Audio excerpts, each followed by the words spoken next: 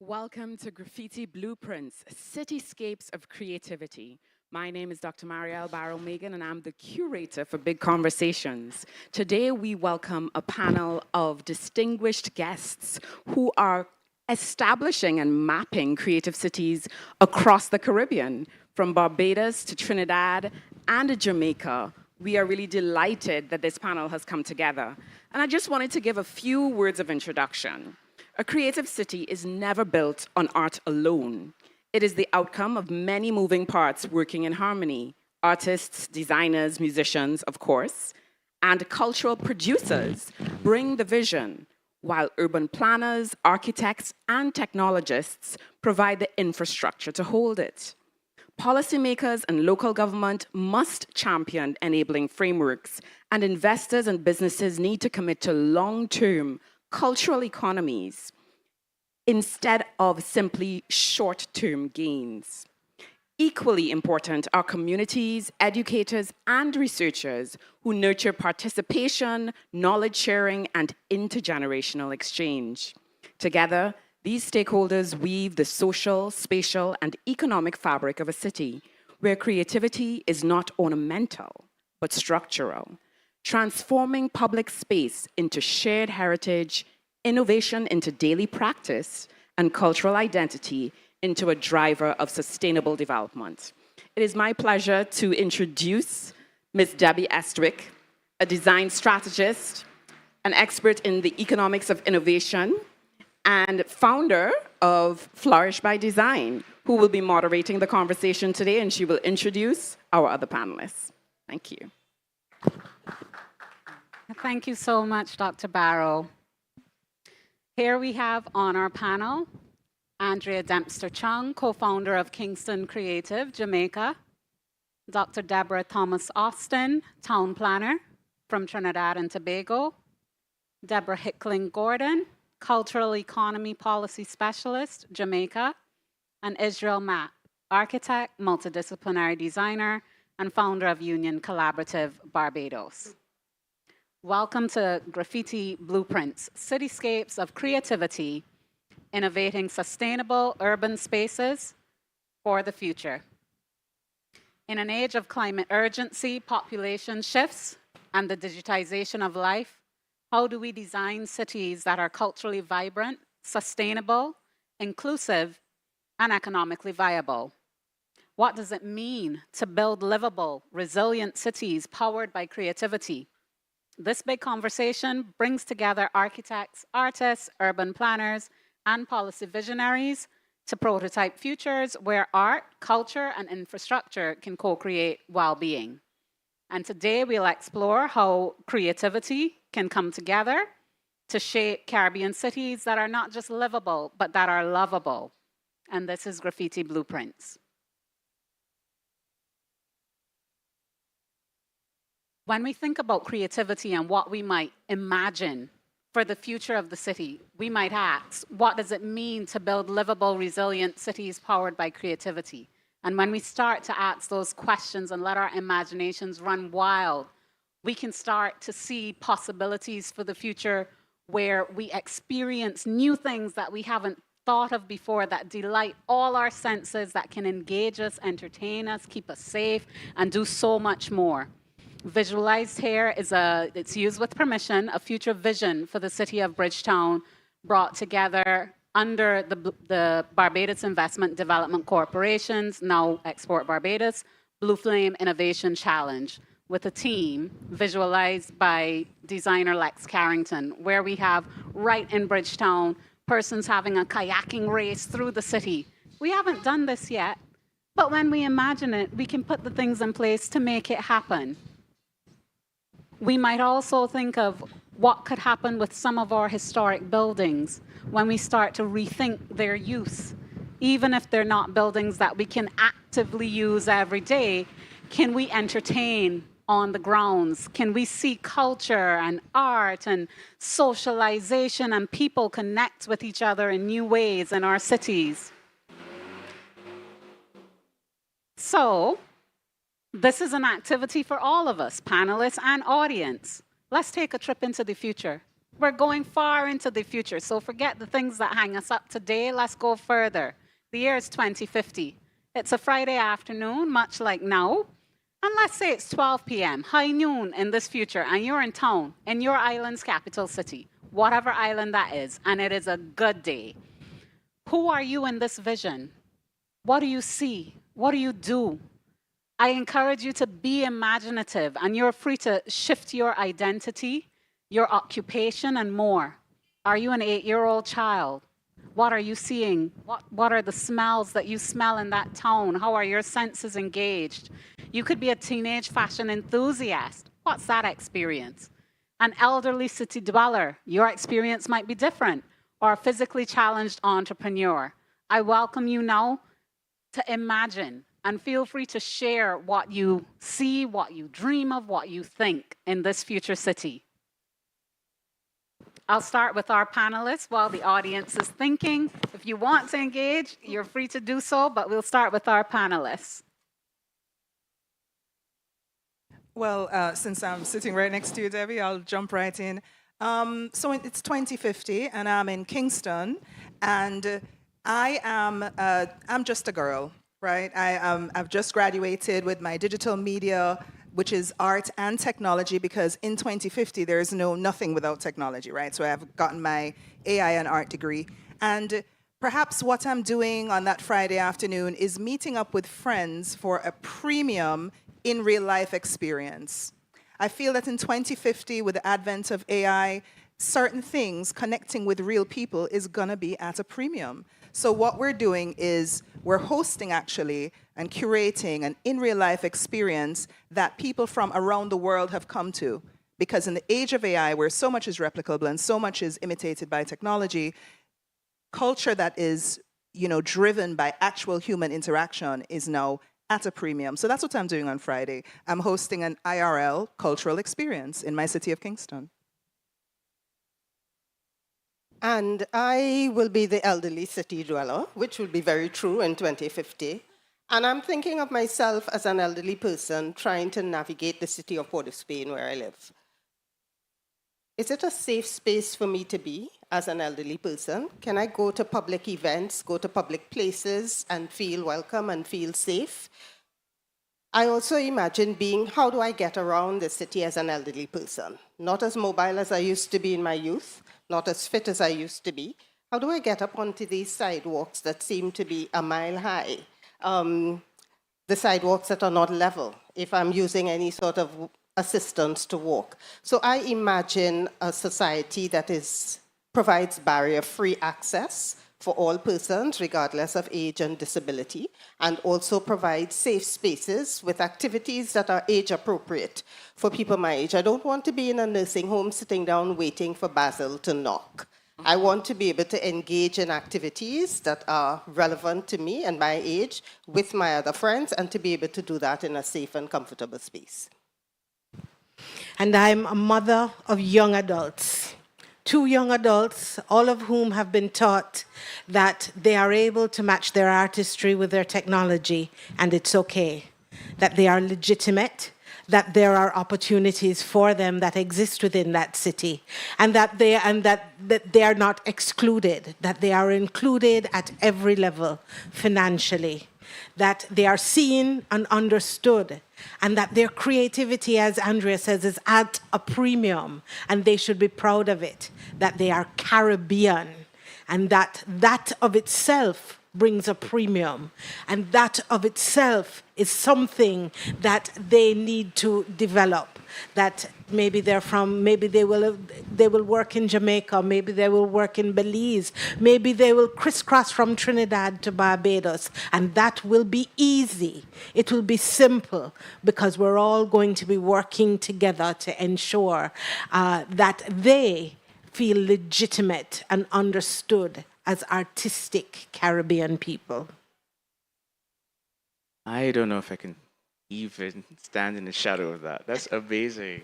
Thank you for dreaming. I'm leaning on, you said the word livable, and I bring contrast to how it is now in Bridgetown. And I love my city to be more livable to its citizens. And I imagine myself as a chef, I imagine myself going and reigniting my family's restaurant, which is now closed, and partaking and bringing back that to life, going to the markets, but being able to move easily, as you said. And the movement is not only about the city, but how we move across the island and improving our mass transit systems, that we don't have to walk from one side of the city in the hot sun to the other side without feeling encumbered by the elements. I mean, it's a very simple gesture, a concept that responds to the everyday, and I think that's something that we need to respond to, the everyday.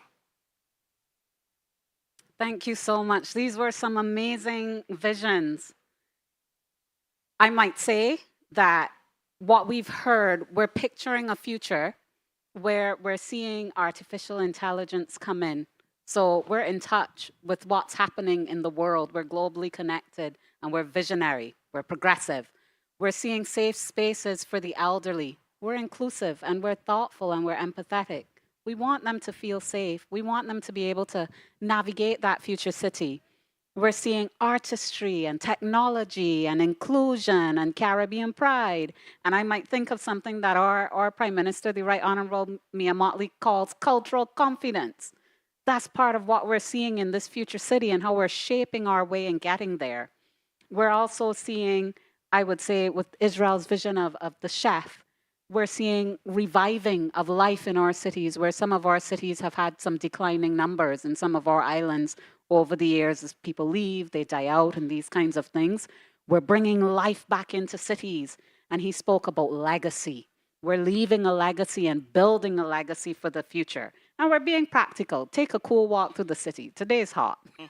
We're going to find a way to cool it down. And hopefully while we're doing that, we're finding a way to cool the earth down. We're not just thinking about our immediate comfort today. We're doing things sustainably. First up in our talk, we have Andrea Dempster-Chung, co-founder of Kingston Creative Jamaica. She's going to be presenting on placemaking, sustainable development, and the future of Caribbean cities. Andrea is an engineer and creative industries consultant, the co-founder and executive director of arts nonprofit Kingston Creative.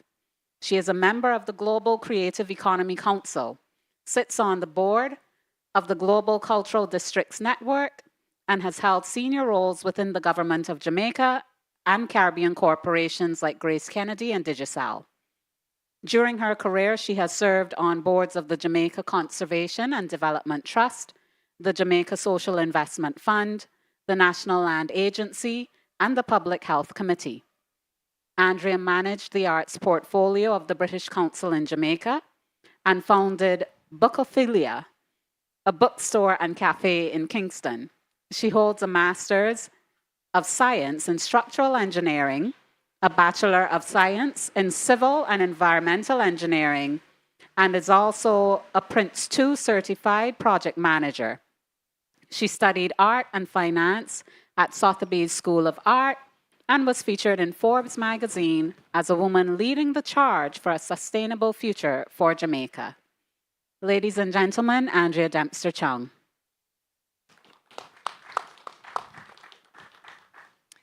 Hello, everyone. Hello, hello, hello. I'm so pleased to be here with you in Barbados at CARIFESTA to speak to you about Creative Cities innovation and infrastructure. I am the co-founder of Kingston Creative, and I will be telling you, and I'm a doer, I'm a practitioner. We have several people on the panel who are making policy, who are working with the state. We're an independent nonprofit, and we are practitioners in this creative space.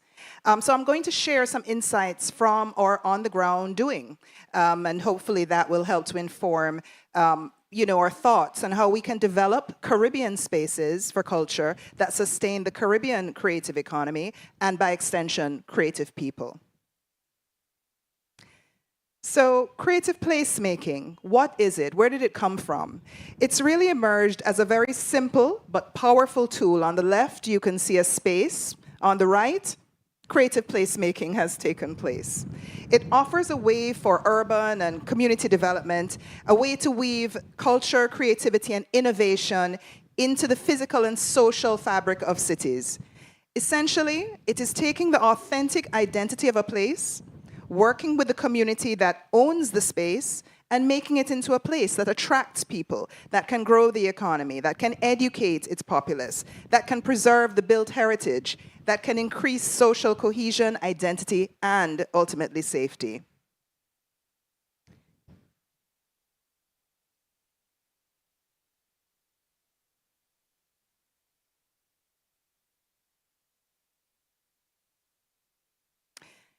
So, recent research from the Global Cultural Districts Network, the GCDN, underscores how intentional investments in cultural infrastructure, arts programming, and public space design can generate not only aesthetic and social value, but also a measurable social impact, economic impact. So by embedding creative practice into city making, communities can cultivate a sense of identity and belonging while still attracting tourism, nurturing entrepreneurship, and looking at long-term investment in these cities. The Kingston Art District, which was founded by Kingston Creative, is a member of the GCDN. I encourage everybody to check out gcdn.net. Their research papers are amazing. And as one of only a few Global South members and cultural districts, we know that our approach to cultural investment differs greatly from the Global North. And even our approach to developing cultural spaces should also be different and is different, as our realities, our cultures, and our economies are different. Much of the global discourse on creative placemaking has been dominated by paradigms that originate in the Global North. You have models from New York, Berlin, or London. I think this is Times Square on the screen. And they're often exported wholesale to cities like ours in the Caribbean, with the assumption that, you know, if it works there, it's going to work here, right? That they represent some universal solution. But these paradigms do not always translate seamlessly into Caribbean contexts, where there is histories of colonialism, there's limited infrastructure, and very different socioeconomic realities and communities. And this requires more nuanced, localized strategies. So for example, while cultural districts in Europe often build upon a strong existing public arts infrastructure, museums and, you know, the MoMAs of this world, many Caribbean cities must simultaneously show museums and, you know, the MoMAs of this world. Many Caribbean contend with right? People who vend on the streets, extreme safety concerns in your urban centers, you know, a shooting just down the road from your art district, lack of data to make these investment decisions. So even when you need an investment, and it seems obvious, there's no data to substantiate that. And therefore, there's a resulting just overall underinvestment in the creative sector. Now, one example of one size does not fit all is the experience of smart cities. It offers a cautionary tale. In the early 2000s, there was a huge buzz. I think everybody in this room would have heard about the, you know, this concept, the smart cities. It promised a high-tech solution to all urban challenges. And we in the Global South were feeling the pressure. I'm sure you remember, they were telling us, you know, you have to have Wi-Fi everywhere. You must use sensors and data and connectivity, you know, so that you can optimize your city life, or you'll be left behind. However, the hype outstripped results even in the Global North. Many smart city projects have become overly dependent on very costly technology. They served corporate interests rather than community needs, and they have been scrapped. The reality for us is that most Caribbean cities struggle to provide basic services like consistent electricity. You know, we will not be able to attain the ideal of a tech-driven city. Smart cities may have been a good future concept for some, but definitely it's not one size fits all. Now, cultural districts or art districts, it's another future city concept that we, you know, everybody's hearing the buzz about it, and we believe it's an excellent city development tool for the Caribbean. Why? Our cities and our cultures are driven by culture. Whether it be carnival, crop over, John Canoe, dance hall, reggae, zouk, or soca, it makes sense when you have so many people that create culture, powerful culture that goes across the globe. It makes sense to organize your city development around culture. And the community of creative people, it just makes good sense for us in terms of employment and just development as small island developing states. Globally, the cultural district is a well-developed concept, and the research is positioning the art district as the next best thing, the next big thing in city regeneration. But art districts are not without risk. Many were used to gentrify, deliberately to do so. The districts boomed and they busted. Cities invested very heavily in expensive anchor museums and capital-intensive star-architect projects, and many overlooked the issues of sustainability, inclusion, equitable development, and they did not prevent the displacement of communities, both the residential communities that have a history and the communities of artists that made the place a place to be in the first place. Cultural districts in the Caribbean, as we develop, because we are advocating for the development of these cultural districts, but we must avoid the mistakes of gentrification and displacement of the very artists and communities that give these districts their original vitality. So I'm going to share a little bit about Downtown Kingston's blueprint. Downtown Kingston, of course, well, Kingston is a creative city of music, as designated by UNESCO in 2015. And it provides a compelling case study of how creative placemaking can be reimagined, if you will, for Caribbean cities. The graffiti blueprint in downtown Kingston illustrates how grassroots, bottom-up cultural interventions led by artists and non-state actors can actually transform an urban space at a much lower price tag than some of the other models in the global north. Through murals, public art, cultural programming, what was once considered a neglected and unsafe area in downtown Kingston has now become an award-winning cultural district that attracts both locals and tourists. Kingston Creative developed 118 murals, has put on over 50 festivals. We've provided travel grants, employment and income-earning opportunities to hundreds of artists, musicians, and dancers, because it's not just about the place, it's also about the people. We've developed an app integrating technology for navigation of the district, for e-commerce, for individual creatives, and we've invested in training thousands of creatives so that they are ready to leverage this space. We've provided grants and seed capital. Physically in the district, we've installed benches, plants for greenery, shade, signage, and even a climate change art park in Southside. So as a result, the organization won the World's Best Creative Destination in 2023, the Expedia Award for Sustainability in 2023, and Best Attraction, a Diaspora Award, in 2024. So what was this blueprint? When you look at the model in different places, it shows some interesting results. In that creative placemaking and these art districts address social challenges, as shown in these 4 well-documented case studies. In Bogota, Colombia, under Mayor Antanas Mockus, who I actually heard speak in Geneva, and he is so inspiring. He used a combination of public art, theater, clowns at the stoplights, where you would usually have somebody harassing you for change. He paid clowns and entertainers to go there, and different civic campaigns, which led to a dramatic decline in homicide rates in Colombia at a time when we had Pablo Escobar and all the attendants, things happening. There were the return of thousands of guns. There's a famous picture of him sitting on a pile of guns as high as your tent that were returned as a result of his creative placemaking efforts. In Los Angeles, arts-led urban revitalization in downtown districts helped to transform formerly high-crime areas into creative hubs, attracting businesses, foot traffic, and cultural tourism. In Chicago, community mural projects with at-risk youth led to improved school attendance and reduced behavioral issues.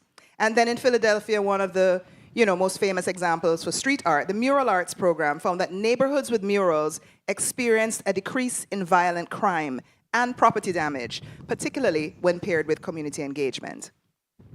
There are lots of intersections: community identity, governance, public safety, physical infrastructure, community development. In Kingston, our art district involves many stakeholders, and we engage around all of these issues. And we're now propagating the model to Black River, with augmented reality murals, to Montego Bay, a project that will launch later this year. And the model demonstrates how small, artist-led actions can catalyze broader regeneration of an area, instilling pride, engaging communities, reclaiming public space, inviting businesses to relocate to formerly neglected areas, and encouraging private sector and government investment. We can't leave out that this is an essential part of it. Your bottom up must at some point meet your top down. And just to kind of close out, let's think about the impact of AI on future cities, future creative cities, future Caribbean cities. Looking ahead, we cannot ignore the potential impact.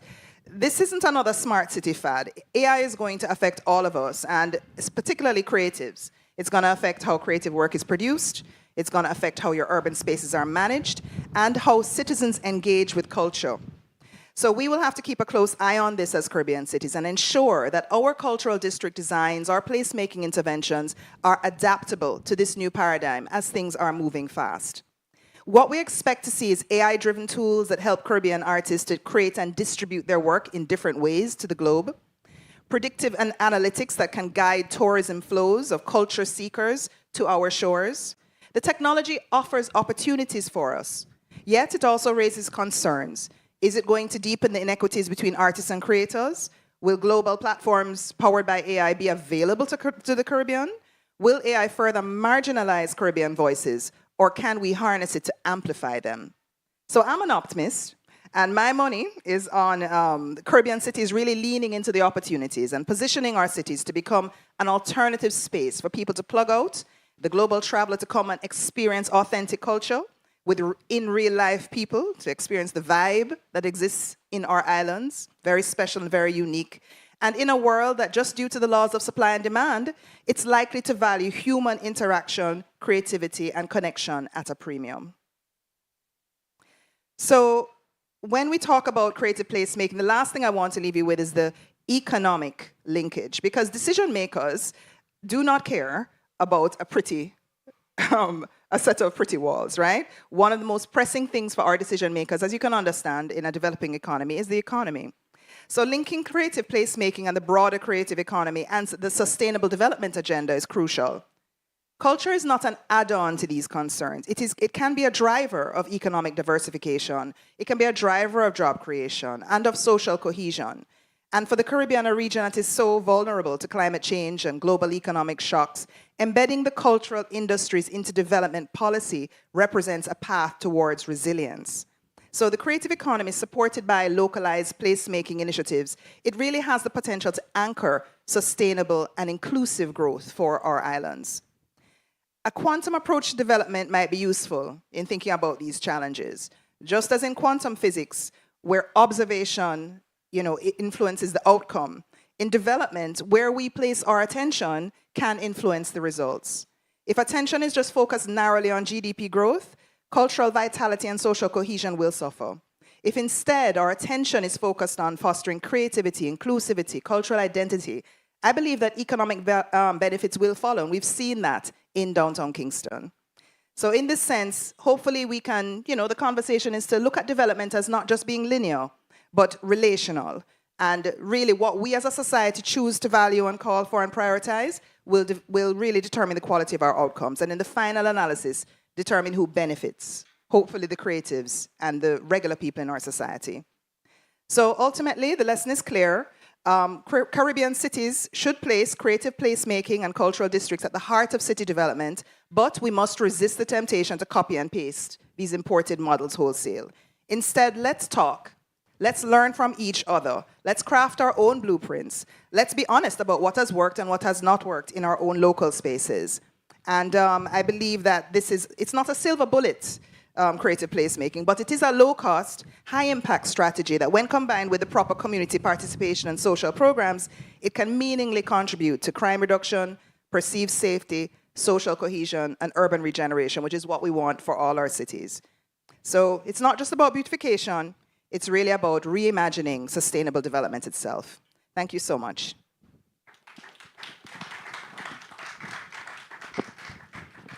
Thank you so much, Andrea. As you were speaking, I thought about what you were presenting in terms of sustainable economic development with a view to social development. And what came to mind when you shared, I would put it as no to gentrification and no to displacement, was our history in the Caribbean. where we might say these are features of our past.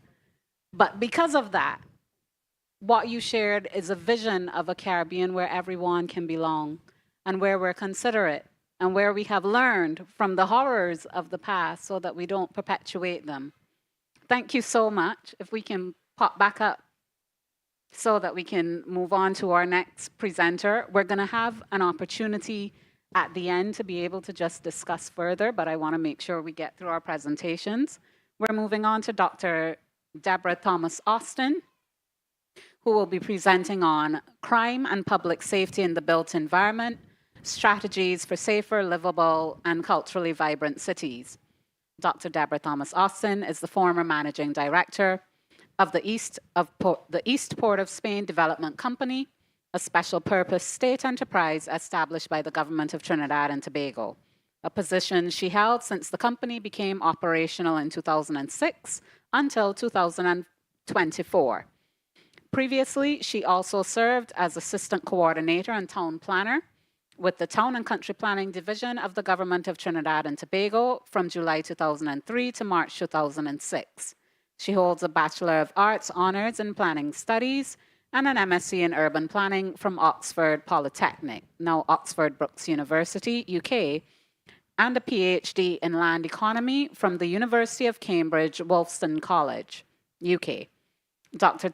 Thomas Austin serves as part-time lecturer on the MSc Planning and Development program in the Department of Surveying and Land Information at the University of the West Indies, Trinidad, since 2002 for the past 11 years, and has also lectured in land use planning on the MSc program in Occupational and Environmental Safety and Health in the Department of Chemistry at the UE St. Augustine.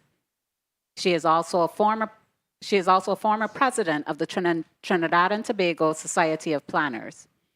Dr. Thomas has consulted for the United Nations Development Program, United Nations Center for Human Settlements, as a land use planner or project manager, working with the governments of Anguilla, Montserrat, Antigua and Barbuda between 1992 and 2001. She's done some additional consultancy services.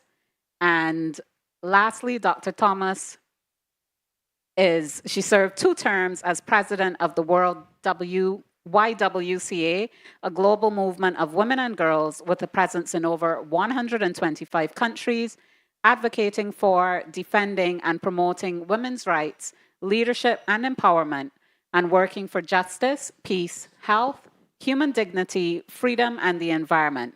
And she's a former president of the YWCA of Trinidad and Tobago.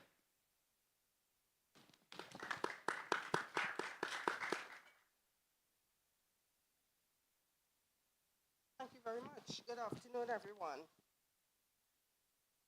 Yes, good afternoon, everyone. So the topic I'm dealing with today is the relationship between crime and public safety in the built environment. There's no doubt that crime impacts how people perceive and interact with the built environment, and that it also impacts their quality of life. Crime and the fear of crime threaten the health and safety of persons in the built environment, and also affects the vitality, vibrancy, sustainability, and functioning of the built environment. So crime and safety and the fear of crime need to be fully integrated into any discussions of sustainability and must form an integral part of the Sustainable Development Agenda. So I want to start with a little theoretical look about ways of thinking about problems of crime and disorder. So the crime problem analysis triangle suggests that crime and disorder result from likely offenders and suitable targets coming together in time and space in the absence of suitable guardians for those targets. So the theory argues that when a crime occurs, 3 things happen at the same time and in the same space.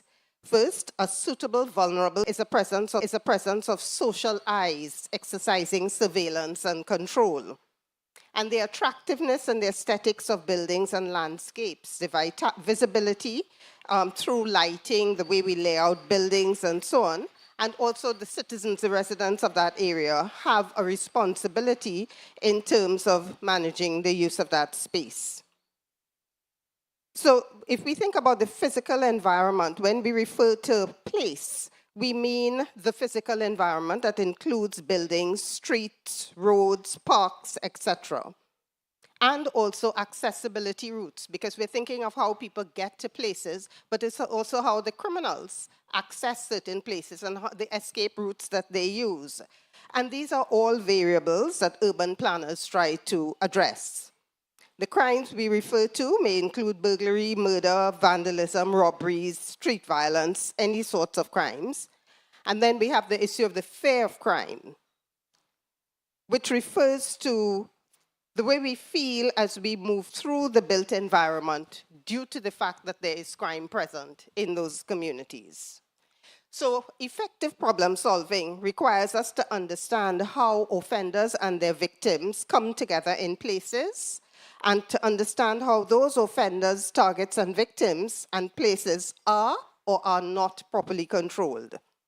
So if we understand the weaknesses in the problem analysis triangle in the context of a particular problem of crime, it will point us to the way to new interventions. So what is crime? When we talk of the concept of crime, we're really talking about activities that breach some law and for which there are consequences. Understanding safety, we know that crime results in death. It may result in non-fatal injuries, but it also has impacts on communities. Crime results in reduced social interactions, increase in sedentary behaviors because people are not willing to go out. They reduce their physical and outdoor activities, which ultimately would lead to the risk of obesity and other lifestyle diseases. And we also have to remember that crime has mental health impacts. The fear, the trauma of persons who have been victims of crime, depression, PTSD, anxiety, all those things result from it. So the link between crime and public health is evident, but I argue that the link between public health and planning is a historic link. Modern day planning has its genesis in public health concerns. So crime refers to acts violating laws, while safety involves protection from harm in the urban context. But I think we can also think of public safety not only in the context of crime, because here in the Caribbean, public safety also seeks to protect us from harm due to natural disasters, whether or not exacerbated by climate change, and also protection from harm through man-made incidents as well.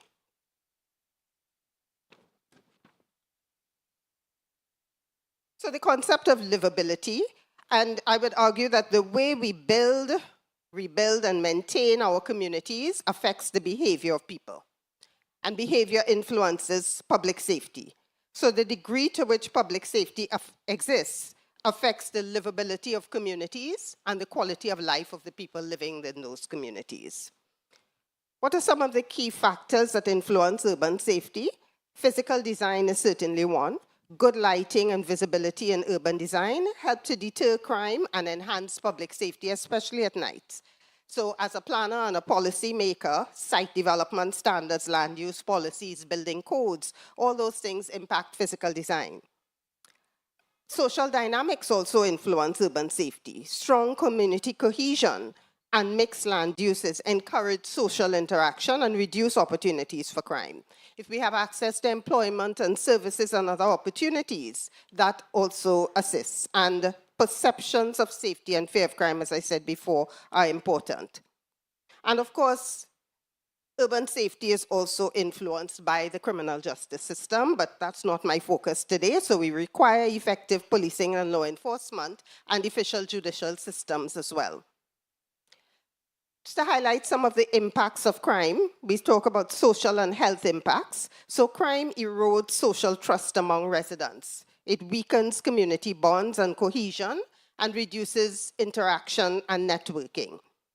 Poor quality of life, the fear of crime, trauma from having been a victim of crime affects our mental health, as we said.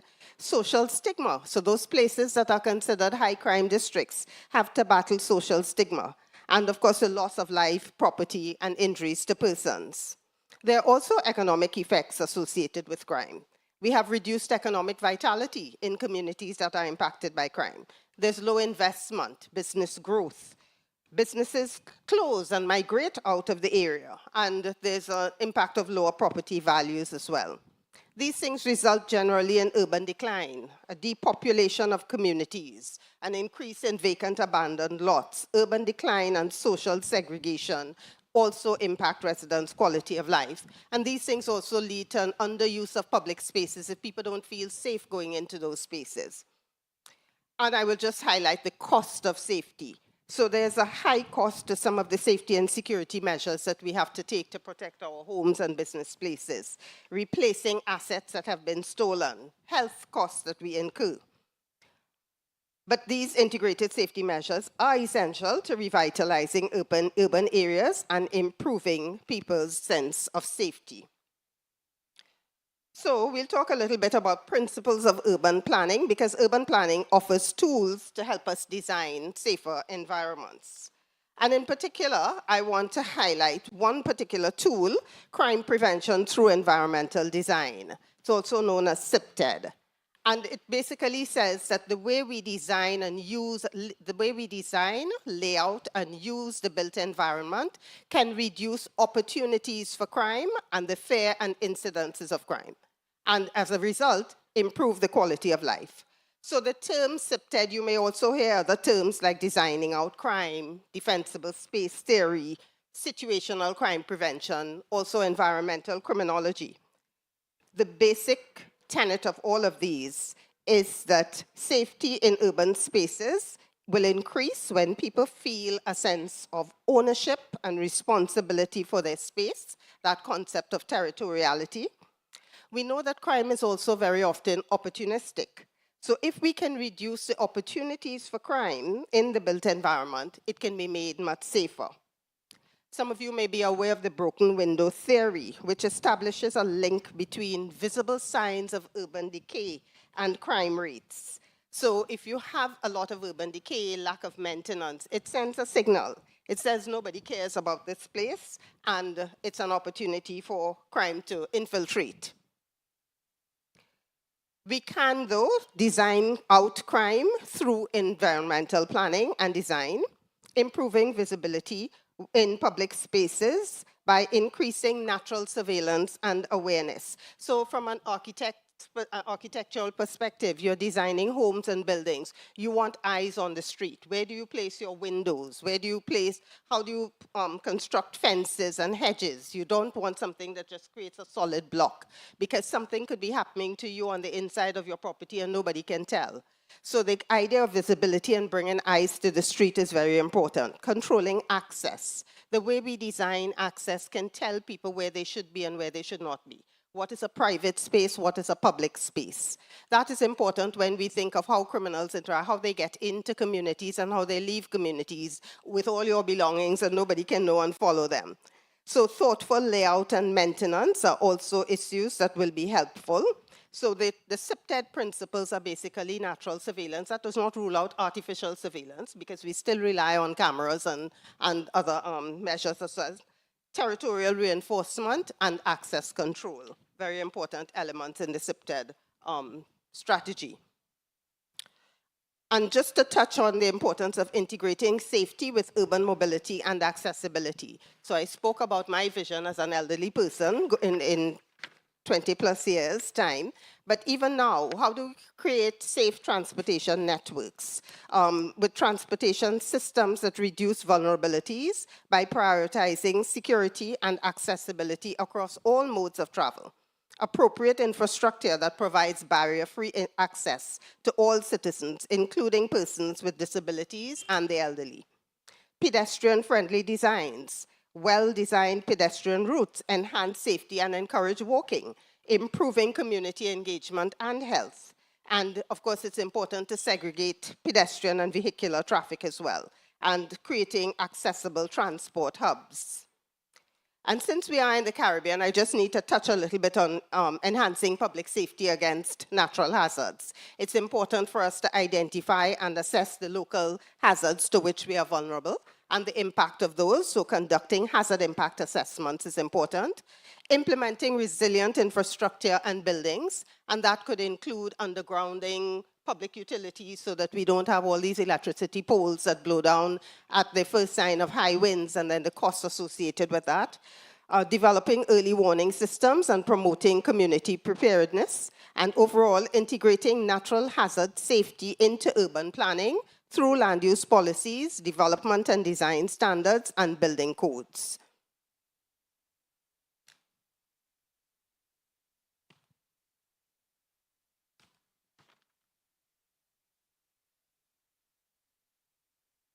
So how do we create safe, livable, sustainable, and culturally vibrant spaces? One of the strategies we talk about is promoting mixed use and inclusive neighborhoods. And I think Andrea touched on this as well. So if we have single-use communities or neighborhoods, only residential development in that area, what happens when everybody is out at work during the day? There are potential criminals just moving around and monitoring who is there, who is not there. Those homes become a target. If we have single-use commercial districts, what happens after 4 or 5 in the afternoon when everybody closes up their offices and their shops and go home? Those are not spaces that are active and that encourage people to be in. So the objective is to create diverse land uses and inclusive communities, inclusive neighborhoods that welcome diverse populations and foster social interaction and cohesion, and of course, that are including natural surveillance and safety. The concept of bringing safe uses into unsafe areas is another important part of mixed-use development. And I will just refer to that concept again a little bit further on the last slide. So some sustainable design approaches for safety, just to mention the possibility of green spaces for reducing environmental stress and enhancing urban safety by improving air quality and providing recreational spaces. Resilient infrastructure, as I spoke about earlier, with undergrounding public utilities and other options that are available. The sidewalks that allow for percolation of water based on the material used so that we reduce urban flooding in some communities. So there's some options for celebrating local culture while enhancing safety. Cultural heritage integration fosters a strong community identity and shared values among residents, strengthens social cohesion. The cultural pride enhances social bonds and encourages trust and cooperation within communities, and enhancing neighborhood safety by active public participation nurtures safer neighborhoods through vigilance and mutual support.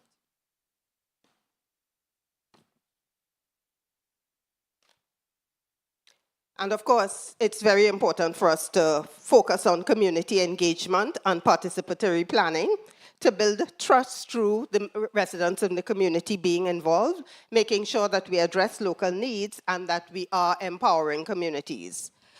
So just to highlight some possible innovative strategies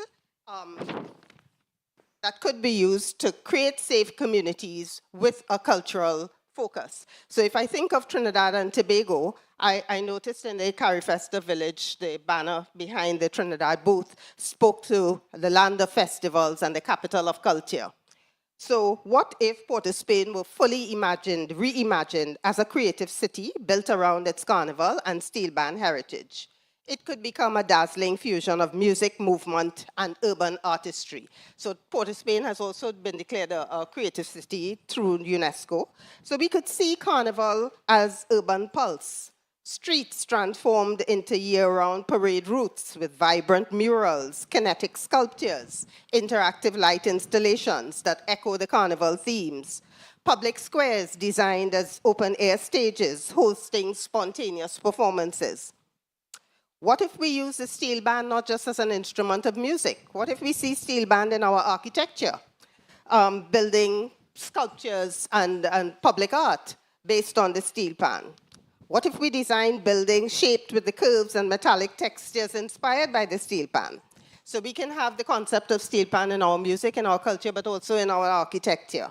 And Andrea also spoke to the development of creative districts. So the possibility of creative districts in places like Woodbrook and St. James and East Port of Spain, which is the home of Steel Band, and so on. And how do we integrate that with the digital media and the various cultural activities that we have? So I just want to leave you with two images of using AI to generate what that image can look like. So the murals on the walls with a carnival theme, and perhaps a public art sculpture inspired by the steel pan. What if we had those in our public spaces? The possibility of pan as architecture, building designed around the steel pan. And as I talked about safe uses in unsafe areas, I just wanted to refer to two particular activities. On the left, it's a reproduction of the Canboulay riots, which takes place every Carnival Friday at 4 or 5 in the morning around the East Dry River and Piccadilly Greens. Not a place that many people want to visit, even in the middle of the day. But it's crowded at that time because it's an activity that people identify with, and the activity in the street draws patrons to it. And the image on the right is from the Laventille Steel Band Festival, which happens every year around Emancipation time. It's a street parade of steel bands through the Laventille area along the Eastern Main Road. In its over 20 years of history, there's never been an incident of violence. So again, an activity that brings people out from afternoon into the night, into the streets of Laventille, into places where they would not normally go because they're not considered safe. So I want to use this to invite us to rethink how we see crime in the urban environment, how we deal with it, not just as a criminal justice issue, but also an issue that's relevant to land use planners and urban designers, and that we can use our creativity and our culture to assist in creating safe spaces that reduce opportunities for crime. Thank you. Thank you for sharing that very rich vision with us. As you were speaking, I thought of the Moco in Trinidad. Usually a person is maybe 5, 6 feet tall or thereabouts. But when you think about what you can design and put into place, and you put these supports and these structures in place, when the Moco man stands up, he's over 8 feet, 10 feet tall on his stilts. And that's what I saw with your vision, walking through the streets at Carnival in Trinidad. The Mocos, you see them coming from far. You see the fabric billowing. You cannot miss them, and it is beautiful. So in terms of what we think of when we're looking at our economic and social development, what stood out was an opportunity to design well. We think of the cost of safety, and it looks like an expense. But what is the cost of failing to design well? Designing well can have, from what you were saying, in terms of our built environment, designing that well can have ripple effects into our social dynamics, into how we relate to each other, the opportunities that we might gain, and there's so many more. And I might suggest that what we're really seeing is, as opposed to having a reactive approach to crime, when we think about designing crime out, rather than just call the police, deal with the problem after it's a problem, be proactive. There's an opportunity to be proactive in dealing with crime through policy and through design of the built environment. So thank you so much. We are moving on to Dr. Deborah Hickling Gordon, who will be presenting on Caribbean Artist as Creative City Citizen. Who cares really? A public policy perspective. Dr. Deborah Hickling Gordon is a culture in development and communications educator, consultant, author, and advocate. Her research, advocacy, and cultural production intersects the disciplines of cultural economy policy and media and communication for countries of the Global South, predominantly the Caribbean and Africa. As a two-term member of the UNESCO Expert Facility on the protection and promotion of the diversity of cultural expression, she has led UNESCO Cultural Economy Development missions to Belize, Trinidad and Tobago, and St. Lucia to lead capacity building activities and participatory governance for cultural and creative economy policy and cultural policy operationalization. Her work in comparative media and cultural policy in the Caribbean and Africa includes sitting on the United Nations Economic Commission for Latin America, the Culture and Development Specialist. As a Culture and Development Specialist, she is a lecturer and coordinator of the Bachelor of Arts in Cultural and Creative Industries in the Institute of Caribbean Studies at the University of the West Indies, Mona, where she teaches and supervises students at the undergraduate and postgraduate levels. As an audiovisual producer, she has local, regional, and international production credits. Dr. Deborah Hickling-Gordon.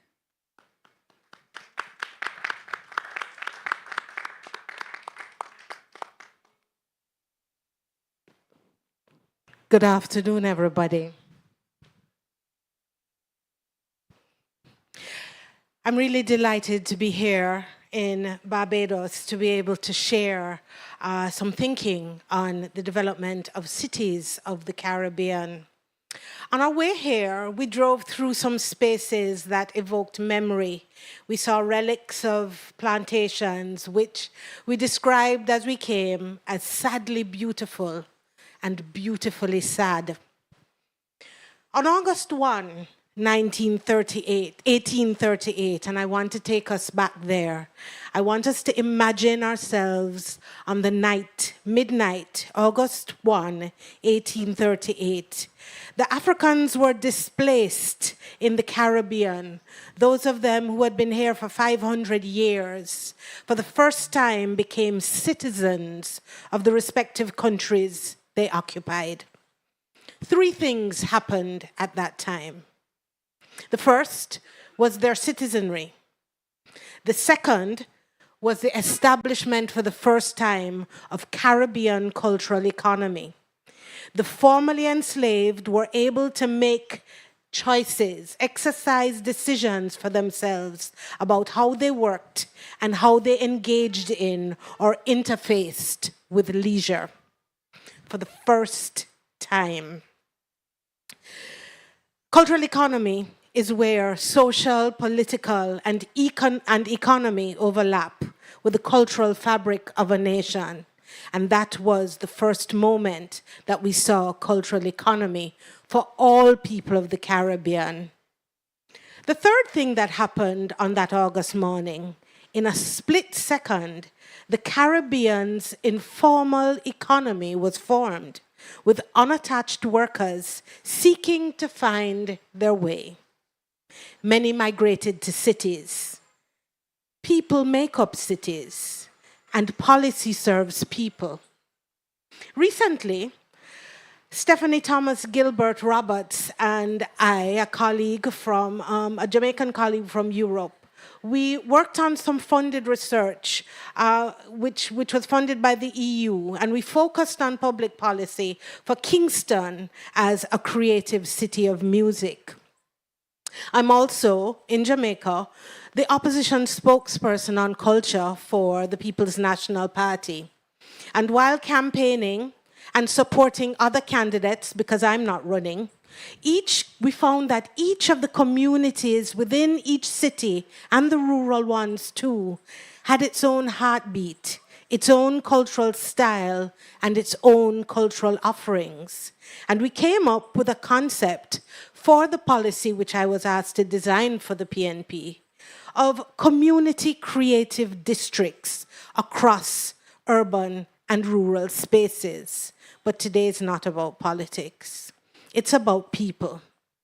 Our focus, therefore, is about the artist in the city and towns, the people who actually work in these creative cities, because ultimately, as we said, people make up cities, and our cities are meant to serve our personhood.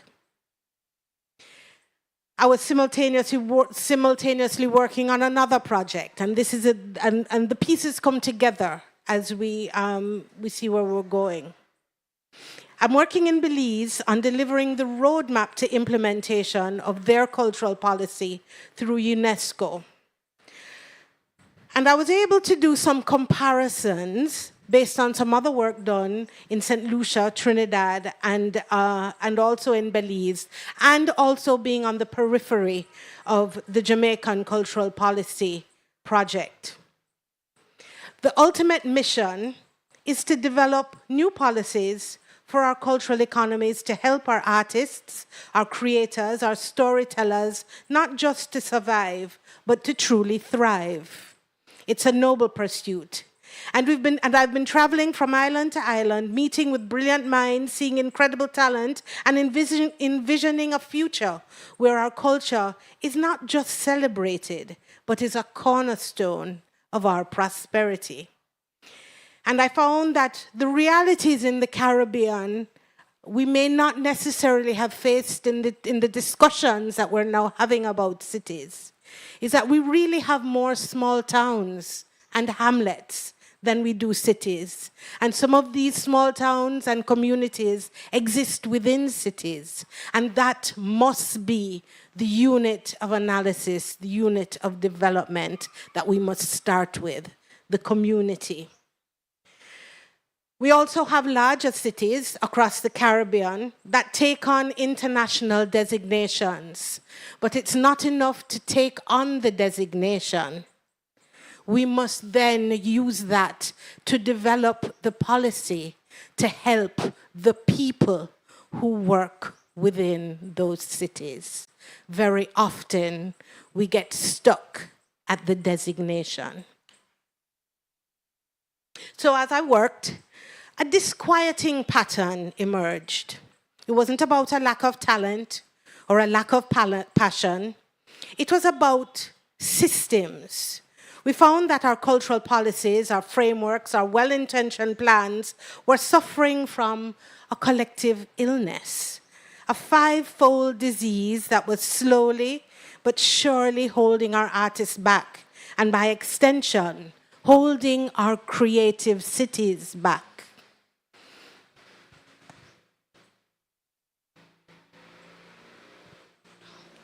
We found that we failed to see our artists as citizens, an inhabitant who has the privilege and rights of the city, a member of the community who owes allegiance to its government and one who is entitled to its rights and protections. And across our cities and towns, across the Caribbean, we see where our artists have been forgotten. And they've been forgotten. It's seen in both the built environment, where accommodations are hardly made for them, and where they are made, we see degradation, we see the absence of performance space, we see the absence of opportunities that exist for our individuals.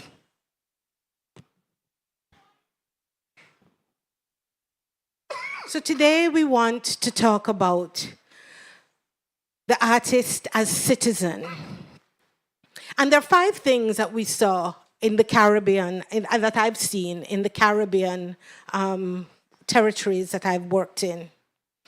Illegitimacy exists, inequity exists, precarity exists, inaccess exists, and there is great immobility that exists for our artist communities.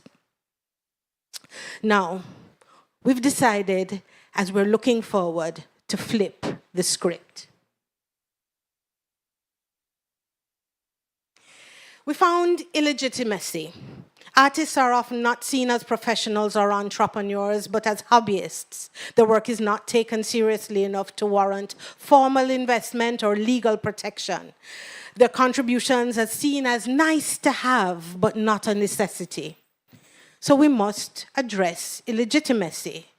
And we must do that with formal recognition. That has to be the first place that we start. The research we did with Stephanie Thomas Gilbert Roberts showed that in many of the countries that exist, the artist is not defined in the Caribbean. And certainly their role is not defined. And that has to be the place that we start.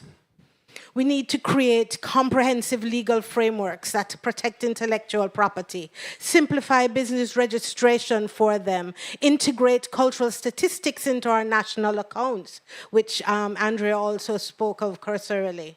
Let's make the artist a recognized and valued citizen of our creative economy. And each picture is really relevant. I see Kim Vasquez from Belize, and she took me to this place, which is the Garifuna community in Belize. And these are some of the themes that emerged from some of those visits. We found inequity, inequitable access, funding, opportunities, recognition, inclusion, concentrated in a few hands, a few places, leaving the vast majority of creators struggling in the shadows. We fix inequity with equitable access. This means decentralizing resources, creating microgrants for emerging artists, and investing in community-based cultural hubs like the cultural districts I spoke to you about. It means building pipelines that bypass the old gatekeepers and empowering new voices. The picture here is of the issues of inequity that are. There's a dialectic that happens in every country where there's inequity that exists in Jamaica. It's race, class, and color. And very often, it's also political, orange and green. In Belize, I found that their inequity is measured based on the relationships with a diverse group of ethnic groups. And this picture is of St. Lucia, where their diversity is measured in two groups, which is seen through the Festival of Flowers, which is the blue group and the red group. And it is remarkable to see how their societies are structured around these groupings, as are the dialectics that exist across the Caribbean, which are unique to each country. We found precarity. The artist's life was a constant tightrope. Little to no social safety net, no retirement fund, no health insurance in many cases. It's a career built on individual hustle with hardly much of a support system. So how do we fix that? We combat precarity with structural stability that leads to contentment. We need to explore innovative social security models for freelancers, provide financial literacy training, and forge public-private partnerships that create a steady stream of income for artists, their projects, and not just one-off gigs. They need jobs. They tell us they don't even want grants. They want to be able to sustainably earn to be able to move their businesses forward. We found exclusion. And to dismantle exclusion, we have to provide access by building inclusive governance. Artists must be at the table. We need to co-create policy with them, not for them. And we need to establish cultural councils composed of a diverse cross-section of creators and the policymakers that work for them, and make their recommendations a central part of our national policy agenda. And finally, we found immobility.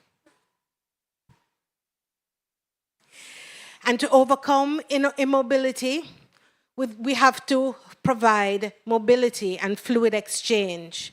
We must lobby for streamlined visa processes for artists. We must try to fix the issues of getting around the Caribbean more easily and more quickly.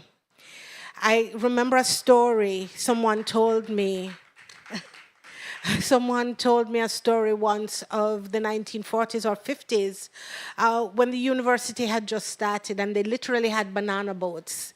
And the creatives would jump on the banana boats and it would take them 3 months to do the full round. But they traveled to Dominica, they traveled all the way down the Caribbean and back. And in those times, they had a whale of a time. Usually it was in the holidays when the students were at university. But they found ways to share. Now we have the internet. Now we have airplanes and all sorts of things that can get us and our culture around. We have absolutely no excuse for not sharing in this sort of diverse way. I've been very excited about what Carifesta looks like this year. So the question that started to haunt me as I close was perhaps the question that brought you here today. Who cares really? Who cares about the painter struggling to make their rent? About the musician who can't get their song on the radio in their city? About the poet whose work is not considered valuable in the halls of power or who can't afford a co-making space? And my work has led me to a simple yet profound answer. We all should. Because the path to fixing these 5 problems is the same path to building truly robust, vibrant, and resilient Caribbean creative cities. It requires a radical shift in perspective, a shift that moves the artist from the periphery to the very center. It's not a romantic notion. It's a public policy imperative. And this is a Caribbean opportunity. Our islands are not just sun and sand, they are furnaces of creativity. Our artists are not just decorators of our tourism industry, they are architects of our identity and the innovators of our future. So when we recognize the artist as a creative city citizen, with all the rights and responsibilities that that title implies, we will unlock the immense, untapped reservoir of potential. We transform our policies from barriers into bridges, and we ensure that our creative economies are not just surviving, but soaring. In Jamaica, we say, we little but we talawa. I've gone past that. It's time to transcend talawa. So who cares? We all should. Because when we do, we don't just care for our artists, we care for our cities, we care for our future, and we care for the very soul of the Caribbean itself. Thank you very much.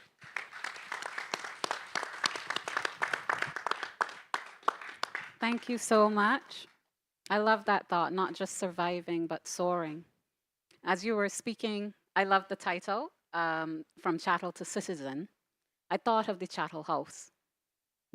Formerly slave properties very often, you can easily move it around, and in its design that was quite smart. You can move it from here to there, but there was a feature on it, on many of them, the fretwork. Gorgeous, intricately detailed fretwork. And we might overlook the artist sometimes. You talked about legitimacy, equity, contentment for the artist, access and mobility. When we forget about all these multiple little things, those intricate little details that need to be there, we can end up erasing what could be. If the fretwork was not on the chattel houses, on the historic houses, would they be as valuable as they are? Would they be as beautiful as they are? We must remember the artist and to value the artist and to put the conditions in place for the artist to thrive. Thank you so much. Thank you. Israel Mapp from Barbados is our next presenter, who will be presenting on Making Place, the City, A Quilt of Stories.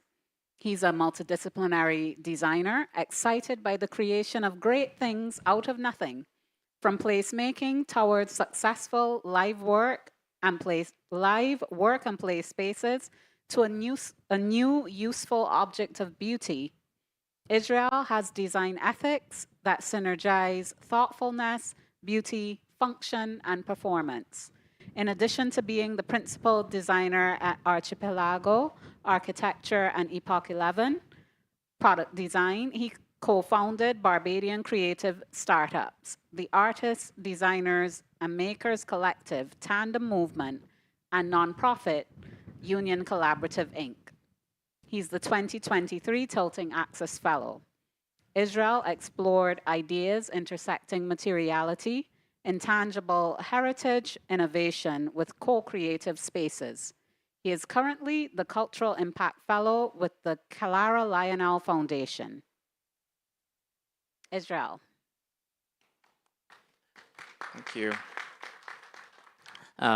Thank you, Debbie. And thank you, Andrea, Debbie, and Debbie. There are three Debbies on this floor.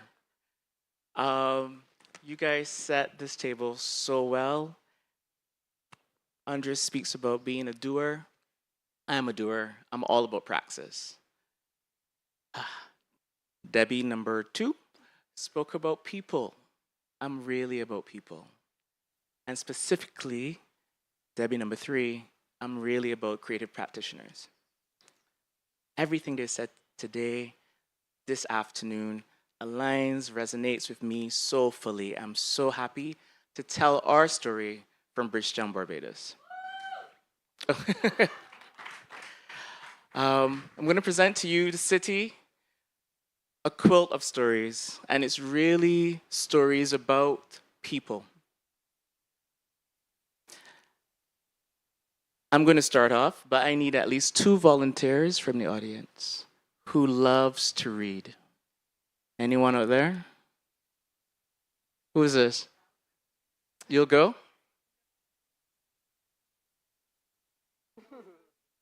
That's your name? Okay. I will let you know when you need to go. All right, so have a time read. No. Hey, moms. This is Dr. Evelyn, everybody. Thank you, ladies. I'm going to start off. So, a couple 100 feet from here, there's an amazing space called Union at Beckwith. And it's a centuries-old building that we pretty much adopted in 2016. It's a long story, but I really want to get to the kernel of things, which is about the people. I'll go first. Levi. On Saturday night, March 15th, on Prince Alfred Street, was never meant to be activated as it was, but art does that. It spills, it calls. As Gotham by Keyshawn Abrams featuring Che Quarles opened in Dream Space's Pod 8 studio in Union at Beckwith, and a bar off-grid speakeasy flickered to life with streams of Smoker's Delight by Nightmares on Wax, lit oil lanterns on cocktail tables spilling into the street, Bridgetown began to breathe again. Then came Levi, a street entrepreneur, one of many quiet itinerant hustlers of Bridgetown, washing cars with a rag and a bucket, collecting bottles for cash, or doing odd jobs to occupy their earthly time. That night he rolled up on a BMX bike, somehow maneuvering it with a shopping cart full of vegetables.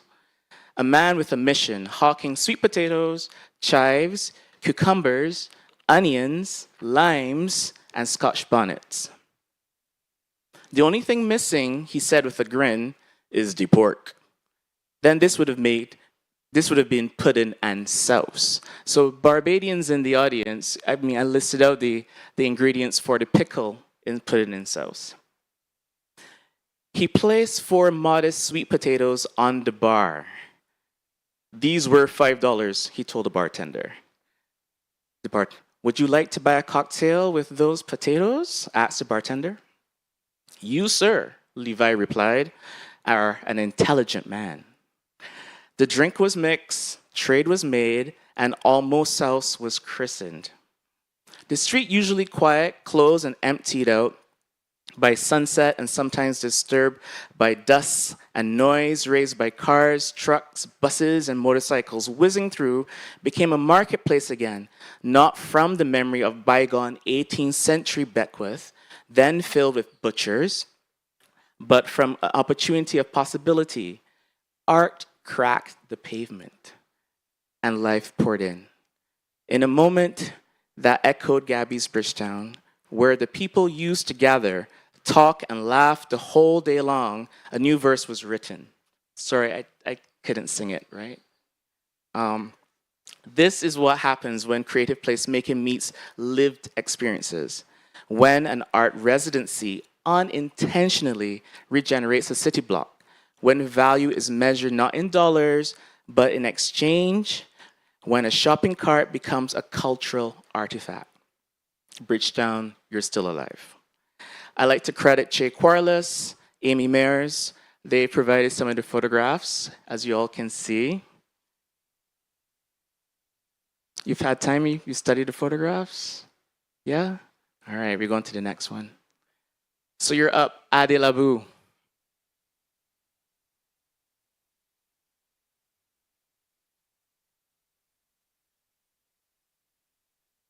Right, but okay, I'm on now. So, Adelabu sees the world differently, always has. Letters, numbers, they don't sit still for him. They shift, blur, and scatter like a language that never wanted to be learned. In this time, humanity now understands more. He would be diagnosed with severe dyslexia early in life. But then and now, reading text and numbers is difficult. But patterns spoke to him.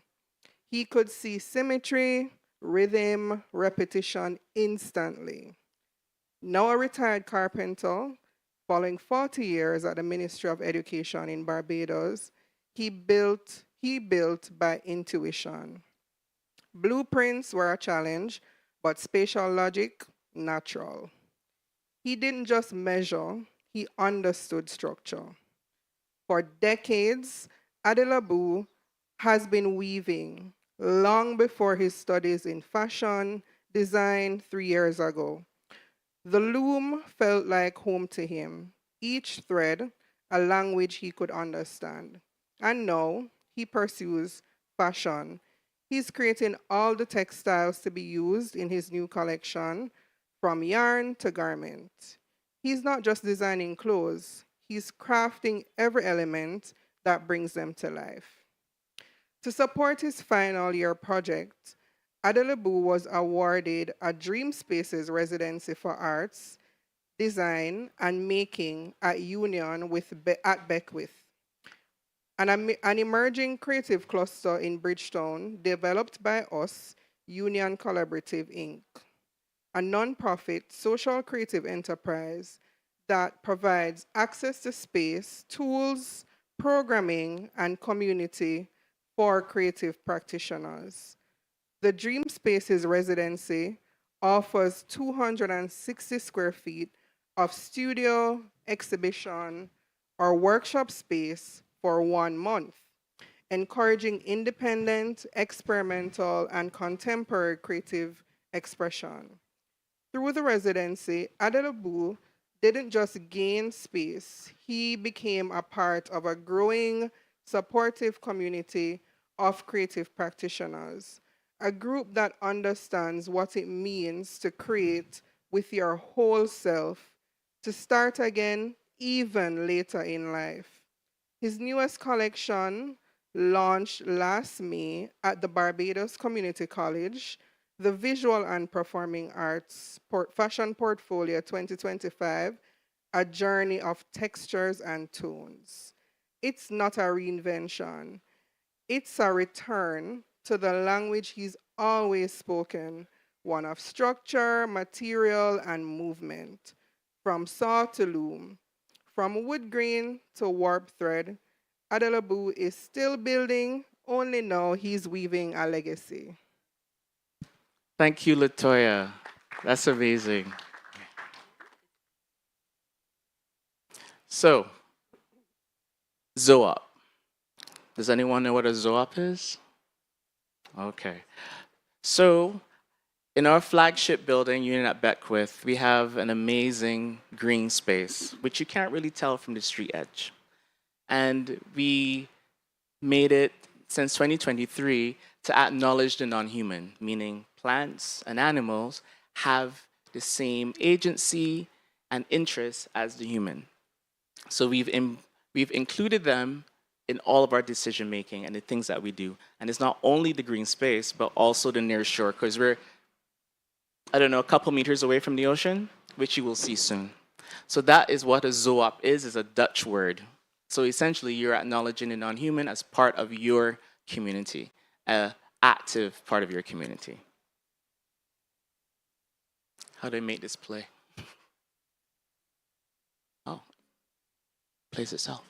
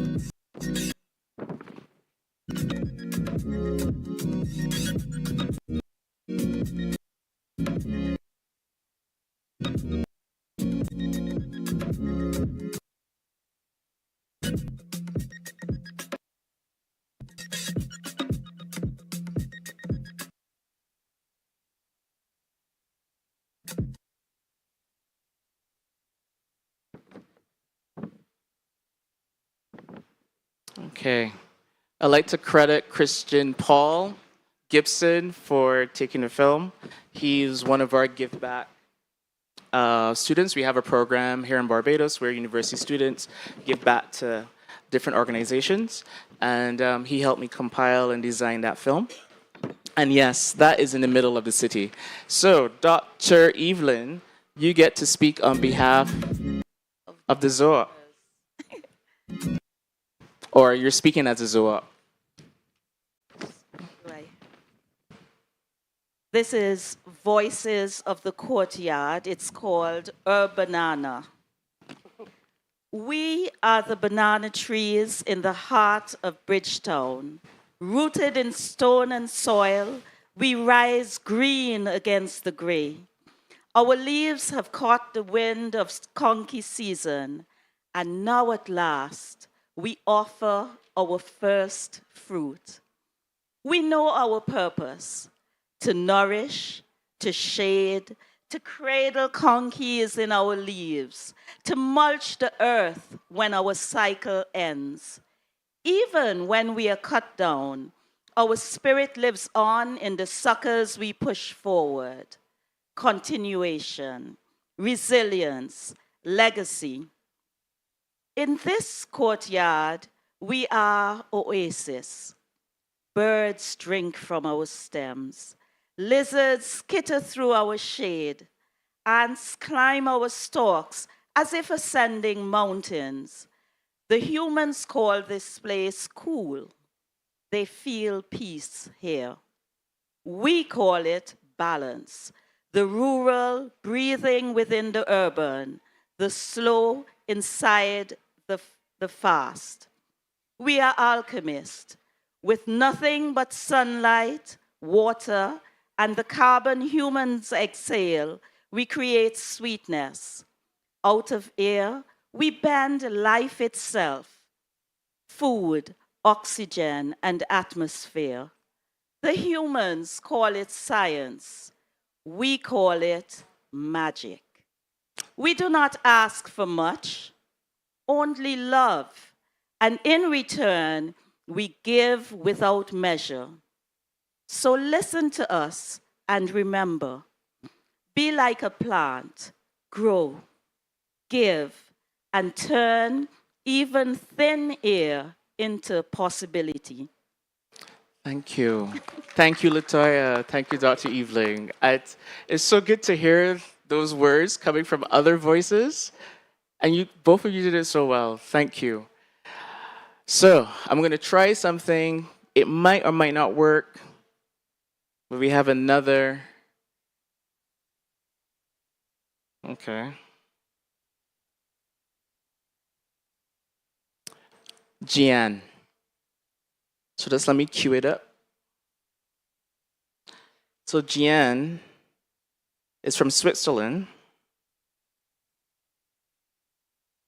Hold for me.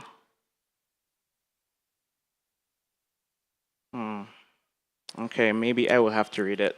But she sent me a voice note. But I'll read it on her behalf. I don't have a French accent. Bridgetown is in the midst of a transformation. A significant stretch of the waterfront is a hive of activity.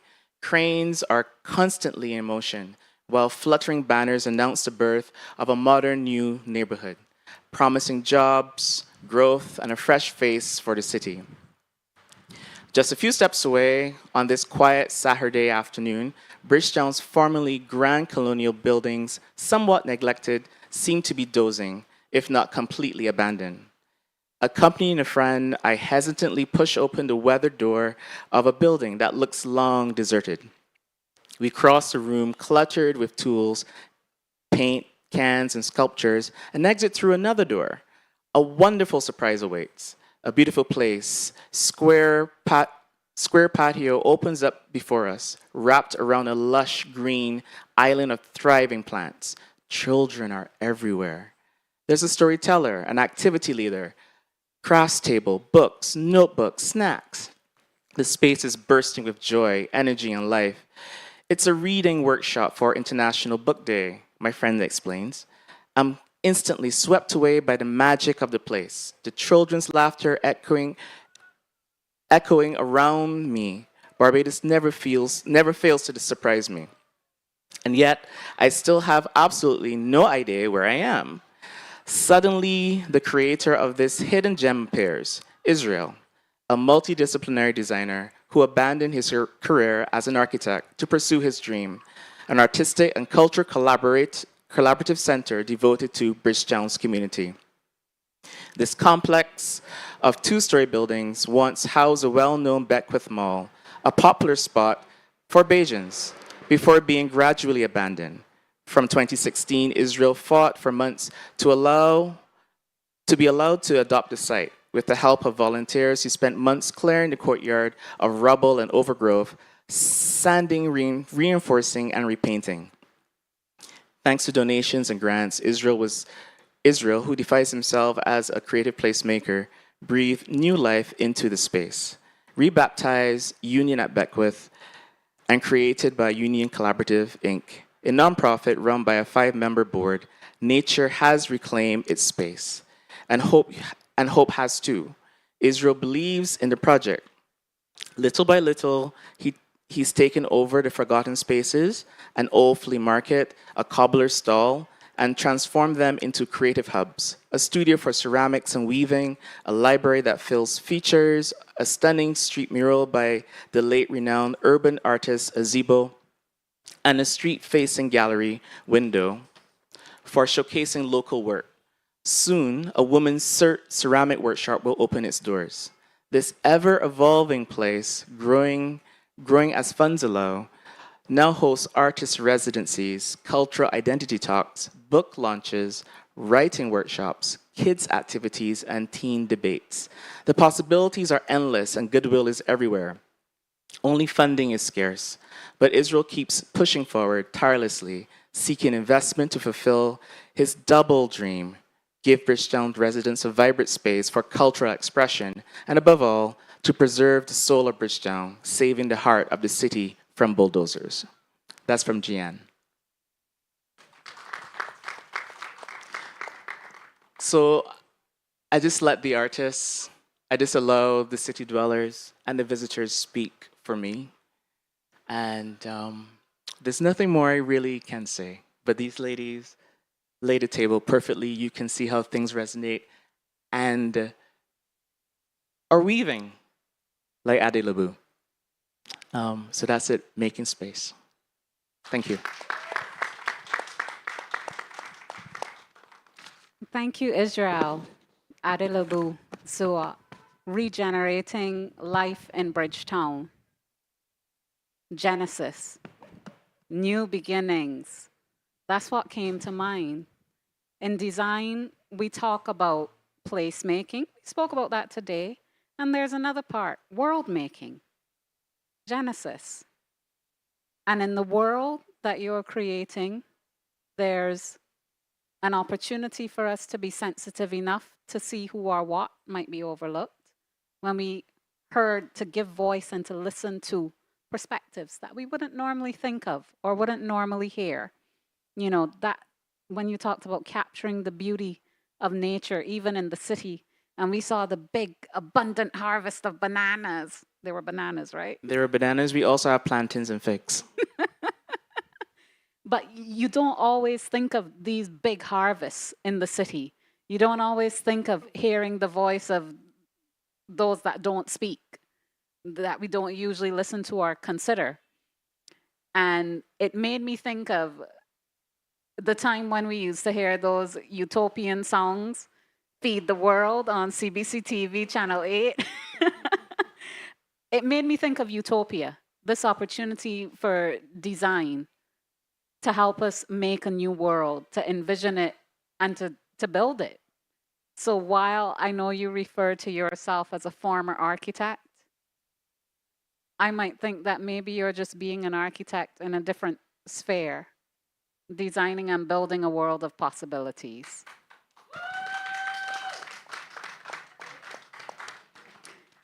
Thank you so much, panel. We are soon out of time, but I have one more question for all of us.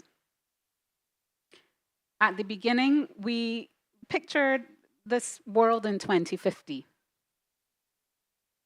What do you think we might put in place now to help make that future world? Your world can change, by the way. You don't need to stick to the one you gave earlier. But we've listened to each other. We've heard some perspectives. What might we put in place now to help make a better future city a possibility? Test.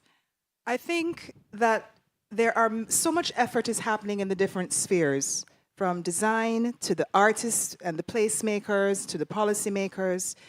I think that while we're gathered here for big conversations, and this conversation has been a joy, like I think I enjoy this more than any audience member.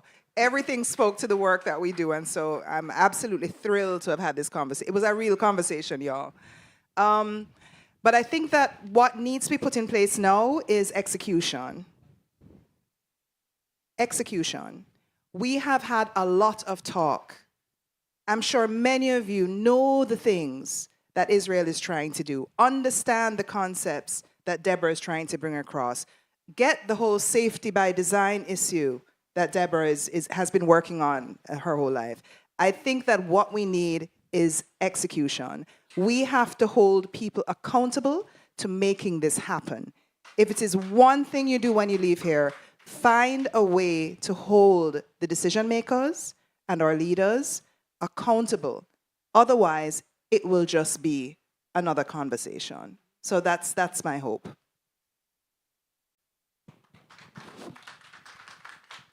Yeah. So I'm thinking so many things at the same time. I think it's important to connect the dots. Things don't just happen by chance. We have to know what future we're trying to create. And I think the idea of asking people to envision 2050, what it's going to be like and how that world is going to impact us. I think it's important. It's like a jigsaw puzzle. When you buy the 1,000-piece jigsaw puzzle, you have no idea where to start with all the pieces in the box unless you had that picture on the cover. So I think that's the 2050 vision. It's seeing what that end state is, and then what are the various pieces that we have that we need to put together to create that, because we need to bring them together. And I do agree that implementation is important. I think it's important to have clear policies to guide implementation, and that's what also helps us hold people to account in terms of are we delivering based on the policies that we set. So that is important. I think it's important to keep people at the center of development, for us to see our part in development. You know, at East Port of Spain, we had a slogan. So if you write the word development, you see the letters M-E in there. So we see ourselves in development, and we see people at the heart of development. And I think that has to continue.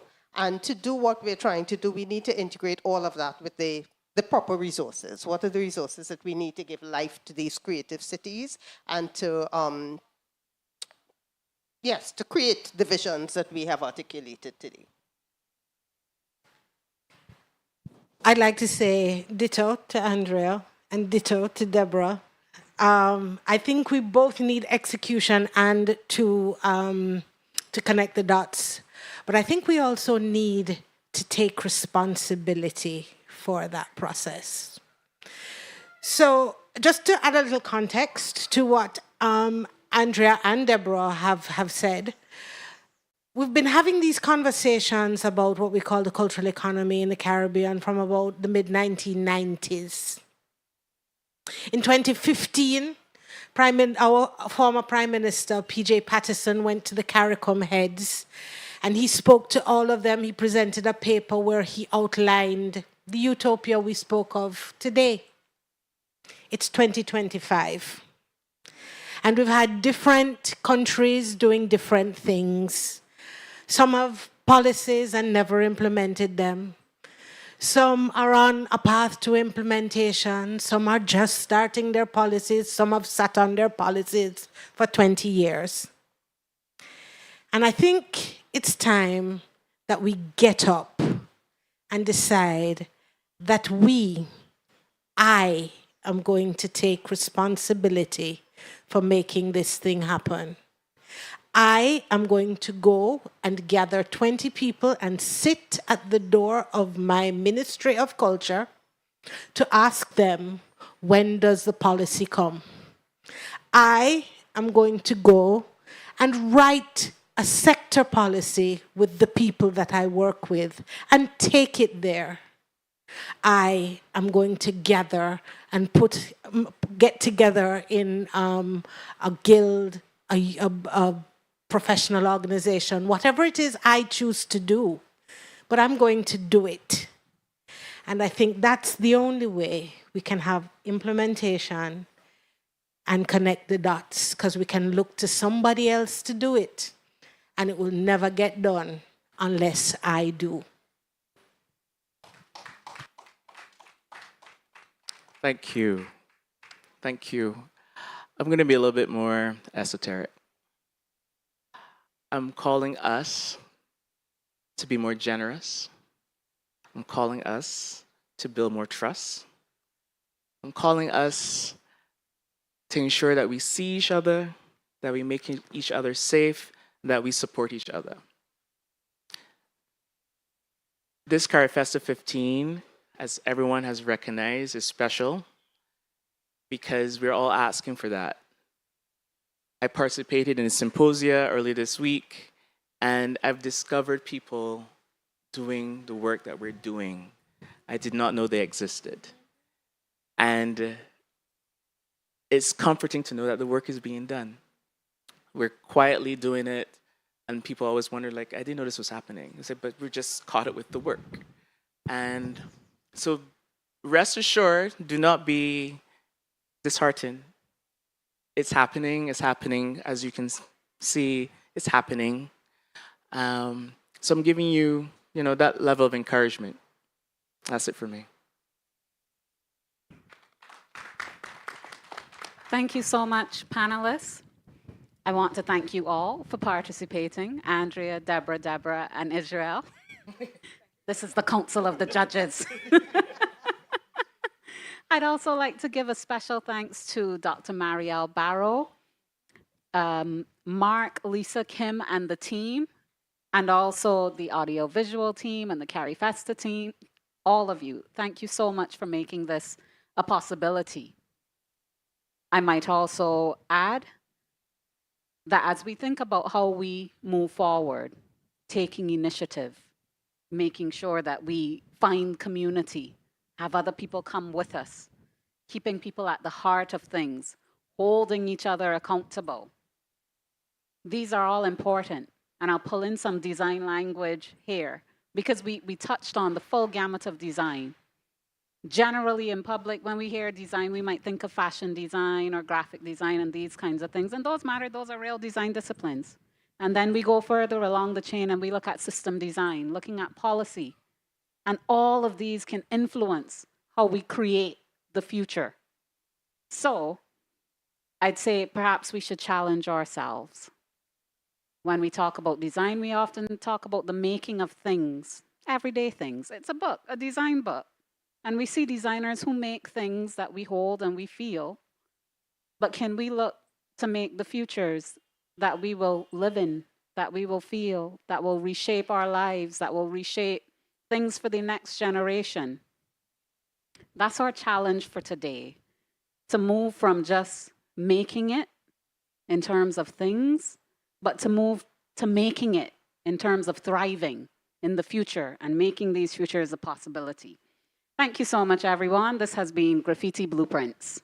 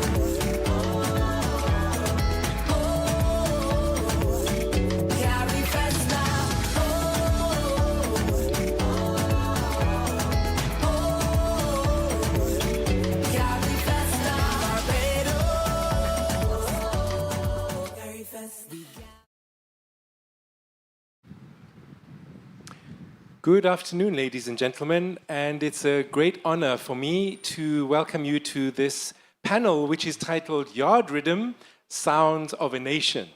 My name is Brett Piper, and it's a really great honor for me to have been able to travel all the way here from Johannesburg in South Africa.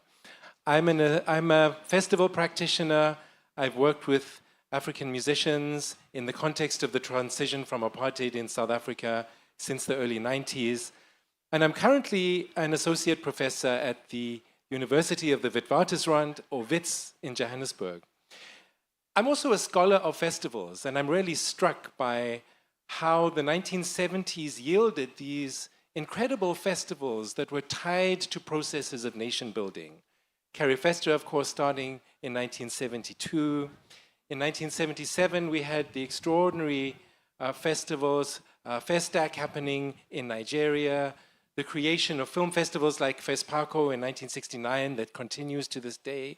So festivals were definitely part of the post-colonial experience across Africa and the Caribbean. And I feel that this series of discussions, these big conversations that have been part of Carifesta 15 are really reminding us of that longer history and helping us to build on it and inviting us to discourse with each other in that context. I'll be moderating today's discussion, and I'll be introducing my two fellow panelists briefly, just also to communicate the apologies of some of our panelists whose logistics around today being the last day of the discussions and the challenges of mobility around the region, which we'll have reason to speak about. So just to explain that we've had apologies from some of our panelists, but I'm still convinced we're going to have a really engaging conversation. There are few aspects of Afro-diasporic and Caribbean culture that have resonated around the world to the extent that music has. Music has been foundational to many of the ways in which culture is defined and circulated from this part of the world. And I'm also mindful as a scholar of African popular musics that really it's impossible to tell the story of popular musics in Africa across the 20th century without recurrently referring to the influences that came from the Caribbean, the influences of calypso, the influences of reggae, the influences, of course, of so many musical practices that themselves have roots in the African continent. So we're going to be talking today about how something that can be as profoundly local as music, something that can literally have the rhythm of a metaphorical yard. On the panel that preceded us today, there was reference made to the ways in which so much of culture in this part of the world is intensely local, and music often conveys deeply rooted local meanings. But at the same time, almost paradoxically, music resonates beyond those contexts. And music is one of the great currencies of the globe. And music can't be contained by any particular geographies or political dispensations.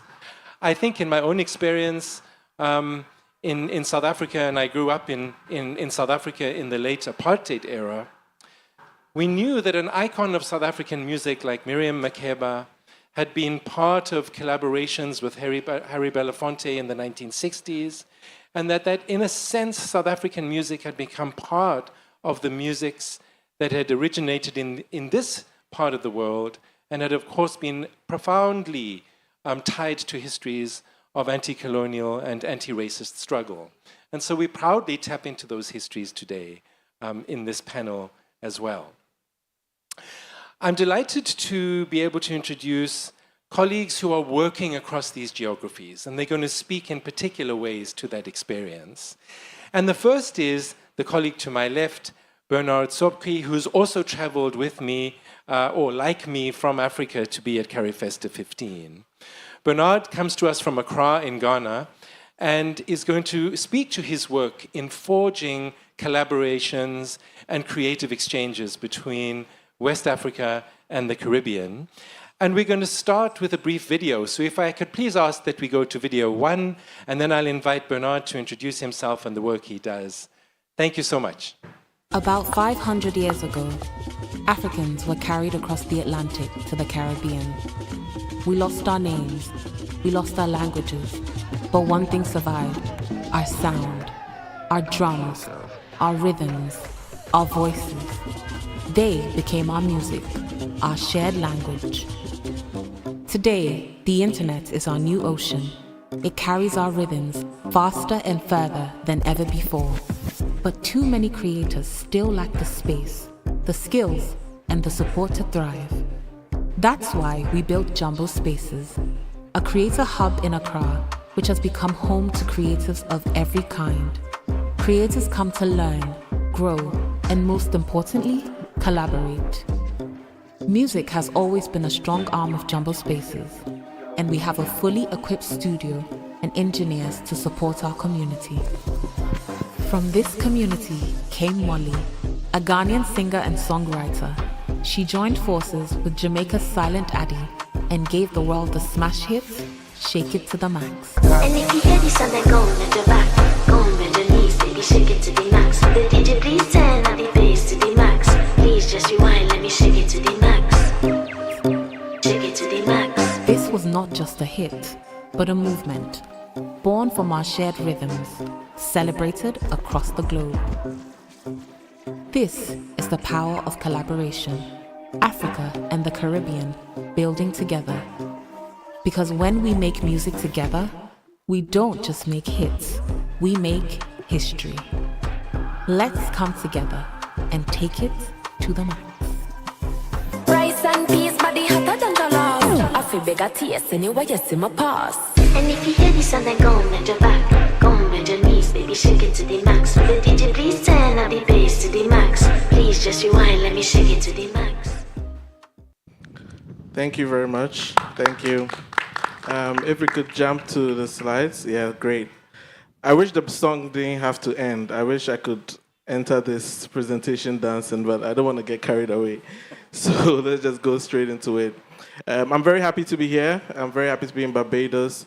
Not to give away my age, but over almost 38 years on this planet, I've tried to figure out how to connect with the Caribbean.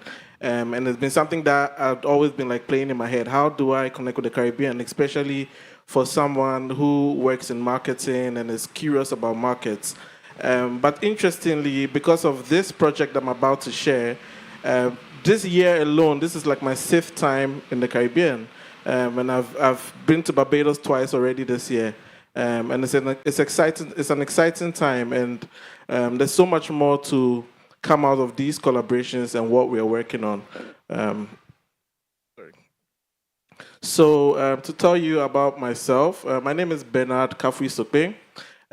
I pride in calling myself a West African brand and culture custodian who is enabling creators monetize globally. I've been doing this. I've been working for over 15 years in working with local brands, working with multinationals, working with creatives across the entire spectrum, from fine arts to poetry to film and to music, most importantly. At some point, I was working at Twitter as a senior partner manager on the continent of Africa. Well, until Elon Musk took my job and sold the company to X. But currently, I'm the co-founder of Jumbo Spaces, which is Ghana's first digital creator incubator, and I'll tell you some more about it. So Jumbo Spaces is basically what I term a home for Africa's digital content creators. It's a creative hub that is focused on helping creatives turn their creativity into currency. We know a lot of creative people just want to be about the talent and about the passion, but we try and guide them, or we've built that space to guide them so they can make money from their passions. There's so many stories of African creatives who excite and entertain people all their lives, and then in their old age, they are very broke, and then they die very miserable deaths. And we don't want that. So we want to be able to tap into opportunities to make money as a creative. We operate Jumbo on 3 pillars. One is space. The next is education and resources. When it comes to space, we have music studio, we have podcast studio, we have co-working spaces, we have event spaces, and basically any space at all that a creative can thrive and excel in what they do. When it comes to education, we organize master classes, workshops, and currently an academy, which I'll share more detail in the coming slides. And then lastly, with resources, we provide the necessary resources, connecting them to people who can fund them, who can give them grants, and equipment and any tools at all that can make them excel. So that is Jambo Spaces in a nutshell. But music is a very strong arm of Jambo Spaces. And it's not surprising because the youth are drawn to music and are drawn to music very easily. They gravitate towards music. It's something that they pick up quite early. So when you come to Jambo, you would see a lot of young people in the studio making music, interacting, trying to get their first hit song. And so because of that, our studio is state of the art. It's built properly, acoustically padded. We have sound engineers that support them. We run workshops and master classes that teach them production and anything in the music business. But one thing that Jambo Spaces stands for, which, like I said, is a digital creator hub, is we teach them how to use their mobile phones to their benefit. Because as a young, thriving creative, you don't necessarily have the funds to be able to shoot a big music video or to pay media houses. So we teach them how to create content. I'm sure we all here have at least one TikToker or one Instagram influencer or Facebook influencer that we follow and we constantly go to for content. So that is what we teach at Jambo. That is the thread under which everything we do falls on. So even as you learn to make music or we teach you to collaborate, we teach you how to create content, use your phone, try and get viral moments, and because that is from that you would get the leverage and the foundation to attract everything else that you want in the space that you are working in. So we come to Molly, Shake It to the Max, which I played and shared a video earlier. So Molly Montgomery is a Ghanaian musician, and she collaborated with a Jamaican DJ called Silent Addy. Molly spent a lot of time at Jambo Spaces. She's always creating TikTok content. She's always recording music. She's always interacting with the community. And she had Silent Addy reach out to her because of some songs she had put out on her TikTok. And they worked on this beat together, which is currently Shake It to the Max. And she decided to do a video with her family. And they created content and it went viral.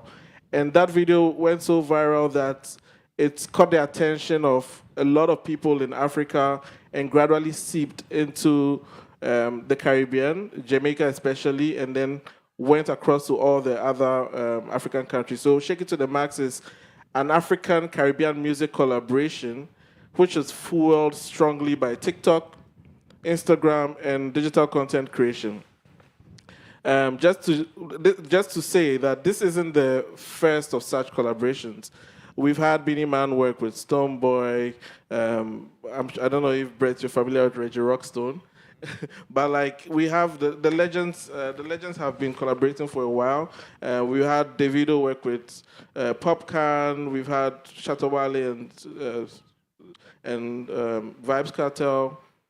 But this time, we were able to create something different. And the unique thing was the fact that there was a viral element to it, the fact that there was TikTok, there was, I'd say, not cheap, but a completely less expensive way to promote the music without having to pay anyone, basically from the phone. And that's what made the difference between this song. So like the video said, 500 years ago, our main connection from Africa to here was the Atlantic. But now, I would say the internet is our new ocean. We don't have to necessarily come here. We don't have to necessarily pay anybody to come and meet our brothers and sisters out here. We basically need to leverage on the tools that we have, which is our phones, our social media, learn to create content, and learn to collaborate to using these tools to drive engagement. So some stats that came out of this hit song was they had over 235,000 TikTok dance videos across Africa and the Caribbean. There was a Caribbean remix that had Skilly Bang and Shensia on it. And now we even have Sean Paul. And just yesterday, I was sent a message that because Busta Rhymes has Jamaican descent, he's just done his version too. And they keep popping up because everyone now wants to jump on the bandwagon because the Caribbean has a rhythm culture and we love to see it. So the Caribbean remix smashed past 100 million YouTube views, making Molly have the most viewed video ever by a Ghanaian artist. It is top charts worldwide, hitting #1 on Billboard US Afrobeats charts and Jamaican charts. And also, I just saw online that the VMAs have added a second nomination to the song as the biggest summer song of this year. So, based on that, we had always wanted to create an academy under Jambo Spaces as our core product. But based on that, that's strengthened our zeal to even roll it out quicker. And we created the African Digital Creator Academy. So basically, it's an academy that helps creators use their skills, like I said, to monetize. We teach them brand building, we teach them storytelling, we teach them how to pitch, we teach them IP and legal stuff, and very soon we're about to add music production courses to it. Our first cohort ran for 8 weeks, and we had 25 participants who actually paid for it. And it was very successful. Some of them have been placed in companies and are working, doing internships. Some of them have started running their own businesses. Some of them have grown their audience so much since that time. And we ask ourselves, what is next? We want to scale it up. So we had an idea. Why not build a Caribbean Digital Creator Academy?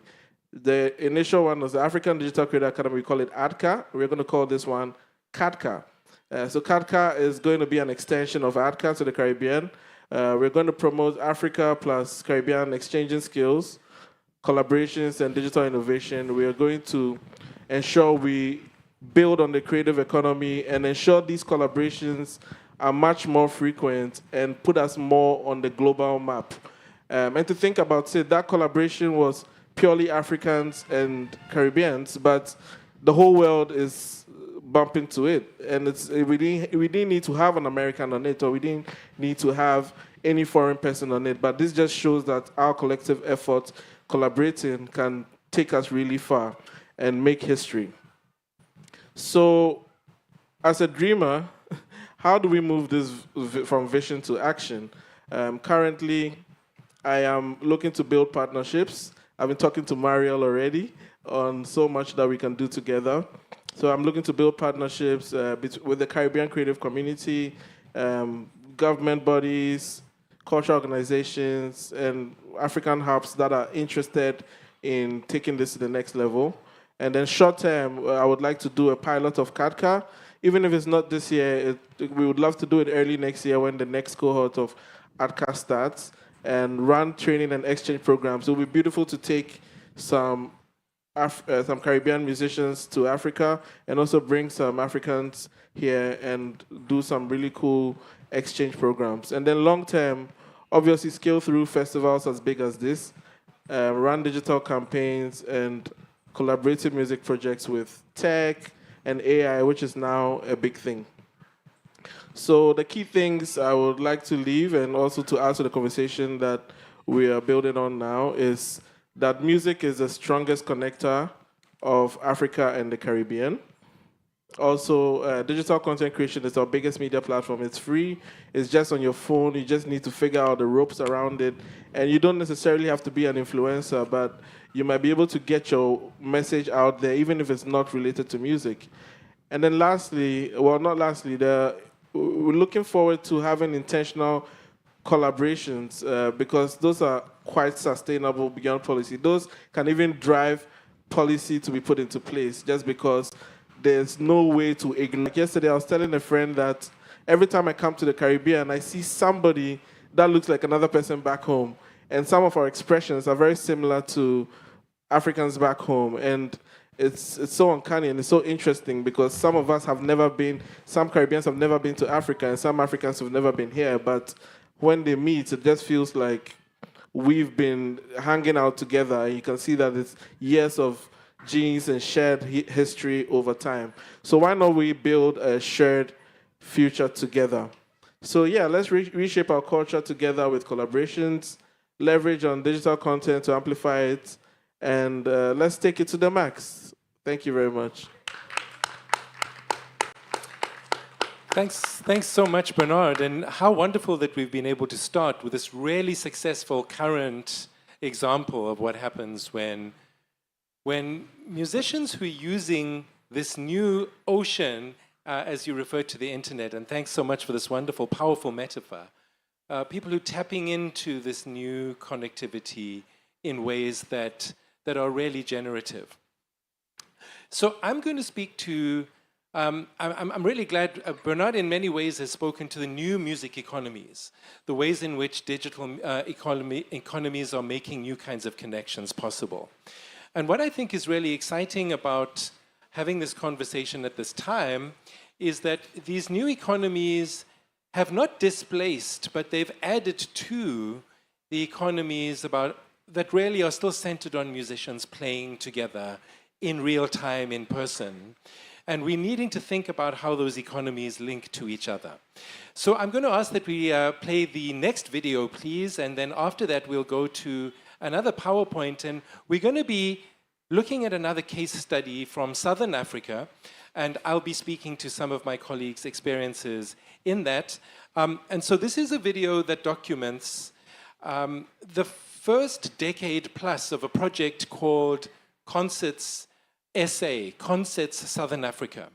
And basically, for just over the last decade, we've been quite deliberately trying to build live music circuits at the local level, but also at the regional level, which I think is going to resonate in interesting ways here in the Caribbean.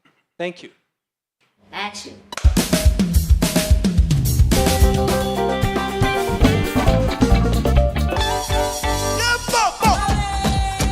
Where the live music scene is today wouldn't be quite where it is at the moment if it hadn't been for the support and initiatives of something like Concerts SA. What's important about this program is that it speaks to what music can do for educational purposes. It speaks to what music does for entertainment purposes. It speaks to what music does for individual well-being. Other countries, there are foundations that really help musicians to create and not worry. So to get something like this is very important so that people can take the music to the people. I got digital mobility funding in the thick of COVID where we were hungry, guys. Yeah. It helps the nation understand itself, it helps us feel better about who we are, and it helps us become more of who we are, instead of living in small, frightened cages. We've served you in the cherry heart. It can be really tricky when you're making music like for the artistry of music, but at the same time you have bills to pay. You were my friend and you called me love. Because the beast itself is designed to put us in competition, shrink the soul of the song, not care for the vessel. The vessel is always under threat. Dreams, that's all that is. As a living, very tough.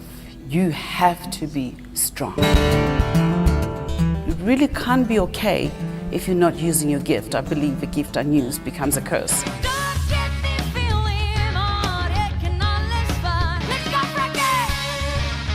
You want to allow your creativity to just go big. Music is not just cerebral. Music is deeper than that. It's what you are. It's a healer. And we need to nurture it because it's vital that we create spaces for music to be able to blossom and heal. We as musicians have a very important role to fill in society. We're like healers of some sort. we're therapists. We need to sell the truth about the importance of something like this and get support for it. I believe that if Concerts SA were to disappear, there is nothing in the wind that would replace it. If we get to a place where we don't have that, I'm a little bit scared.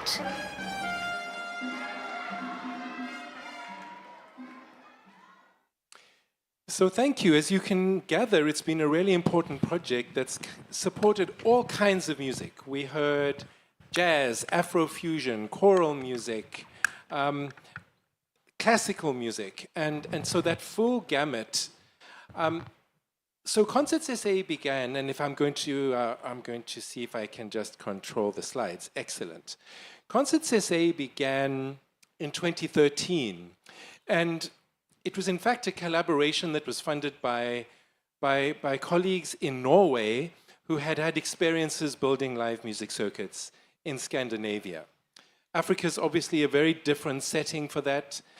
Distances are greater.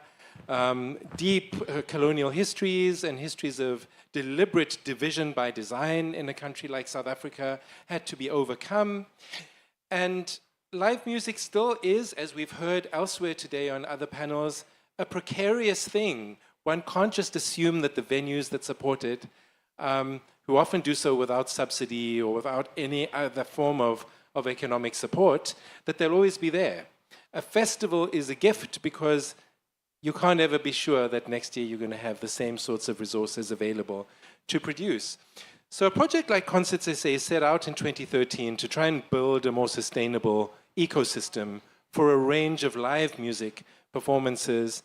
But as I've said earlier, Bernard speaking to the digital becomes super relevant to the story because, of course, in 2020, although not by design, the crisis around COVID meant that Concerts SA had to grapple with the opportunities to try and move live music into a digital space.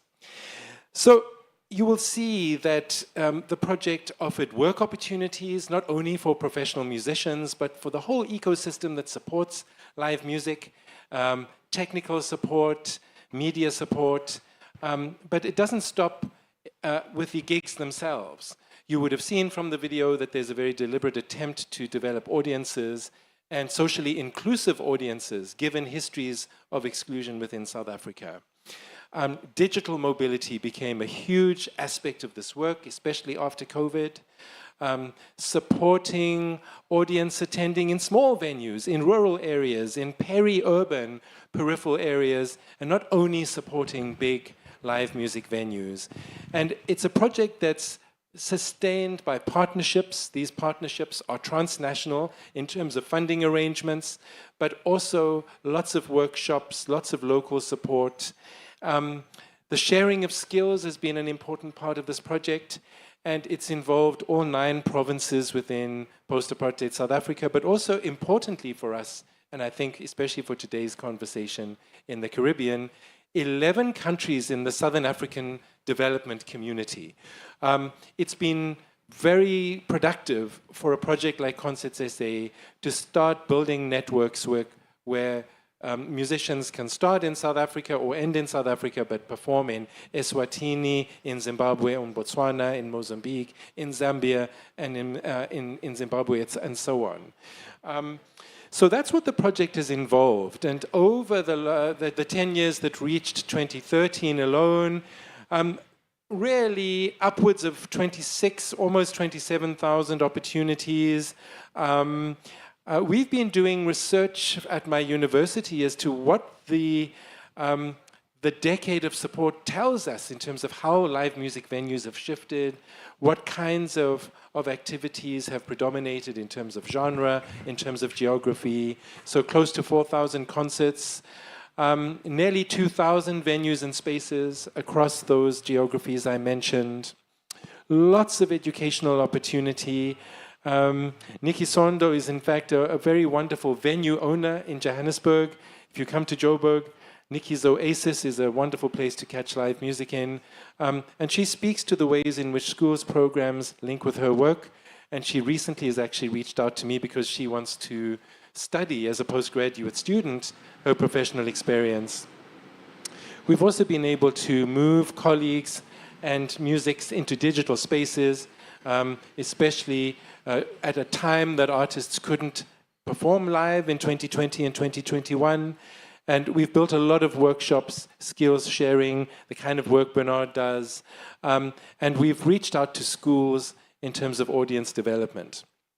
I'm part of a small team that works with Concerts SA as a group of researchers because we think that analyzing who's been applying for funding, what kind of funding they've needed, and the shifting needs and nature of the sector helps us to develop policies and recommendations within South and Southern Africa that we hope we can also offer to a conversation with colleagues here in the Caribbean.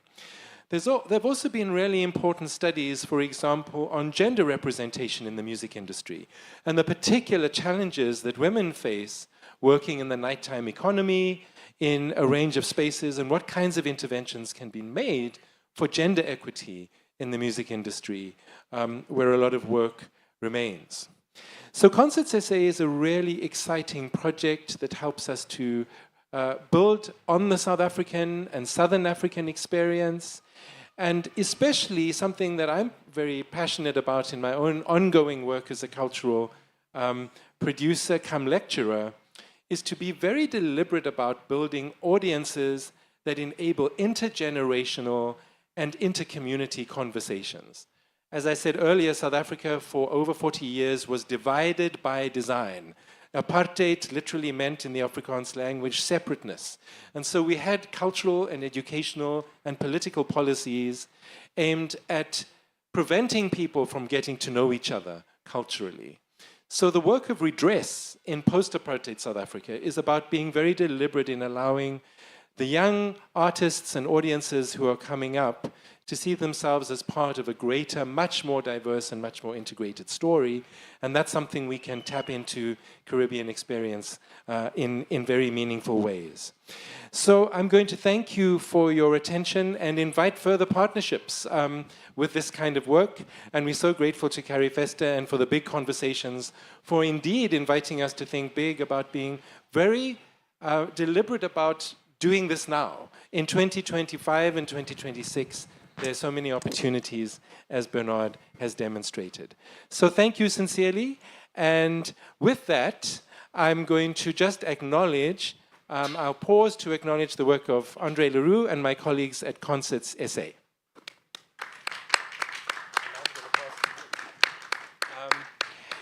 And now we're going to move to our other panelists, but I'm going to invite much interaction from colleagues in the audience.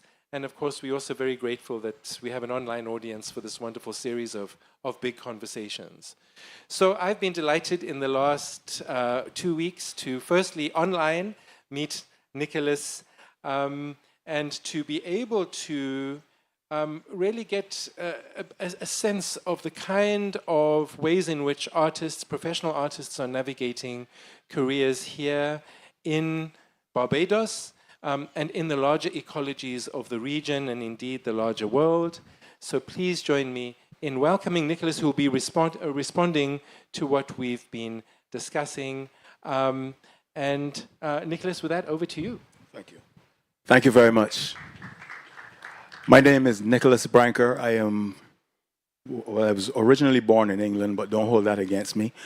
I grew up in Barbados. I am a Barbadian through and through. These two gentlemen have given us a wealth of information, which I think we can try our best to utilize and take advantage of. It is important for me to give you a little sense of what my history is. I have been a professional musician / producer for my whole life.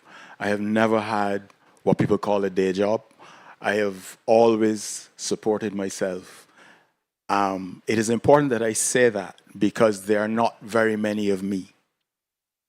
When we think about the Caribbean, we have Carrie Fester, we speak of the Caribbean as a place. The Caribbean is a region full of countries whose populations are vastly different in terms of number, in terms of economic power and in terms of access to resources. So when we speak of the Caribbean and then we speak of Jamaica, it is unfair to Dominica. It is unfair to St. Kitts. I know that I have to speak sometimes what appears to be negatively, but it is practically. I think that the smaller islands in the Caribbean are suffering from a lack of non-political artistic investment. I think that it is important for us to recognize that all of the music that we're talking about, all of the music from Africa and from the Caribbean is rooted in the struggle for freedom. It is a political statement. It has always been a political statement. We use it commercially in order to generate resources for ourselves to further our fight for freedom. So, governments have either tried their best to suppress artistic expression, or they have tried their best to fund it in order to control it. What I find is problematic in terms of developing a really fertile artistic environment, what I find problematic is that most of the largest avenues for exposure are controlled by government, which affects whether you think it obvious or whether you think it subconscious. It affects what is said. It affects what is represented as artistic expression. And I think we need to think about ways, which is why I was listening to you gentlemen very carefully, and it sounded to me, even though you weren't really fully specific about it, it sounded as if your funding was outside of the political spectrum, which is a crucial thing. But you have large societies, so it is maybe easier to get that done. I think it is an important point for us as the artistic community to think about ways that we can generate resources that are not attached to artistic control. I think, for example, of our carnivals, which we perceive as being the most amenable avenues for musical expression. But they are extremely limited in what they allow or what they can promote. The music is very specific, and because of its specificity, it is difficult to export it. But the amount of time and resources and energy that are put into it, I think it is counterproductive. I would like for us to think about ways that we can firstly have year-round musical creation, not seasonally specific musical creation, because in a lot of ways, what we make for carnivals is much like what we make for Christmas. It is played for 4 or 5 weeks, and then it has no value after that. We may love it because we love it, but it really only has 5 weeks of commercial value. That song that you are talking about, that you did, can last 4 years. I think we may have 10 songs in the last 40 years that we could say that about. I'm not talking about Jamaica right now. Outside of that, maybe 10 songs that we can speak of as being legitimate commercial successes internationally out of our musical environment. To me, that's not really a good sign, considering that we put out thousands of songs every year, regionally. The second thing that I want to say is that for my own personal warm part, as we say in Barbados, I am committed to the increase in quality of the musicians that we produce. I also find it important that we give them a sense of where they fit in the relay of this musical life.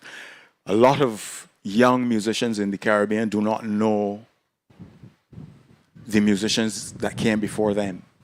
They do not understand the struggles that they had. They don't know what their artistic statements were, or what their artistic direction was, or what the environment was that they came out of that caused them to do what they did. My work, I have a band. I am functioning as an NGO, but I have a band. We have 3 generations of people in it. Well, 4 really. There are people in the band that could be my grandchildren. I shouldn't have said that. It's not that I am old, it's that they are young. But the point is that I tell them about things that they have never heard about. Things that happened in Barbados, about musicians that grew up in areas that were very similar to where they grew up in. They don't know who they are.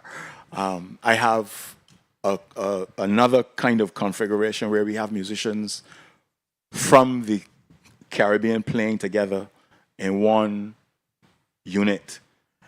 There aren't many of those units.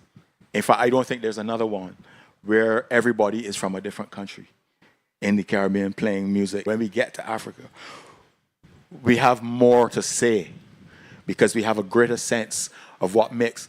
We are very similar in many ways, which is a good avenue in, but we still need to be different in order to have viability, in my mind.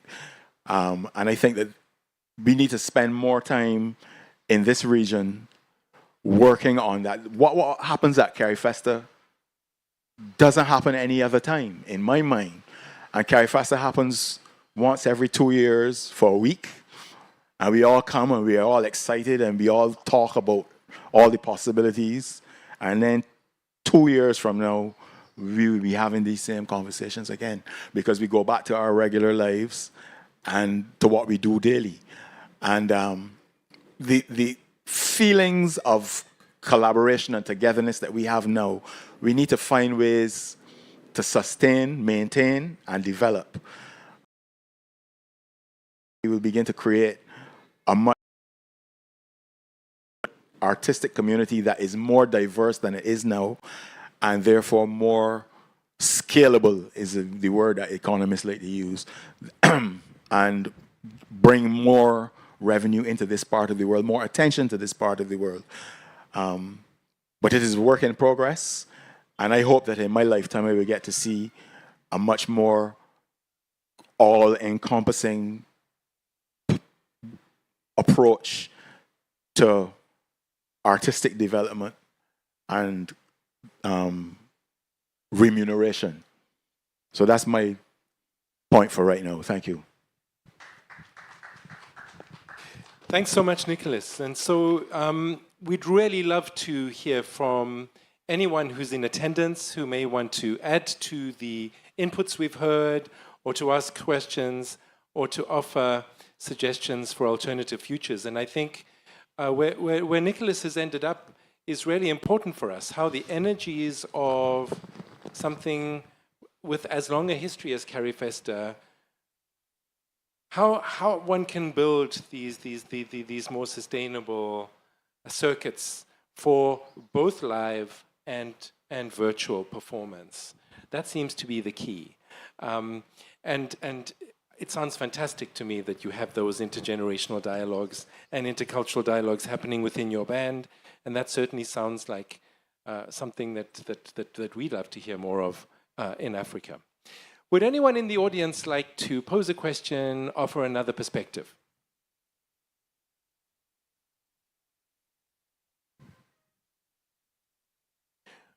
We really value your presence and your attention. May I ask, within this kind of space and this kind of conversation, if one were to, outside of festival time, visit not only Barbados but the region, where would one go to find the places where the intersections happen between musics of the African diaspora, in a broader sense? It does strike me as an opportunity that this panel is having a conversation across hemispheres. Are there places anywhere in the Caribbean where, outside of the context of a big festival, something like that happens, where African musicians and musicians from the African diaspora in the Caribbean can be creating together and be developing an audience together? I don't know of any. There is a lot of collaboration on the internet, right? There is, well, I shouldn't say there's a lot. It depends on where you go. There is collaboration. I know of Trinidadian people that are doing collaboration with people in Africa, and I do know it in Jamaica as well. I know in Dominica there is some connection, and definitely in Martinique and Guadeloupe, who are French speaking, there's a different kind of connection altogether. But it is not, I wouldn't call it a movement. It is sporadic, it is not consistent, and I do not know that it is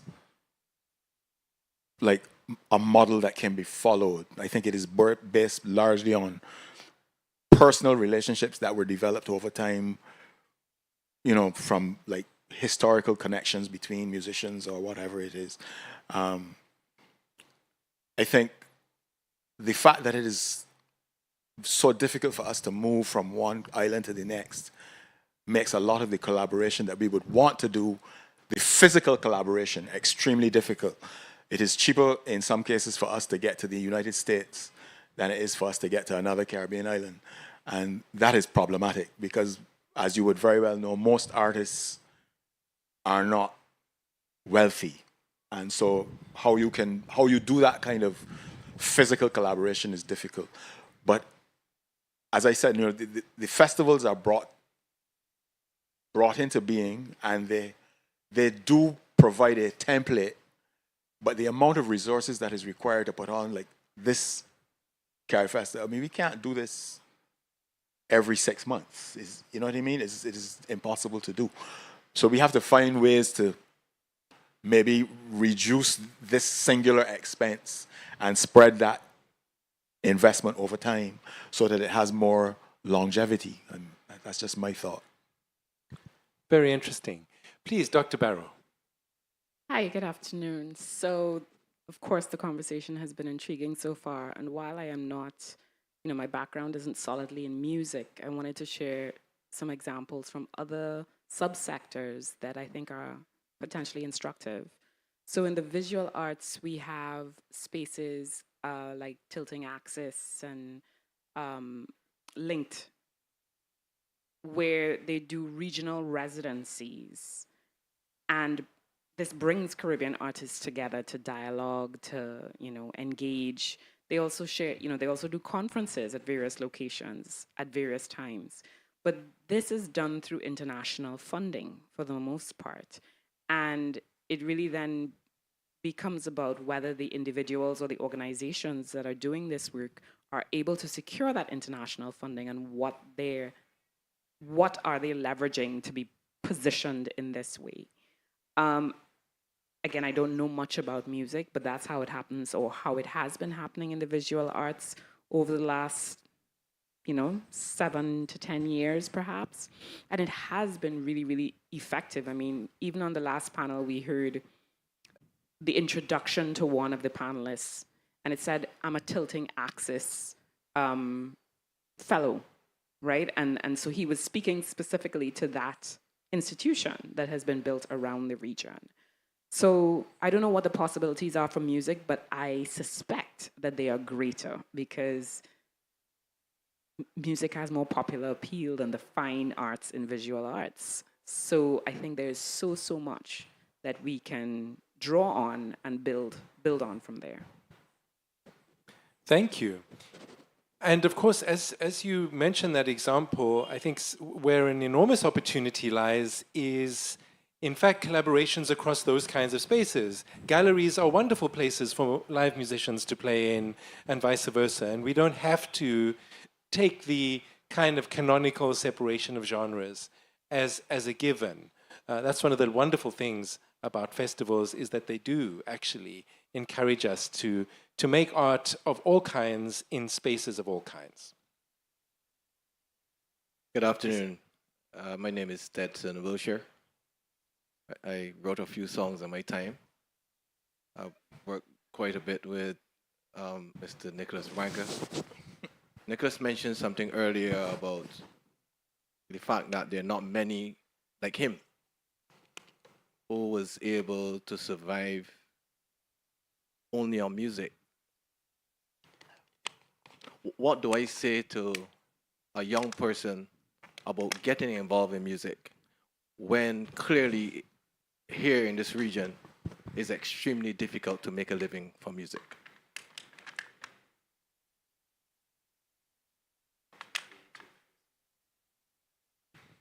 Well,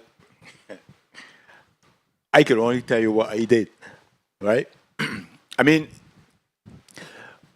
if you look at music as a service industry, you can survive in a certain way.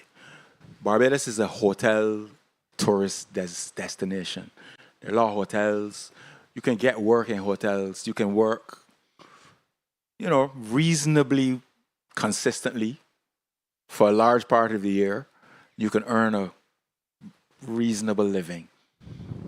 But what you will be playing is what the tourist expects, which is a very specific kind of musical expression.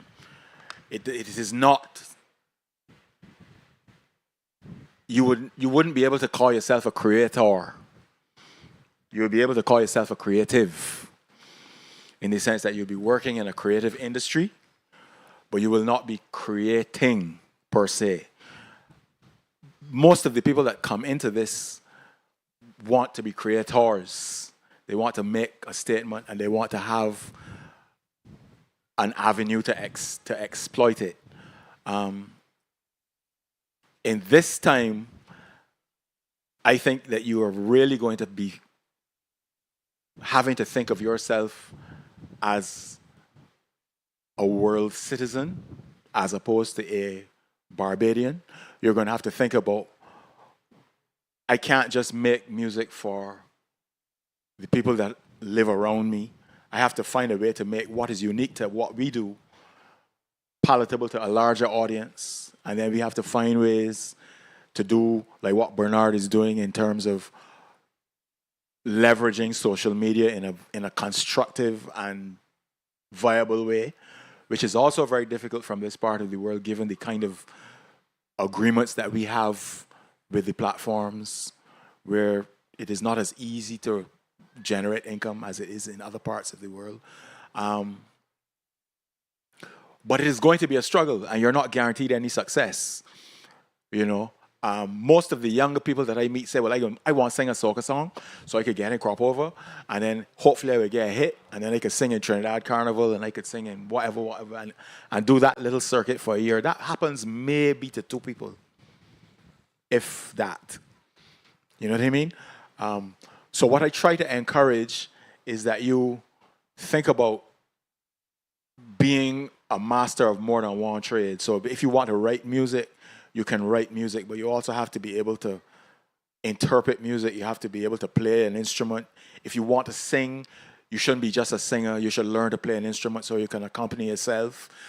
Because a lot of the singers don't actually know how to play anything. They can't accompany themselves and go and sit down in a bar or whatever and write your own songs and perform them and generate a kind of your own little fan base in a space. And it's little things like that you have to try and do in order to make yourself marketable while still making a statement that is of value to you. Am I making sense? Good afternoon to you. Good afternoon, everybody. This question is directed to Jambu Spaces. My name is Taja Julian. I'm from the island of St. Lucia. We're known as the Fettin country, where we have St. Lucia Jazz, there's Grosley Friday night, so we have our people all immersed in that. We are actually creating a space called Engulf. Engulf is a space for artists, and we're looking to collaborate. And I was so thrilled to hear the way Jambu has put together like collaborations across the region and just getting everybody excited. Today I could see the song Shake It to the Max. Even our Minister for Sports is dancing and singing that in Parliament office when he does a big deal. So it's like Shake It to the Max. So we all know about that. So what's exciting is that dance can be applied and you have the Afro beats right in there. And that's exactly what we are, Caribbean people. So my question to you is that, how do we use that space to pull our young people? They don't want to hear much talk right now. They don't want to hear no history. They just want to make some money. Yeah, they want to shake it to the max. So when we say, we need to listen to them and understand what they mean, because instantly you could become a success. Just like in sports, music just drives you up in terms of your earnings and what you could do, your popularity in minutes, that can happen just because of the internet. But the problem it's not a problem, it's something that can be fixed. And how do we, if we have a space already, how can we use it virtually to do a collaboration? How can we collaborate virtually in our space, the Caribbean countries around, joining the Afrobeats? Because we have a space already. It's called Engulf.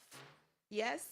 And how do we collaborate on a virtual basis? Because we know to travel from one, at some point we can meet, we can do those big events like what we have here, and it will cost us some money, but it's worth it. You know, our sponsors that we get, it's worth it to them. So I want us to think out of the box right now. I want us to embrace that opportunity, especially if seeing you there, Jambu, right? To really make it happen, because I'm not, like the young people at UE right now should be here to really, because when I heard the tune, I was like, okay, there we go. Something that I know about, and I know the dance too, because it comes with a dance virtually. Everybody's doing it. Yes, so there's a communication going on there. So that's my question for you. I want a virtual space for us to collaborate. That's my calling. Okay, so I mean, it looks. Thanks for the question, first of all, and I'm also curious to know more about Engulf, right? Yeah. So after we're gonna talk, but it looks right now. It looks so good. Like as you watch the video, and how like Molly is a big artist now, but it wasn't something that happened overnight. It's a journey, and in creating spaces like what you've created, you need to accept that it's going to take some time for it to build up. I remember we're in our third year, actually. I remember in our first year, I had people walk up to me and said, why are you spending so much money on, or why have you dedicated this building to this? Why won't you turn it into apartments and rent it out? Because that's the big thing in Ghana now. And I said, I have a vision, and I know it's a space that people are not focused on, but I also know that with time and me constantly showing up and proving a point of what I'm trying to do is going to build the community. Spaces like ours are very dependent on community, and you need to wait it out. But the end goal is to have quantity, right? A lot of people that you're impacting. But in the first few years, you need to focus on quality, not quantity. So even if it is 5 people who show up for a workshop that you've created for 100 people, if 2 out of that 5 go out later on and follow through with everything that has been taught and have become super successful, they become a case study for all the others who are eventually going to come. So, for example, with Molly and Shake It to the Max, people know and are familiar with the fact that a lot of them know her from being at Jambo Spaces, creating content there, and she posts about us every now and then. So we have an influx of people who constantly now want to participate in our academy, in workshops, in masterclasses, just because of that one case study of Molly. Nicholas said something that over like 1,000 musicians who put out music, 2 of them might become successful. And it doesn't mean that it's not a viable space. It's just that they need to start thinking of other ways in which they can make music beyond just being a hit artist standing on stage with 1 million people standing in an audience. But there are other ways you can write for people, you can do other things. But back to the matter, I think you need to wait it out and constantly show up. Whatever you've been set out to do. I don't know how long Engulf has started, but I was in that position that you are like worried about now, of not having like a lot of people showing up for things like that or looking to tap into the opportunities. But wait it out. Even if you're talking to 5 people a month, I mean, it burns through your resources, but if you can find a way to keep showing up, one single case study or one single successful young person who benefited from your space or can talk about how Engulf changed their life or made a difference will bring in 10 more. And it's now, currently for me, it's quite easier to get people to engage with Jambo Spaces because they have seen evidence of people who are successful. When I say, oh, I'm from Jambo Spaces in Ghana or Nigeria, people say, oh, that space that did, or that space that did that. And the emails are becoming more, the conversations for funding are becoming more, and it just gets easier. Just like any business, traction is what shapes what you want to do. But you're right, digital is the best way to even scale further, but you need to first make sure that you impact a few people that are coming, and then with time it will catch on. I don't know if I answered your question. Yeah, thank you.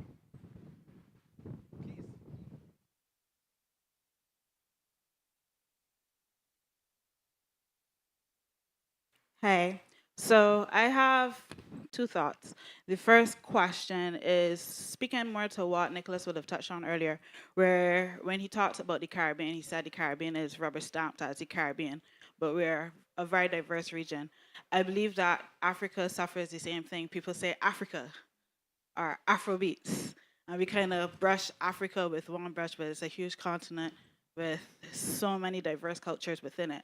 My question is, and I know you asked earlier if there is a space where we as a region kind of meet outside of these big festivals. I want to know if in Africa, like you have Jambo, but is Jambo specific to Ghana or does Jambo reach other nations within Africa itself? And then are there spaces where there are creatives that meet outside of festivals that happen in Africa? Have you been able to manage or find spaces?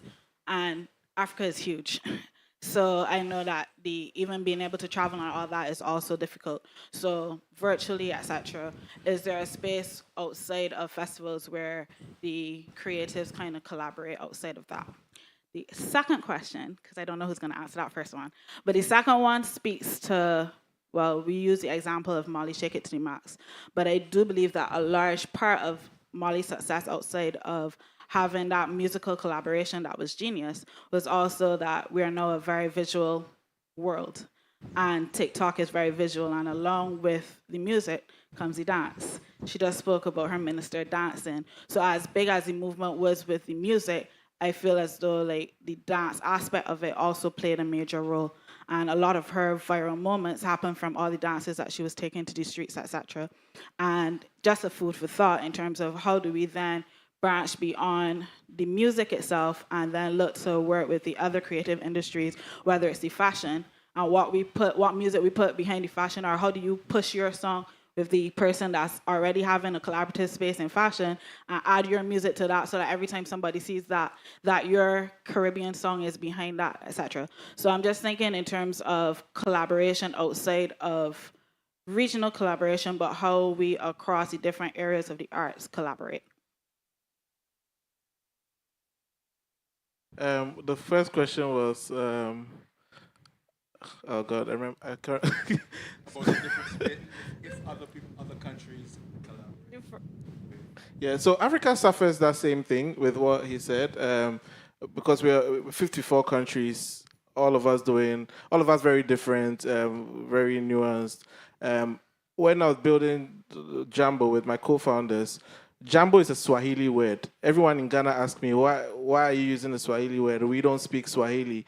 But it's just because of my vision of eventually impacting the whole continent.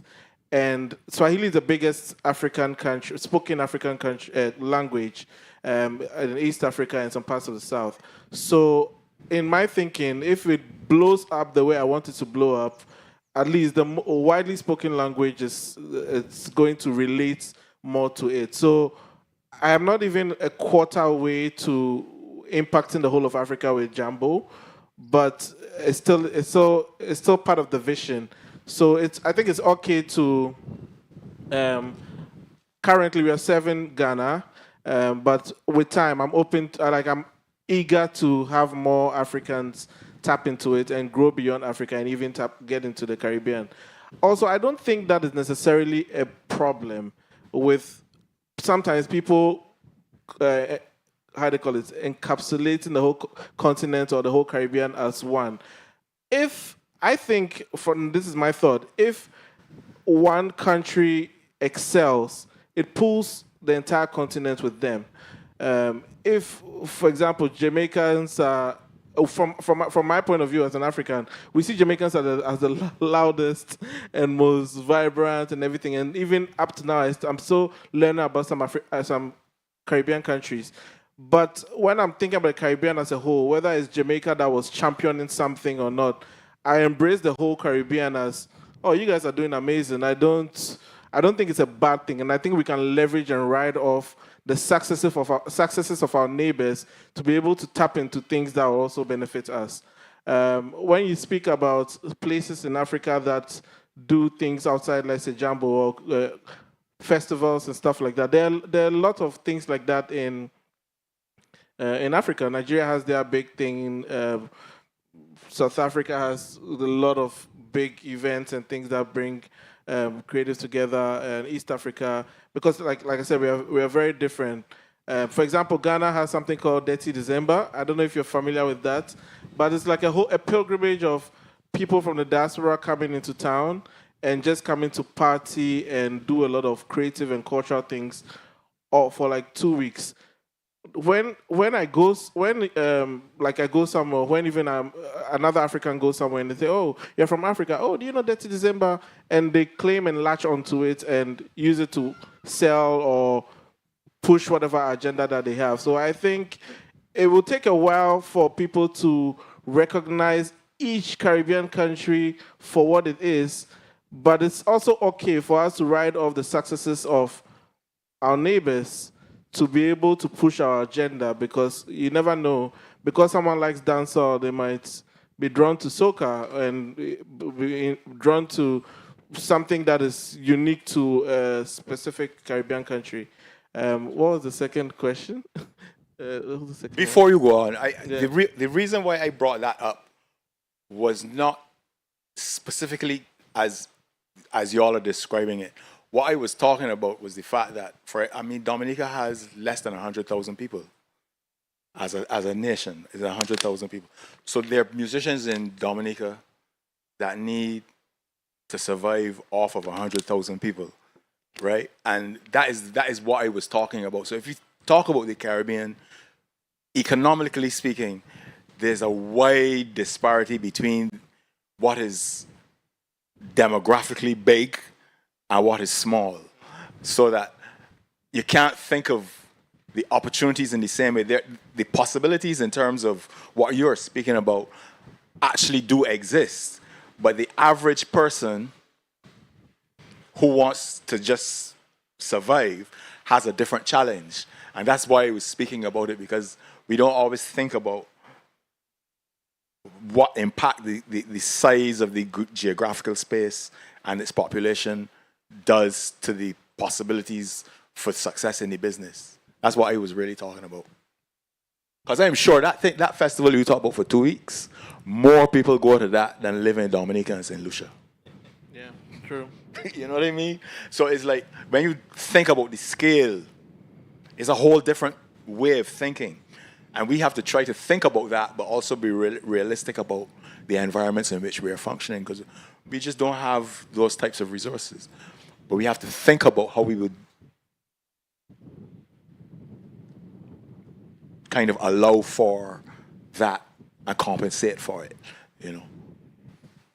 Yeah.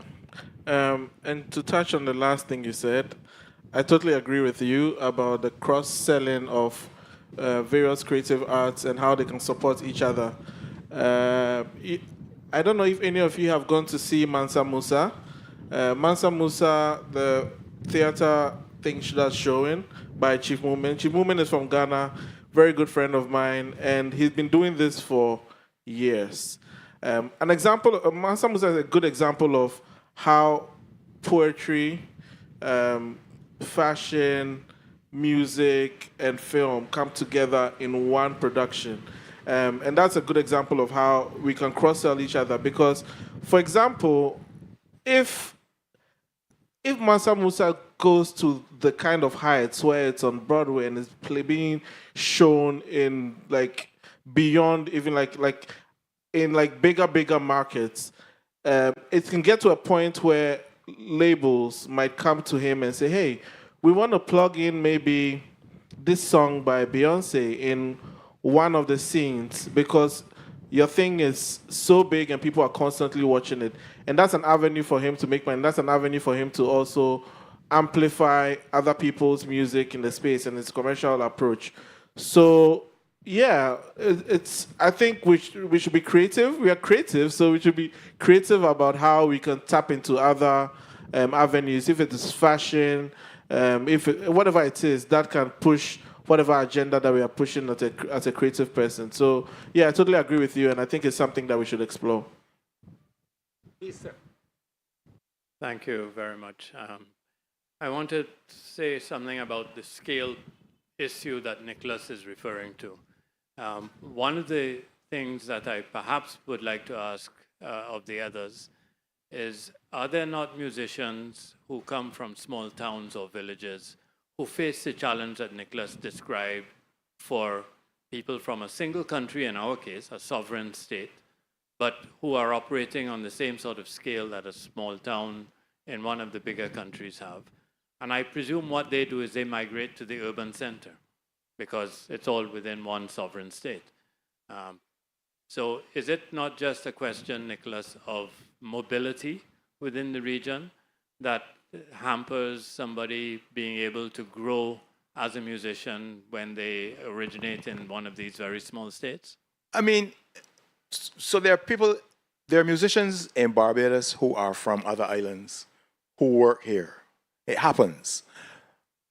My point was that there are people who can't do it. And I have met people who have phenomenal talent who just, we can't get them, you don't know how to get them out, right? And I think about how, so it's one thing to do, you do a little video and people see it and they say it's great, but the physical presence is a problem. And I also think that what happens a lot of the time is that we don't really, I don't know how your incubators would work, right? But a lot of our performers do not get to perform regularly. So their performance skills are not developed. So when they get a popular song, they're not ready for it, right? Because they live in an environment where they're maybe like they're working in a studio with somebody and you sing the song and you may sing it 2 or 3 more times, but it's not like you're not on a stage every day. You don't have an audience in front of you all the time to try and learn how to work a crowd, how to build your stage presence. All of those things are things that used to happen as a matter of course because, like how you said, in the 70s and the 80s and even in the 90s into the 2000s, there was a lot more possibility for live performance because people were able to perform much more. There was more venues. there were more bands, there was more of an economy that supported that kind of thing. And so a lot of people, like, for example, I mean, I'll give you a very basic example. There's somebody that I worked with the other day that had a song that was popular. And I said, well, come and work with us. And we were doing a show. And I said, well, okay, so you're going to sing the one song, but then you got to sing 2 or 3 other songs. He's like, well, what? So how long are you all performing? They were like, well, maybe 20 minutes. 20 minutes? But that's a long time. And at the end of the 20 minutes, they were hoarse. You understand what I'm saying? So it's like how you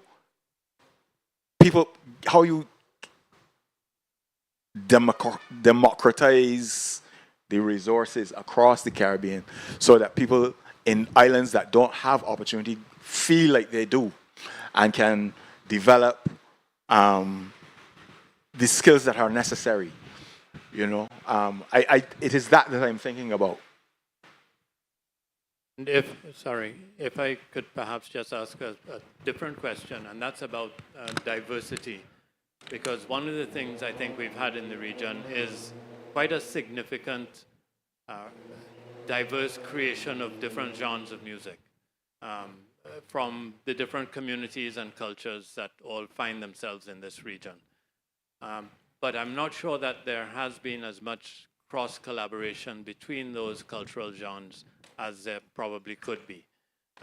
Or perhaps I'm wrong in that it is because of that cross-collaboration that all these genres are being created. I wondered what your thoughts are about that kind of cross-cultural collaboration. Well, all 3 of you involved in the industry. I just spoke. You please. So thanks for the question. And again, you know, given South Africa's history, we, for example, have an extraordinary history of jazz musicians, many of whom were forced into exile under apartheid and have come back. And there's an incredible newer generation of musicians, but the audiences are not intergenerational. So it tends to be an older audience for jazz. So there are some deliberate projects on the go right now to try to bridge that divide.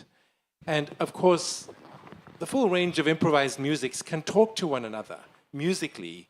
And festivals can also be really wonderful, fecund kind of platforms for that. The way that musicians can be commissioned to produce something new that will speak outside of the boxes that are seen to be, you know, mutually exclusive.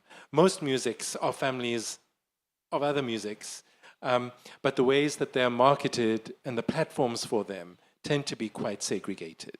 So it does take some deliberate creative and also marketing backup. And because you're a marketer, I'd love to hear your opinion. I think I was going to touch, as he started speaking, I was going to touch on no matter how small a place is, or no matter how unique a sound is, if it's good, it's going to cross borders. A good example is even South Africa. They have a sound called Amapiano. I don't know if anyone here is familiar with Amapiano. Amapiano started in South Africa because South Africa at the point was so big on house music, and I think they started adding like the keys to it, and it became its whole thing on its own. And it was just like one DJ who started it, and now Amapiano is like played across the entire continent of Africa, and even in the US and wherever. My whole thing is, I don't think like a country needs to be, no matter how small a country is, or no matter what collaborations that come out of different sounds, if it's good and it's marketed well, it is going to make the impact that it's supposed to make. Young people are very impressionable people, and in the advent of TikTok and Instagram, if you're able to market or create trends or create viral moments out of whatever sound it is, it would catch on, and before you know it, people will start trying to replicate it, and it becomes a trend. So, I mean, that's a good thing about the youth, and that's a good thing about understanding how they think and positioning musical material for them to jump on. It is an art that is tough to crack. But I mean, that's what we teach at Jambo. That is how we try to get into the minds of these young people and see what can get people taken. Like Molly's dance is just a very simple dance that she covers her face and she winds her waist a little bit. And we realize that people who are shy and don't want to show their face but still want to dance will still do it and cover their face and do it and put the video out. And it caught on like wildfire. So it's not cut in stone or it's not specific science, but there's a lot of chance to it. But you can keep trying until it works out. But it's not impossible to, yeah.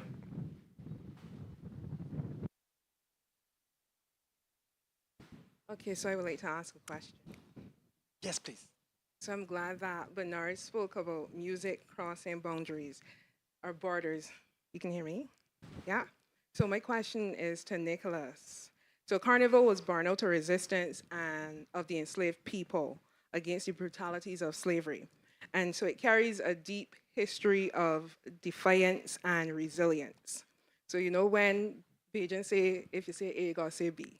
So my question therefore is, how then do we preserve and balance that cultural foundation when in an effort to generate income, we move away from art forms rooted in Carnival? I don't think you need to move away from the art forms rooted in Carnival at all. I think that it is about authenticity. It is about sincerity. It is about honesty of expression. Whatever that is, right? I think there are always layers. There are different levels of a thing. So what we call pop music that generates all of that income is an offshoot of a more serious music, all the way down to whatever the nut is, that seed that gave birth to everything else. It becomes more and more diluted the more accessible it becomes. But the root is always the same. I think where we as a people have a little bit of a challenge is the lewdness of what carnival music can now be is offensive to some people. I think that is because we don't recognize that generations continually have to push the envelope.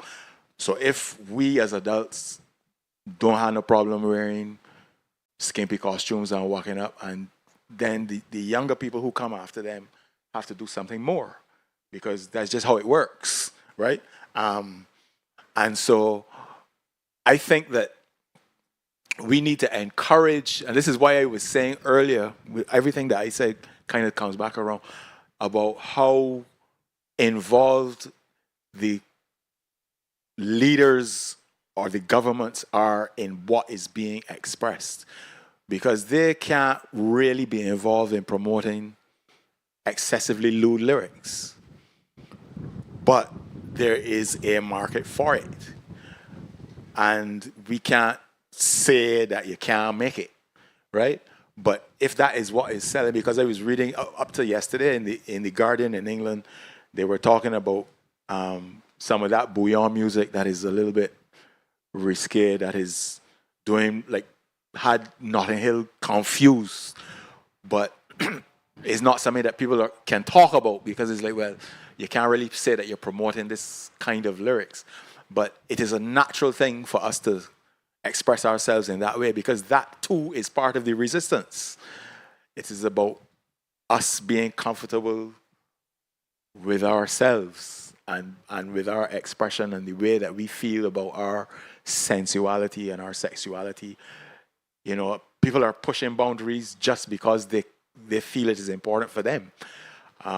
So you got to let them express themselves. But at the same time, I think that is where, like, the foundations that are responsible for the development of culture should fight to preserve the essence or the original expression. Like how, for example, you would have the Kennedy Center in America preserving classical music, and you have the New York Symphony Orchestra, which is funded, and like people who, those things can't function as economic enterprises on their own. they are supported by the state. And those are the things that we should be thinking to support. And then let the young people just do what they're doing. And we follow them and see where it goes, I think. Follow-up question. Nicholas, you had mentioned about artists making music for the world. Yeah. What exactly then is music for the world? Because if I had to highlight one of your biggest songs, Raga Raga, in my opinion, it was basically a social commentary. You know, I don't understand one thing when I try to listen to one dancehall. Right. That's basically speaking about the infiltration of dancehall on the Barbadian society. Right.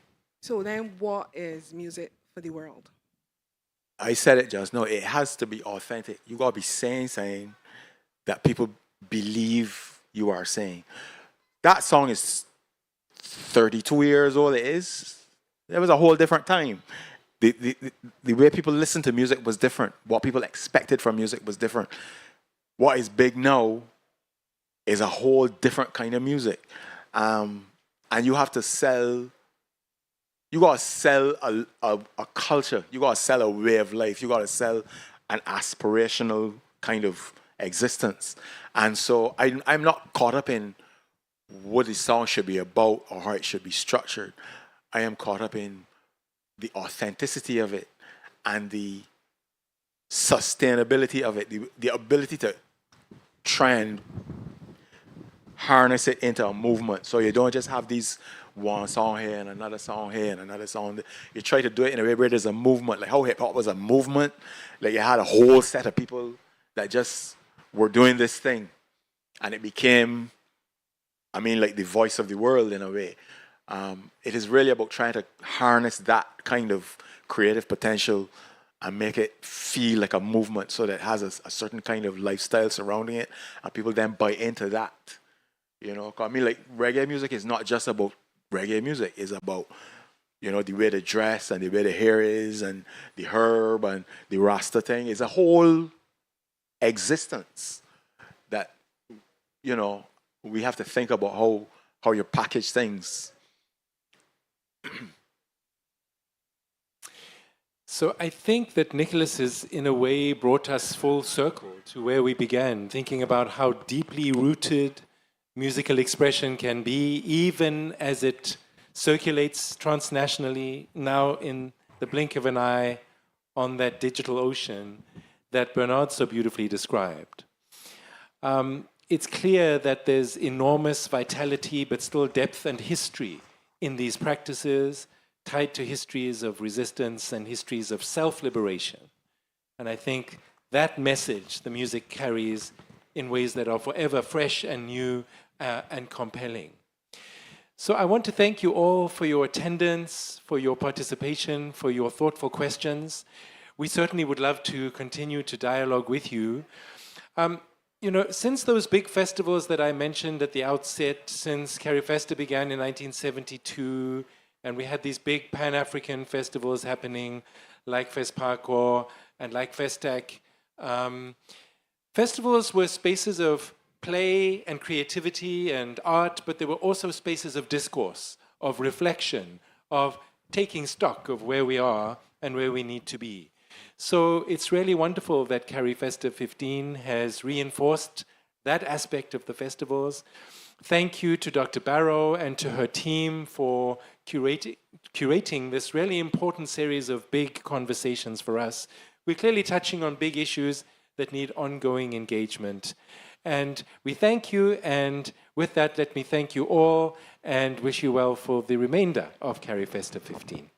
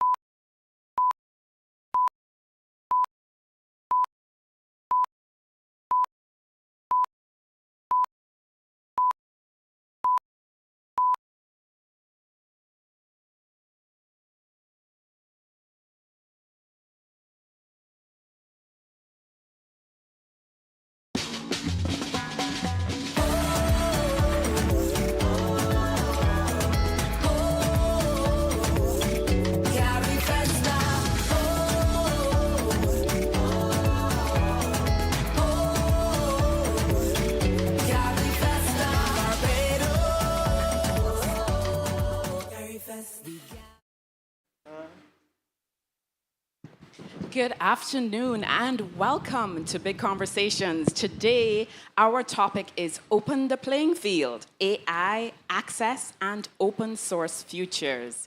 It is my pleasure and honor to welcome today Ms. Maxine Williams, hailing from Trinidad and Tobago. But Maxine is the VP, Head of Accessibility and Engagement at Meta. And she will be in conversation with Senator the Honorable Jonathan Reed. Today, in this fireside chat, Maxine Williams explores how artificial intelligence, open source models, and inclusive design create opportunities for everyone. Enjoy the conversation. Thank you. Thank you so much. She gave you a great open title, but she didn't say that you were my friend, you know what I mean? So let's start with that. And let's start a little bit friendly.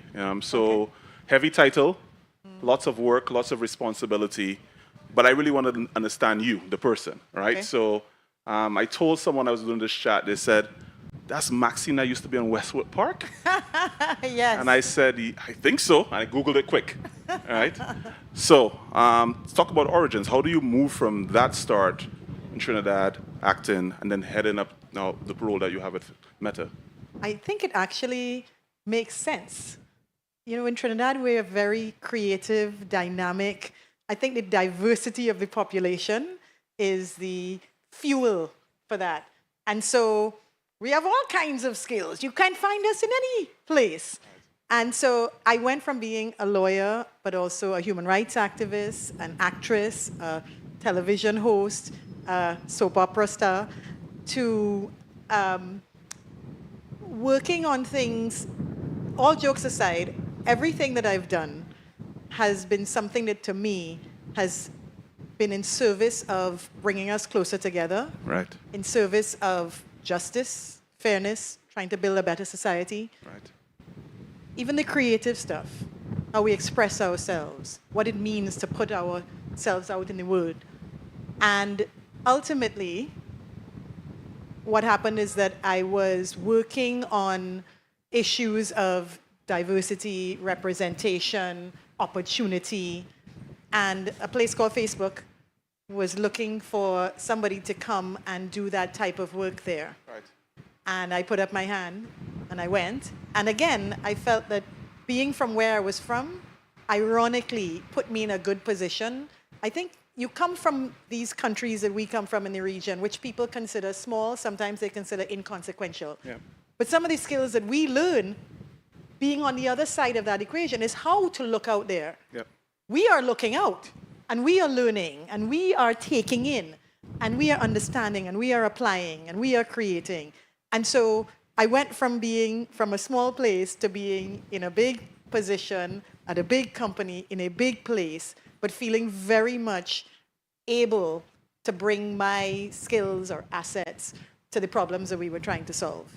I don't want you to go too fast. I want to slow you down a little bit and take one step back to an interesting part you just brought up. And I used to work for someone who was a good friend, as you know. I was the chief of staff to the prime minister. And I think more than anything else, the lesson learned from it is we have the capacity, in this, although we're from a small space, to amplify our voice on matters of social justice in a way I think we don't always fully recognize. You know, from the founding of the Black Panthers to, you know, the independence movements that then translated independence all over the world during the 50s and 60s. We had such a powerful voice to play that, although we're from small places. I want to drill down a little bit more about the social justice work and why did you start there? What inspired you to be involved in that work, and how does that translate to the work that you do every day now? You know, cognitively, it just never made sense to me that we would exclude people and still think we could be successful at anything.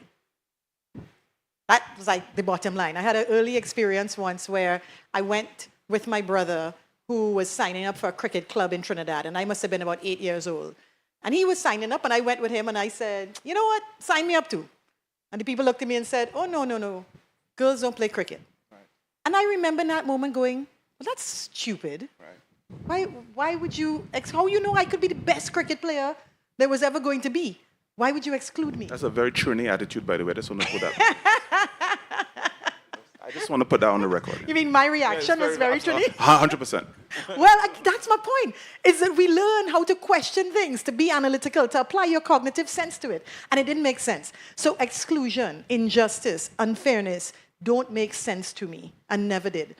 And I could always see where we would collectively be in so much of a better position if we tapped into everyone's potential. And so, yes, it's social justice, but it's economic justice, right? It's just what would be just and right, what would be good for all of us. And so I've always had an inclination to work. When I was a practicing lawyer, I represented lots of unions. And so you're looking at workers' rights. I ran a human rights organization based in Barbados for a couple of years called the Caribbean Human Rights Network. And whether it was issues of prison reform or land rights in Suriname or those of people with disabilities, women, gender, whatever it was, the real thing it comes down to is how we can get the best from everyone by supporting everyone, including everyone, so that we all get to the greatest place, the greatest manifestation of ourselves and collective selves we could get to. So that then ties to the second part of your opening salvo, really around the idea of you're doing well known in a space, small space, but doing well, good work and doing work that you're proud of.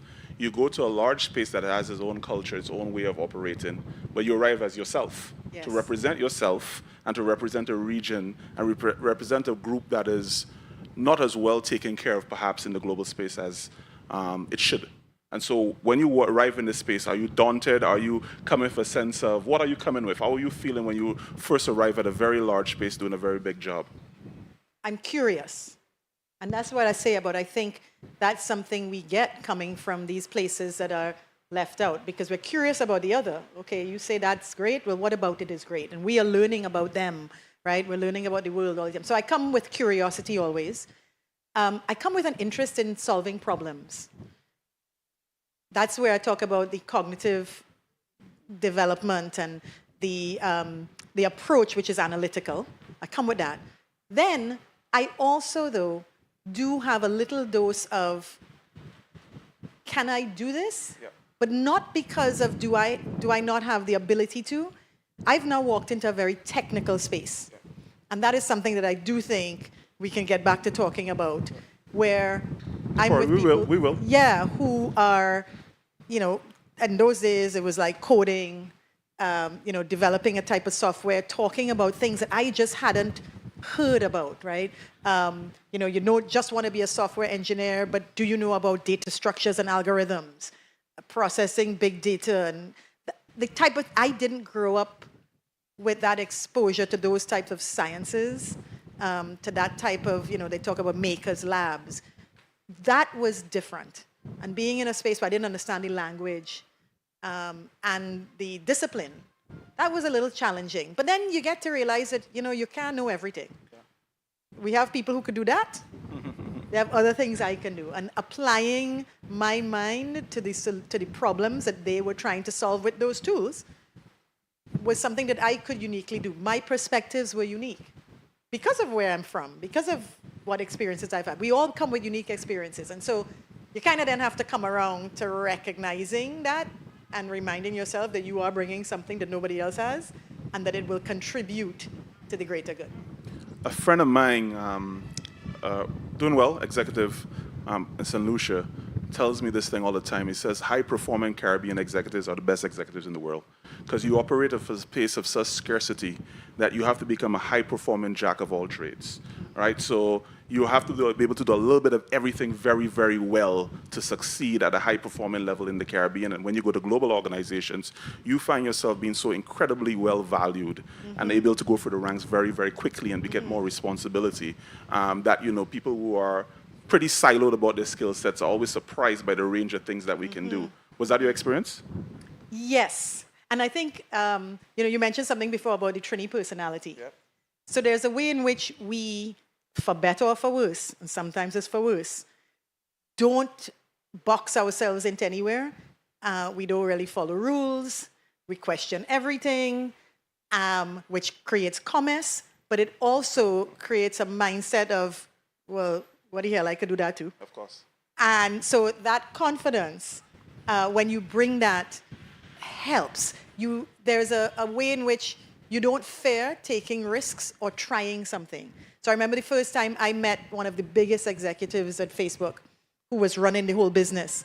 I went up to her and I introduced myself, and I was 3 weeks at the company. And I introduced myself and I said, hey, I'm here to do XYZ. Listen, you wrote this book. I think it was great, except I think that what you said about this thing wasn't right. The rocket ship part, or which part you didn't say was right? There's a whole other part which would be outside of the scope of this conversation. But I said, I don't think you were right about that. I think you should have done this. And she immediately said, and I love this attitude of like, well, help us make it better. Awesome. How could we have done better? And I said, you could have done better if you'd done this. And she said, okay. By the time I got back to my desk, there was an email from her saying, come and help me on this other thing. Let's make that better. Oh, wow. But the fact that I had the confidence to go up to her and say, here's a way to make this thing better. Is it okay if I say that hasn't been my government experience so far? No. It is useful to get us to the best place, to be open to, feedback, to invite input. But then remember, I didn't just go up and say, your thing wasn't good. 100%. I went and said, here's what, I noticed this. I think we could have done this better this way. Here's how I think we could do it. You're coming with a solution too. Yeah. I want to drill down a little bit, obviously, on the technical part. We have an hour, so we have a little bit of time to think this through. But I really wanted to start from the perspective of something I think of often. And in my previous role, I would help thought processes around this. Is really around, you are a point in time in our history, humanity's history, where our highest value tool of economic activity is available for everyone at the same time, right? So the internet, AI, mobile technologies are available to everyone, whether you're a poor kid somewhere in Tunapuna or Grisettes, or you're a rich kid somewhere in Manhattan, right? So you have this spread of the use of the highest value tool. And there's an opportunity, I think, for the Caribbean, if it's specific outlook on the world, it's out specific problems, it's specific skill sets, to utilize those tools that simply wouldn't be used the same way in New Zealand or Sweden or Bangalore, right? So if we utilize our specific way of expressing, our specific thought processes with the best tools available, what are the amazing outputs that we'll have that become ubiquitous in the world? Do you think about those kind of things in your role? How do you think about encouraging a space to be able to take up the tools to do more with it? Oh my gosh. I think we live at such so two things. We live in a moment that is a transformative one. Yeah. And we should be conscious of that. How lucky we are.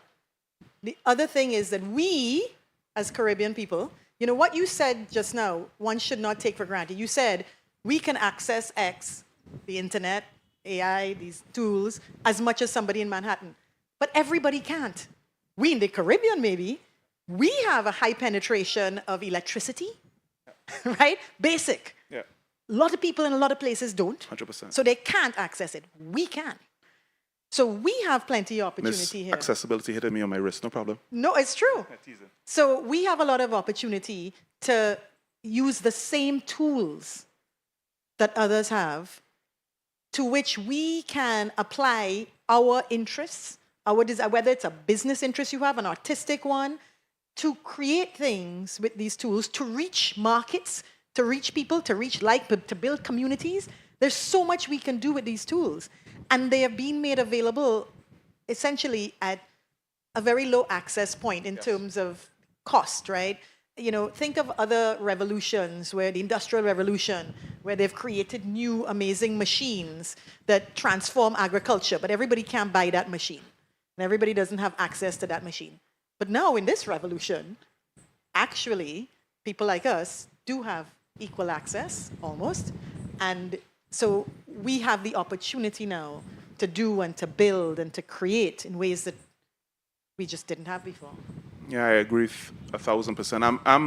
I mean, I have a role where I have to say this, I suppose, but personally I am as well. I'm absolutely bullish around what AI could do for the transformative power of Barbados, the Caribbean, the Global South, really. And with any new technology or tool, there will be downsides of it. There will be people who will be negatively affected. Same with moving from horse buggies to cars. Same thing with the first time we had flight. When they are transformative technologies, they are winners and losers, undoubtedly. And we have to put safeguards in place for the losers to be able to live a healthy and sustainable life in society, 100%. But the ability to move and positively impact people's lives, specifically for the place that we deeply care about, which is, of course, the Caribbean and the Global South, I think is phenomenal, right? So if the equivalence of the steam revolution or electricity revolution come in at the exact same time the rest of the world has it, small places have never had that ability before. Right. So how do we fully capitalize on it? So I want to connect that to the work that you do on a day-to-day basis and utilize that, part of your title, accessibility. You've moved from a place where doing legal work, doing human rights work, driven by the power of your pen and the power of words, to a place now where you're managing hardware and code and software. I didn't wear my glasses for any reason to show off because I know you got some fancy things to show us just now as well. But tell us that transition to moving into an organization where it thinks much more about digital presence, the actual physical presence, and helping people in the physical world using digital tools. Yeah, so I had a job before where I focused a lot on people and creating opportunities for people to come into this space, to build, to have as much cognitive diversity as we could possibly have among the builders of the technology, so that the output, what we built, would be relevant, would be useful to diverse populations all over the world. Now that I work on accessibility, I'm very focused on our products. I work a lot with designers and engineers and prototypes and researchers as we try to ensure that the products that we're building are useful and usable by everyone in the world. So to give you an example, think of when you create something on Instagram to get captions created, right? The captions are so that people with certain disabilities, think of somebody who is deaf or hard of hearing. So if you just had your video with people speaking, they wouldn't be able to hear or understand what was going on. But the captions allows them to understand that. So now this product and this output is accessible to them as well. Now, side note, what has been discovered is that something like captions, which you build for certain populations to have access, it turns out, who knew, that people who are not deaf and hard of hearing love having captions. And you see in certain environments that 80% of the people who are looking at consuming certain media are putting on the optional subtitles or captions, even though they don't have the disability. So they are getting value from it all the too. people watching like these South Korean soaps and eating, No, they're watching things in English. artisan. Yeah, but turns out, well, I have theories for why, but 80% of people love having captions. The other thing to note too is that it may be that you are in an environment that's loud and you can't hear, you have the ability to hear, but you can't hear, so that's called a situational disability. Anyway, the point is that as we develop these technologies and try to make them accessible to everyone, we are learning about the value that they bring beyond that community, which is also good for the product. It's a better end result. But yes, now I am deeply embedded with the researchers. We're doing all sorts of things with electromyography, where wristbands that can read a pulse, a muscular intention, can be used to help people navigate computers, people who don't have hands. I mean, it's really amazing. It's high tech, it's high science. It's a new learning path for me as well, which is also exciting. But so let's go. I mean, the reality is that you're learning, but the company's also learning, right? So you came into a company at the time where it was Facebook, right? One product. The famous thing is, your founder, as this quote in the movie that everyone's seen, talk about, he's just going to drill down and focus on Facebook. He wasn't diversifying to anything else.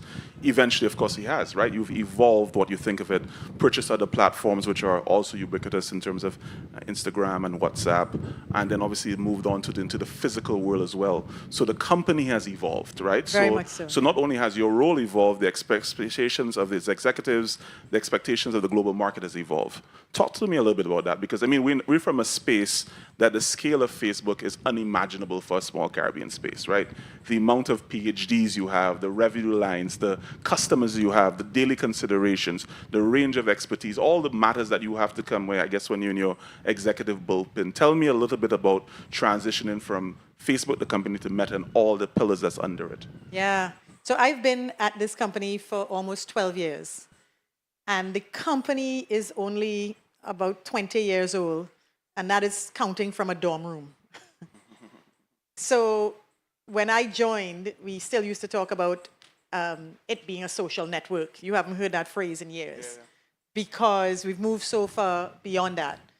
Yes, with Instagram, with WhatsApp. Then it was a messaging, and we were connecting the world. And now we talk about presence, bringing presence to people. You mentioned these glasses, well, the hardware. One of the pieces I love the most are these Meta Smart glasses. Show us now. You're talking about it and you're showing us? They're AI glasses. So, and again, an accessibility story here. One of the first prototypes we saw of these glasses was designed by Meta engineers who were themselves blind or low vision, or had blind or low vision people in their families. And that perspective allowed them to understand that there was something valuable in being able to get information about your surroundings without having to touch it yourself, without needing a sighted person to tell you what was around you, without losing, if you're blind, you might have a cane in one hand, or you might have a guide dog in one hand, and so already one hand you can't use, and you're using the other hand sort of to help you. But what if you could have use of this other hand by getting the information some other way? And it was that perspective that started them hacking to put what would be called optical character resolution and text and all of these things on the glasses as a form factor. So if I put on these glasses now, which we do in conjunction with Ray-Bans, so they're very stylish. The case is a charging case, but I don't know if you can hear with my microphone. Go for it. Put it right up here. Hey, Meta. Hey, Meta. What is great about Carifesta?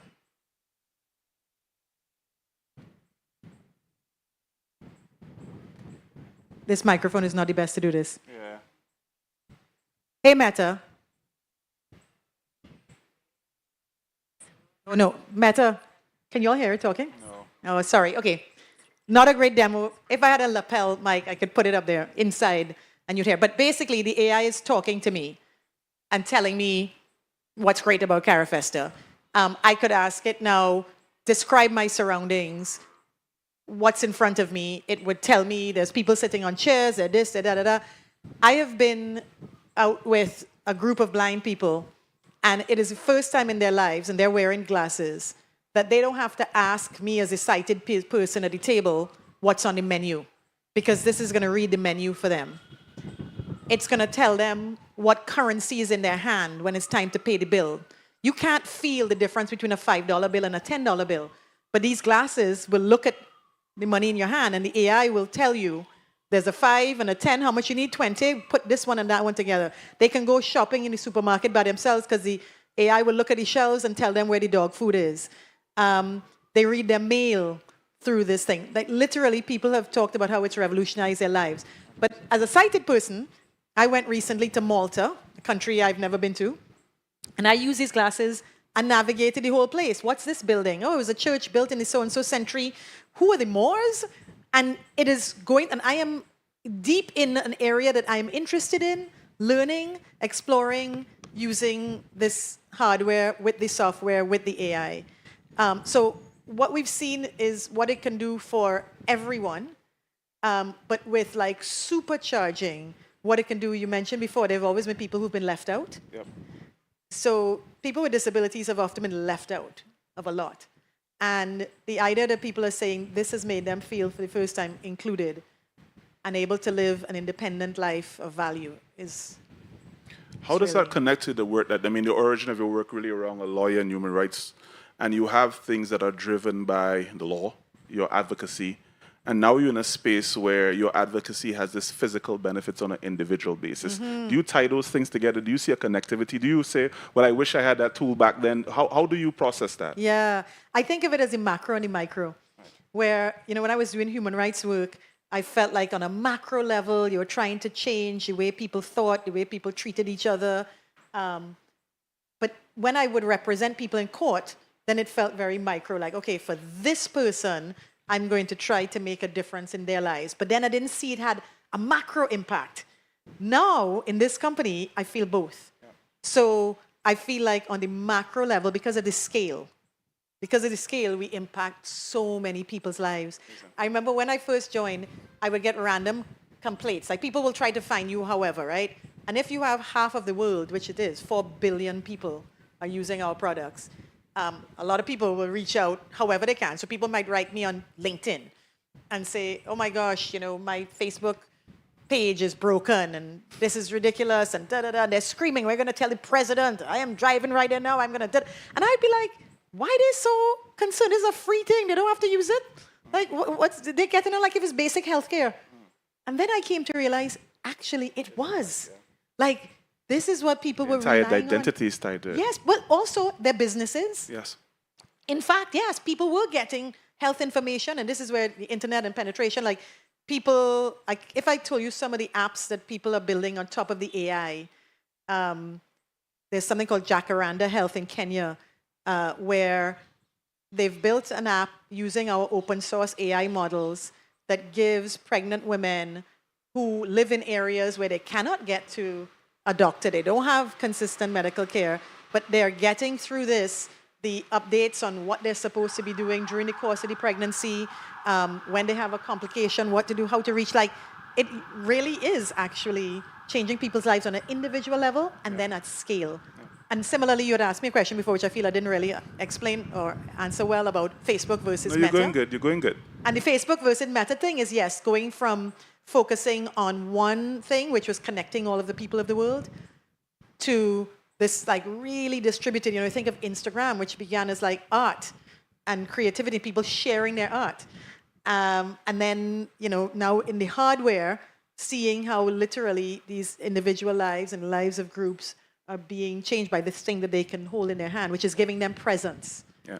I mean, I think of that a lot, right? So I think of like, at some point in time, you create a social media platform, you have a specific intention, it grows, and it goes to a space that you don't fully, the founding team, and is expanding, it goes to a space you don't expect it to go. Now it's gone to this space where between WhatsApp, Instagram, and Facebook, you've created millions of businesses, right? Tens of millions of global Hundreds, businesses, thousands, right? yeah. So all over the world solving all types of things, whether it's daycare to deliveries to medical services. That's unbelievable things, and this responsibility you have as a platform that allows a significant part of the global economy to just to function, right? How does the organization think of that? Does it carry that burden in a very heavy much way? so. How do you process that? Oh my gosh. No, the burden and the responsibility are very, very present. How you process it is ultimately you try to do your best with the information you have. There are so many trade-offs constantly. I talk about the glasses and the value they bring, right? So some people have come to me and said, listen, if it could do X, that would be even better. But X is a thing that would require way more battery power, and it would make the glasses heavier. If we do that, like we can do it with the technology we have, it would help this person's life a lot. But if we did that, less people would probably wear the glasses because they would be heavier and more uncomfortable. And so now you're making a trade-off about what you do. By the way, these glasses, people are saying, are the best assistive device. Assistive devices are devices that are used to help people with disabilities. So a wheelchair is an assistive device. A Braille book is all of these things. This is the cheapest one that exists. Like the next best thing that can read you your surroundings would cost 10 times this price. But the reason we can produce this at 10 times less is because we can sell volume. Scale. Right, scale again. I want people to be able to afford these things. Right. So I can make you an affordable thing, or I can make you a thing with all of the features you want. It's going to be heavier. It's going to cost more money. They're constantly trade-offs. So the responsibility, yes, you are receiving a lot of, this is what the world wants. This is what this person wants. You know, policy-wise, you're always at challenging intersections. One person wants, I remember early on, content. Content used to be a big, big thing, it still is. But some people want you to allow all of the content, free speech. Other people are like, no, no, no, safety and boundaries.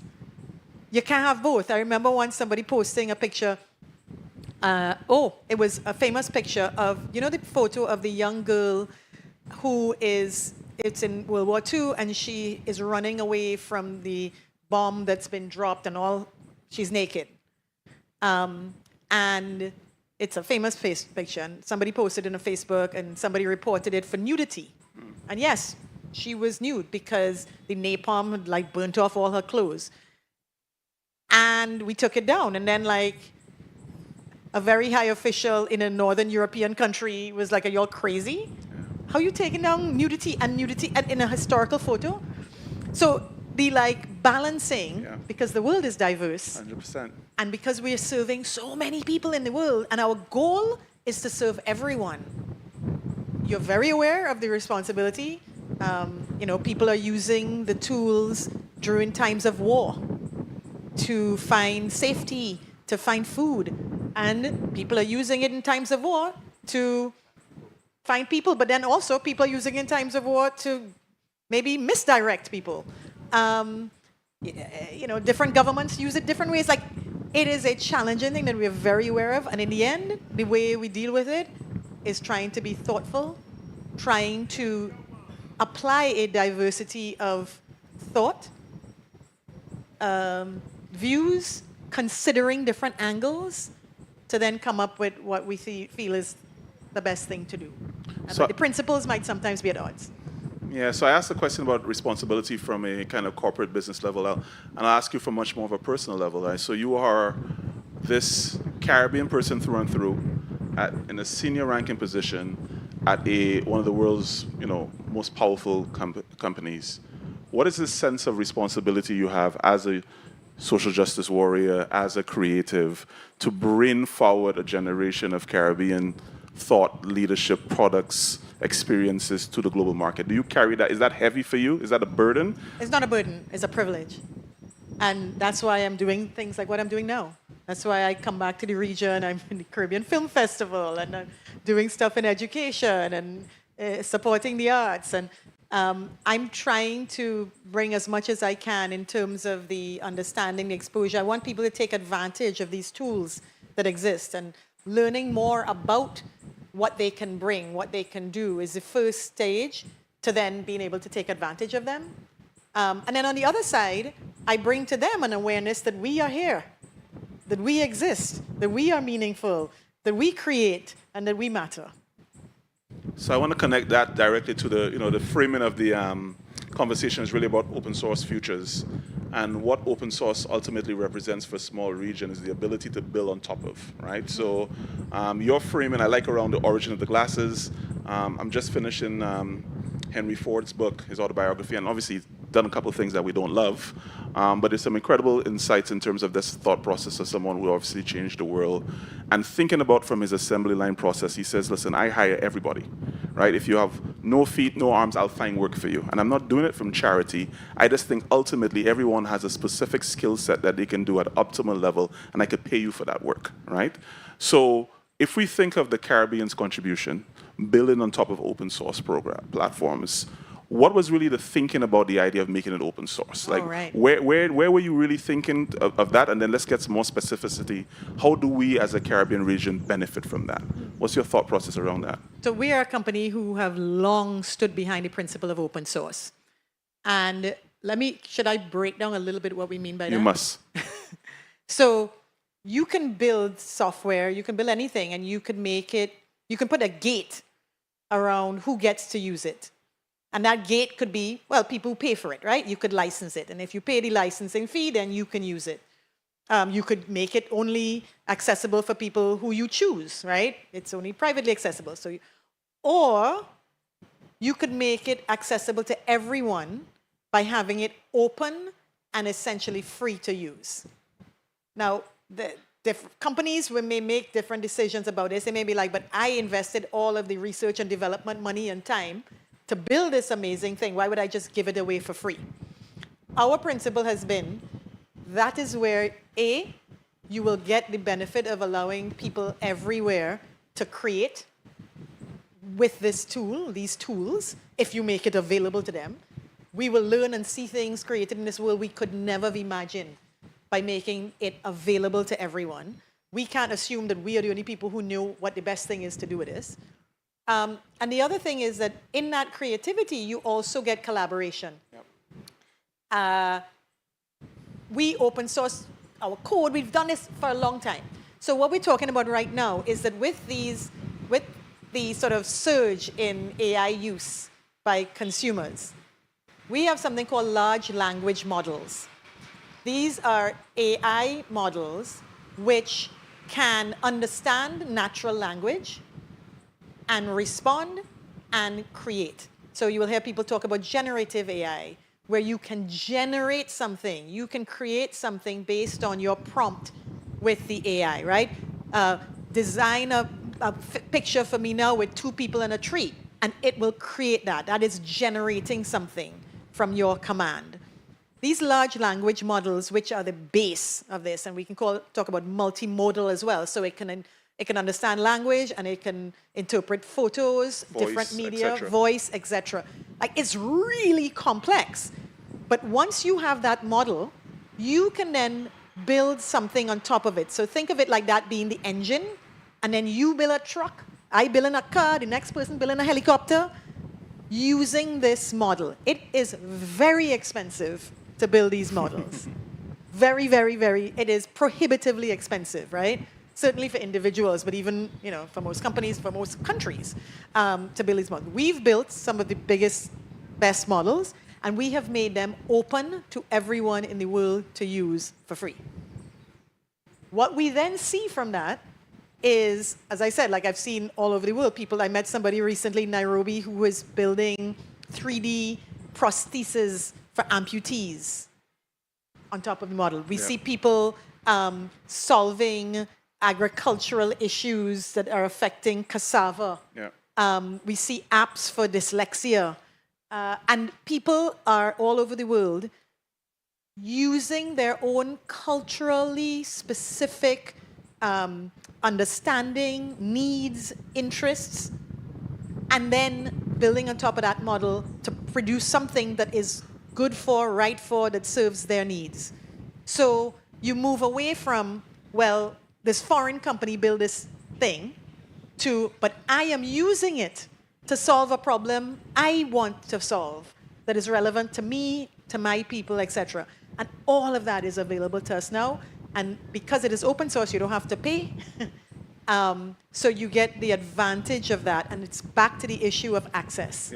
Right? It makes it just far more affordable to build the thing that you want to build. But you don't have to go far, because I don't normally do this, but I'll do it because we're on stage doing this, that I've been harassing you for the last couple of months to help my development team have access to things that we were building for Barbados, right? So we want to leverage the power and the reach of WhatsApp to make things ubiquitous, right? So I have it on my phone, demo right now, actually, I could show some people, is we've created effectively a chatbot that has all the information of Barbados, right? That's available online, that's available on government websites, so laws of Barbados, school codes, driving codes, everything. So I could ask it a simple conversational question, what uniform is, green and has green and yellow in it in Barbados, and it'll tell you, and you'll break down, you'll have a full conversation with it. So we've built that using your open source platform. And next team, we thought a lot about payments, right? That everyone is living on WhatsApp. What if we could make payments conversational, right? What if I could stay within WhatsApp and I could pay my bills?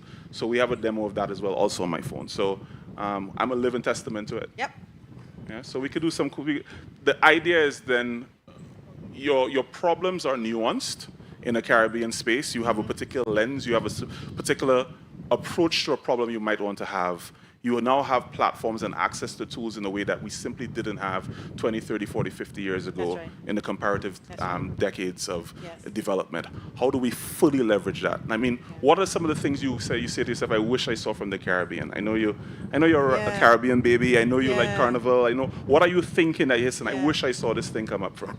I wish I saw more understanding of what these tools are, what they can do, and more expertise to even do the part which I keep talking about building on top of. I think I see an underrepresentation in the region of people who have taken the time to understand what is available. And then you go the next step to figure out, okay, well, how do I build and use this? You know, I started off saying I didn't grow up hearing about data structures and algorithms. And I went to very good schools in Trinidad. It wasn't a thing.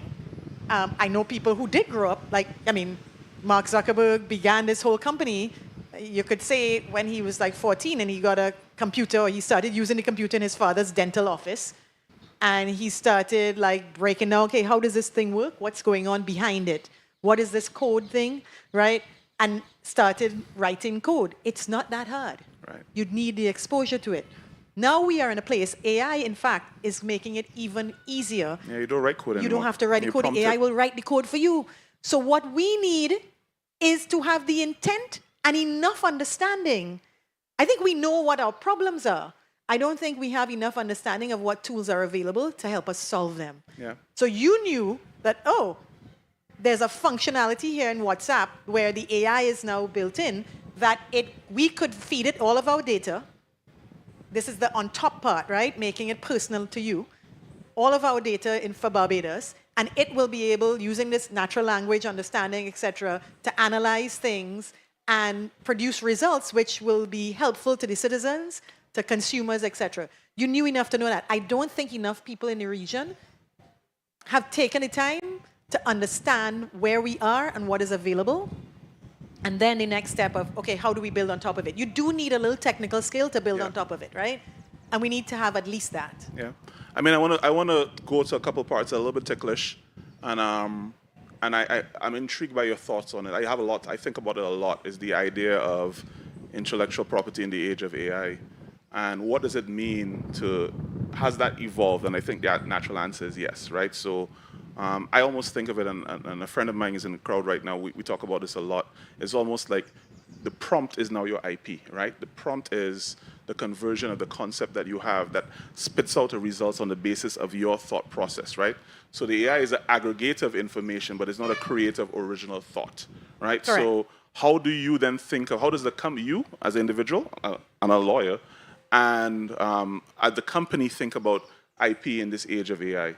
I think that is still developing because we are learning how people are using AI. Remember, you put it out in the world and you start to see, I saw yesterday a Nigerian artist developing with a Japanese, using the AI to create sort of a new form of their art, which is Japanese influence. Now we have access to everything, right? So you have an idea, you are the prompt. Right? It's your thoughts that are prompting. So this artist was like, I feel like my work with a Japanese bent is really the concept that I'm looking for. And the AI will pull in all of that material and merge it, present it to you. Now you get to respond to that. So you're able to create with like no boundaries. The question is then, okay, now this thing I've created, who does that belong to? Yeah. Who owns that? If we start off with a concept which is mine, but we take it in a different place, who owns that end result? I think all of this is stuff that people are still grappling with. Yeah. Countries are still grappling with it. I think a lot of the regulatory frameworks are still kind of nascent. Yeah. Principally because we are in a revolutionary, transformative moment. And people are still kind of harkening back to what they had. 100%. Right? What was copyright? What would it mean? Well, it meant a different thing when you couldn't just generate 100%. new work like that. And now you can. And so it's calling on us as well to respond with a flexibility, with an openness in this moment to then make the roadmap. We need new blueprints for how we operate. And I think those are still in development. But even that is opportunity, right? Even that, I think Yes, I think to about that a influence. lot, right? I used to have a design firm, and I thought about like what's the output of my work would be if I had this tool 10 years ago, right? And even then, the ideas were still the ideas. I think of this way. I think of the ideas are really the gold, and the capacity to do the ideas become the expression of the gold, right? Yeah. So, and you have tools available to you now that allow you to then translate your thoughts in a way that you simply couldn't before. Yes. But the goal is still in the thought, right? Yes. So, how do you then monetize that, own that in a world where that is murky? I think we're still figuring that out. We are. And I don't think there's any reason why the Caribbean can't take a stake in figuring that out, right? Absolutely. So building tools, building machines that ultimately track, hold, monetize, leverage this new moment of intellectual property in a way that the world needs, right? So Yeah. I think there's so many levels of opportunity. I'm really, really bullish and excited by the future, quite frankly. But we have to want to do it, and we have to take the time to do it. You have to do the learning to do it. My friend Van Jones had a quote I love. He always says that we know very well how to download apps, and we don't take the time to learn how to upload them, right? You need to take it. It's not a lot, but like, look, I struggle. I am not a technical person, God knows. I have put myself in this position now, but I'm a person who has a lot of ideas and things I want to talk about, and I love communicating with people, and I'll have an idea, and like how a musician will have a melody playing in their head, and then they'll be like, I had to get this down. And they will talk about how, I put it down on a track. Right? And they will have like tracks and demos there for years that they don't do anything with again. Or an artist might get out an easel, and I see a great artist sitting here, Sheena Rose, in the front there, and put something, and then you might come back to that painting for a while, but you had to get an idea. I am like that with ideas, with words, with thoughts, with concepts. And now I'm starting to use this technology. What I didn't like was the technical part, like editing that video, clipping it together, what lighting. Oh, good, I don't want to do that at all. People often say, oh, Maxine, you should do a podcast. I was like, if I could just show up and have the ideas and do the talk, but all the technical stuff, yes. Oh my gosh, I hate it. But in fact, with the AI, with the tools we have now, it's making it so much easier. I use an app called Edits, which is created by Meta, but where, I can talk in front of my phone, and it takes a video of me, and then I upload it into Edits. And in Edits, I can just say, take out the like silent moments, and it'll just do that. And I say, take the light to this. I can voice command. It's like amazing how much easier it is, so that my form of art and creativity becomes so much easier using these tools, which are available and free.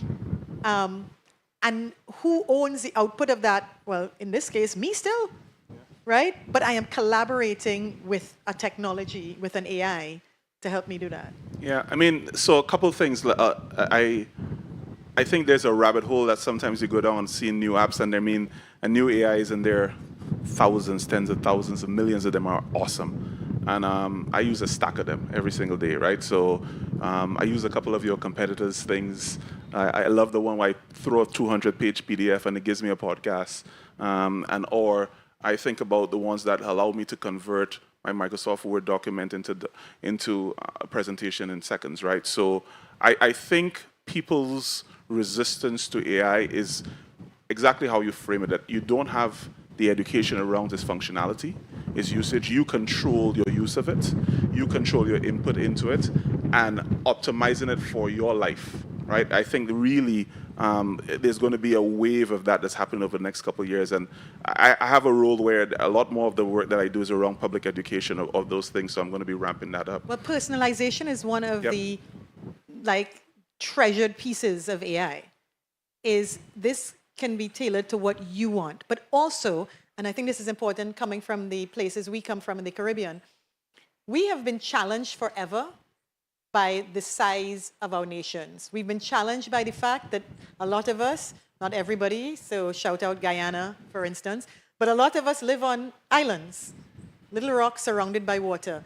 And our geographic, in some ways, isolation, the size, which is small, of our populations, has limited our ability to connect with, to share, even to build our businesses.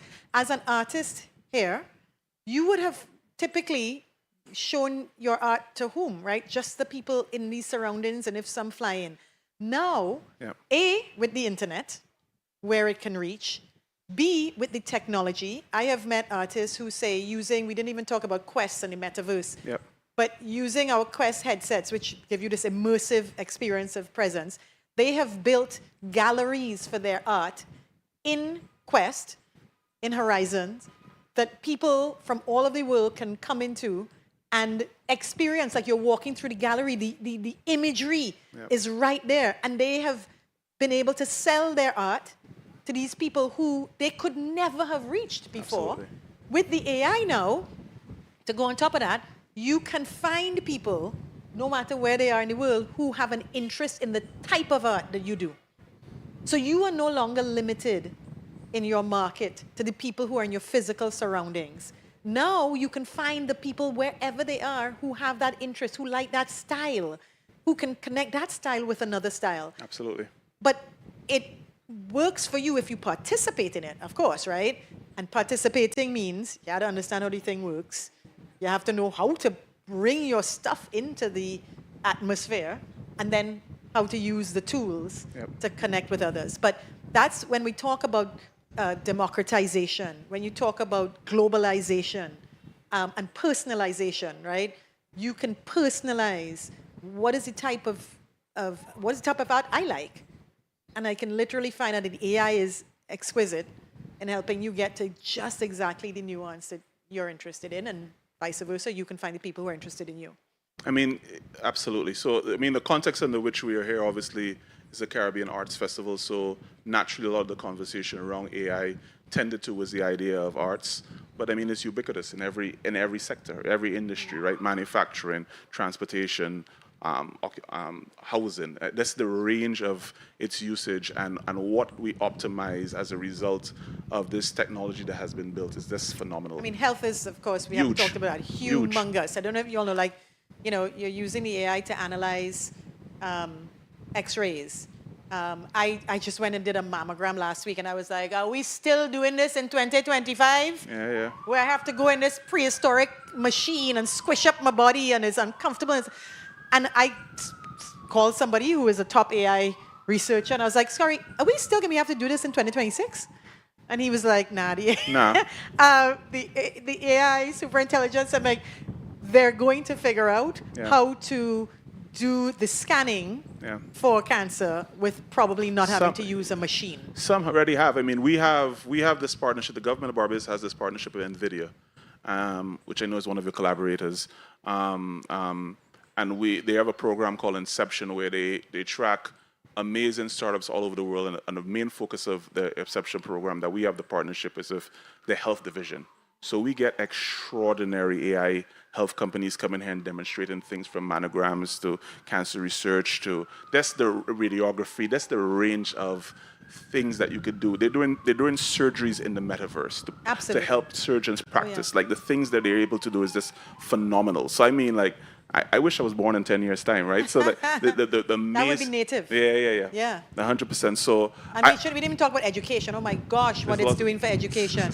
I'm very interested, for instance, in how we are losing potential in the region by not addressing learning differences early on. We have a significant number of people who learn differently, who do not learn in the same rote way that we have done forever. And we marginalize them and say, well, they're dunce, or they're bad, or they're problematic, they don't want to learn. And you know what happens at the end of that? If you do not invest now, you prosecute later. You're going to see people, you know, in prison, doing crime, they're not developing cognitively. But we could solve some of that if we addressed, first you have to identify what is the learning difference, and then address it. One of the bottlenecks on doing that is, well, we don't have enough teachers to teach in all the different ways that you would need to teach, because you might be dyslexic, but I might have dysgraphia, or I might be autistic, or this one might have ADHD, like all of the different ways, and then you need to have specialized, you know, individualized learning. Well, with the AI, now we are able at scale to do that. And so learning how to use this tool to solve some of our biggest problems 100%. Is something which, again, on us, we need to take the time to figure out. But yes, we have classrooms that are using Quest headsets. We have classrooms that are using AI. We have people who are not in classrooms. I know a South African company that developed an app for learning. Millions of people are using it now. And it'll do things like you're dyslexic, but it's going to, the AI again, is going to reformat the language, the text, in such a way that it is more comprehensible to you. You're trying to get to understanding and comprehension and cognitive development, right? Yep. However you get in there. And we're able now to personalize the learning. 100%. Individualize to, again, we back full circle. We might be also at time to realizing everyone's potential. Yeah, I mean, and that's the kind of a great space to end on, quite frankly, that in the context of, and we're right across the road from the Ministry of Education, was going through its massive education reform in Barbados at the moment. And the idea of having entrepreneurs, innovators, teachers, whoever, right, who are dabbling with open source tools to be able to solve problems from a micro scale for this kid in the class who's usually interested in go-kart racing and cricket, and I could give him compositions or math examples specific to his needs and help him get the context to understand the fundamentals. Or I'm going through specifically a case in a hospital in a small space where I don't have the radiologist or all those tools. I can leverage tools available to it. So the accessibility, despite being in a small space of this tool, again, I think is where we share our excitement around. So I really want to kind of let you lead and end on that note of really what your thoughts on the levels of optimism you have around kind of Caribbean futures with this tool, and what would you like to see, and what would you encourage people to come at you with? I encourage people to learn more and do more, take advantage of the opportunities we have and the access we have to these tools that could fundamentally improve the quality of our lives individually, nationally, and as a region. Thank you so much. That was awesome. Thank you.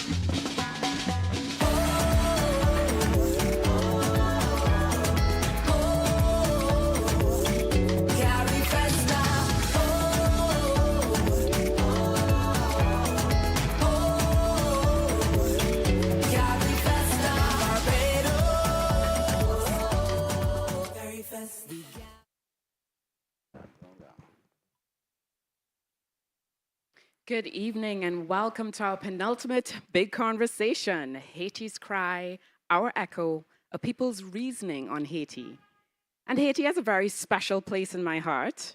Firstly, because I did a good portion of my research on Haiti and had the opportunity to visit with Saint Soleil, Artiste Résistance, and a whole slew of neighborhoods that do art. So they do art not just as a practice, but as a lifestyle. And I think that is one of the things that is so rich about Haiti. The intensity of the passion of the persons, the diligence.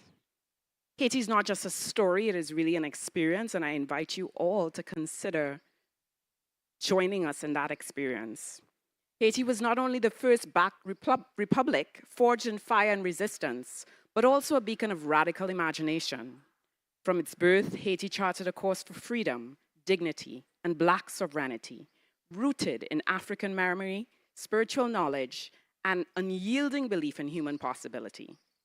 Haitian thinkers, artists, and leaders redefined universal human rights from the perspective of the oppressed, while diplomats and statesmen advanced anti-colonial and Black liberation struggles across the Americas, Africa, and beyond. And I can go on and on about Haiti, but tonight, we have a range of panelists who have been long doing the work of Haitian origin and also collaborators with Haiti. So to begin our panel, I'll invite Ms. Dr. Lisa Suarez to introduce a performer to start the conversation. Thank you, Dr. Barrow. This performance is a really important performance as it's from the Honorable Dr. Anthony Mighty Gabby Curto. So just to give a little bit about Mighty Gabby, of those who are not familiar with him from Barbados. So Mighty Gabby is a legendary Barbadian calypsonian and folk singer known for his sharp wit, sarcastic style, and powerful lyrics that often critique politics and social issues. Gabby has been a dominant force in the calypso world for over 4 decades.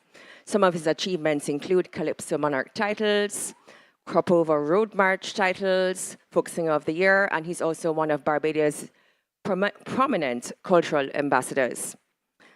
Gabby's music often reflects his strong national identity, commitment to social justice, and also he has an important dedication to mentoring young talent and promoting the art form of social commentary and believing in our Black identity for the future of future generations. So with that, Gabby, we welcome you to sing and share with us a tribute to Haiti, Haiti.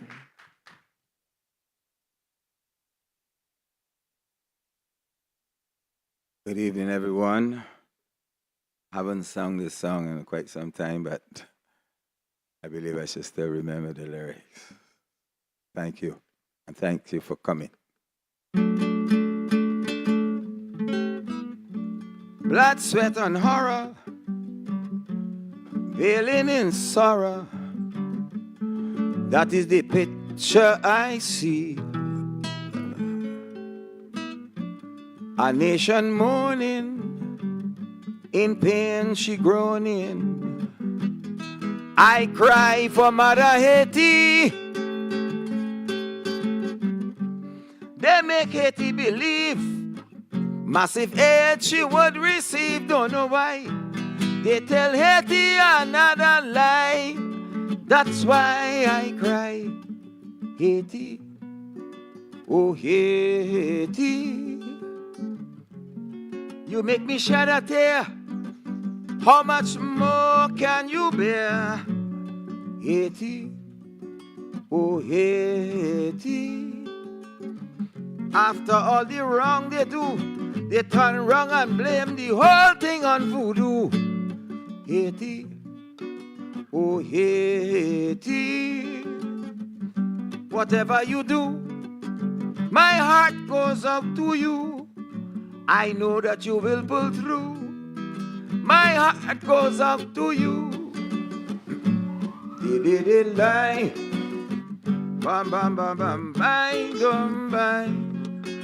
De little lie da ba da de da da da de da la ba dum be la de la da de do da de do da da. For 80 long years after independence, Europe will not trade with you. The USA too totally ignored you and broke your country in two. They brought their factories, paid you starvation salaries, then without shame claim Papa Doc was to blame. Man, they really make me shame. Haiti, oh Haiti, you make me shed a tear. How much more can you bear? Haiti, oh Haiti.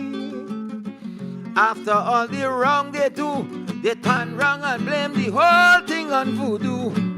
Haiti, oh Haiti. Whatever you do, my heart goes out to you. I know that you will pull through. My heart goes out to you. But it die, la da die, la la la la la la la, oh lo le, la da do do de do, dum by dum by dum by dum by dum be, la da de die, la la la la, a le le le, a la la la, le lo le lo lo le lo lo le lo. You make me so proud, I'll say it aloud. When you defeat Bonaparte, that wicked Napoleon, yeah, he was a demon. But you threw fear in his heart and caused him to depart. But Napoleon was very smart. Hit Haiti with a poison dart. Send you to hide it.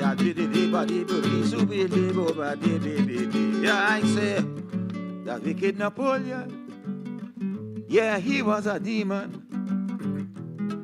And he put you in trouble too. And that's why I'm so proud, Haiti, this evening to sing about you. I say, Haiti, oh Haiti, you make me shed a tear. How much more can you bear? Haiti, oh Haiti. After all the wrong they do, they turn wrong and blame the whole thing on voodoo. Haiti, oh Haiti. Whatever you do, my heart goes out to you. I know that you will pull through. My heart goes out to you. Haiti, Haiti, Haiti. I love you, Haiti.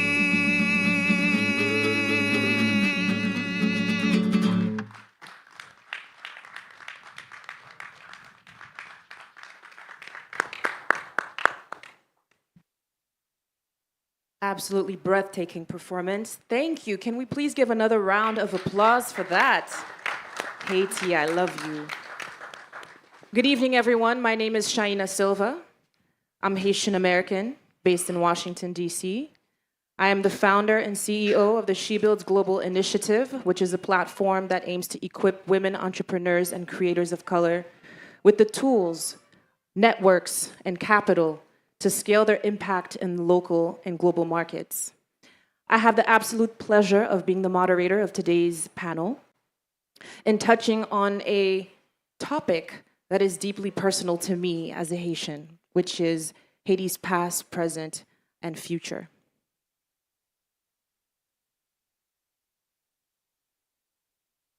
From its birth as the world's first Black republic, Haiti played a pivotal role in the fight for liberation in the 1800s, inspiring freedom movements across the Americas. Today, Haiti, as the country grapples with complex challenges, this conversation will invite us to examine its past, understand its present, and explore the possibilities for its future. I am thrilled to be joined by our esteemed panelists, whose expertise and experiences will guide us in this discussion and help us understand and reimagine Haiti's role in the Caribbean and the world. To my direct right, we have with us Margaret Prescott. A mi derecha tenemos a Margaret Prescott. Margaret Prescott Margaret is Prescott Barbados national from Lodge Road, Christchurch, es now de based in Barbados, California. de Christchurch, Lodge Road, que ahora está en California. She attended Girls Foundation School and is part of Global Women's Strike Working Group on Haiti. Ex estudiante de Foundation. For several decades, she hosted and produced the nationally syndicated public affairs show Sojourner Truth on Pacifica Radio. Ella producía un show en Pacific Radio. She is the author of Black Women Bringing It All Back Home. Es el autor de Black Women Bringing It All Home, Back Home. Margaret has worked in support of the grassroots movement for democracy for several decades. Ella ha apoyado los que trabajaban para varias décadas. She has been on the ground in Haiti on several occasions, including with U.S. Congresswoman Maxine Waters. Ha trabajado en varias ocasiones, incluyendo con Maxine Waters. Margaret's team were the first international journalists to be on the ground in La Saline following the notorious massacre there. Ella fue la primera periodista que estuvo en tierra después de el masacre en Salinas. The video she made in Haiti is available online entitled Massacres in La Saline. El video que hizo en aquel entonces se llama Masacre en Salinas. She is the daughter-in-law of CLR James, author of The Black Jacobin, about the Haitian Revolution. Es la yerna de CLR James, quien escribió Black Jacobins. It's an honor to have you here. Es un honor tenerla acá. Next to Margaret, Al lado de Margaret we have Monique Kleska. tenemos a Monique Kleska. Monique has been a leading voice in Haiti's pro-democracy, Ha sido una voz cantante en la democracia de Haití, pro-social justice, and feminist movements. en pro de la justicia social y el movimiento femenino. She is a feminista. member of the Civil Society Commission for a Haitian-led solution to the crisis. Es un miembro de la Comisión para la crisis en Haití.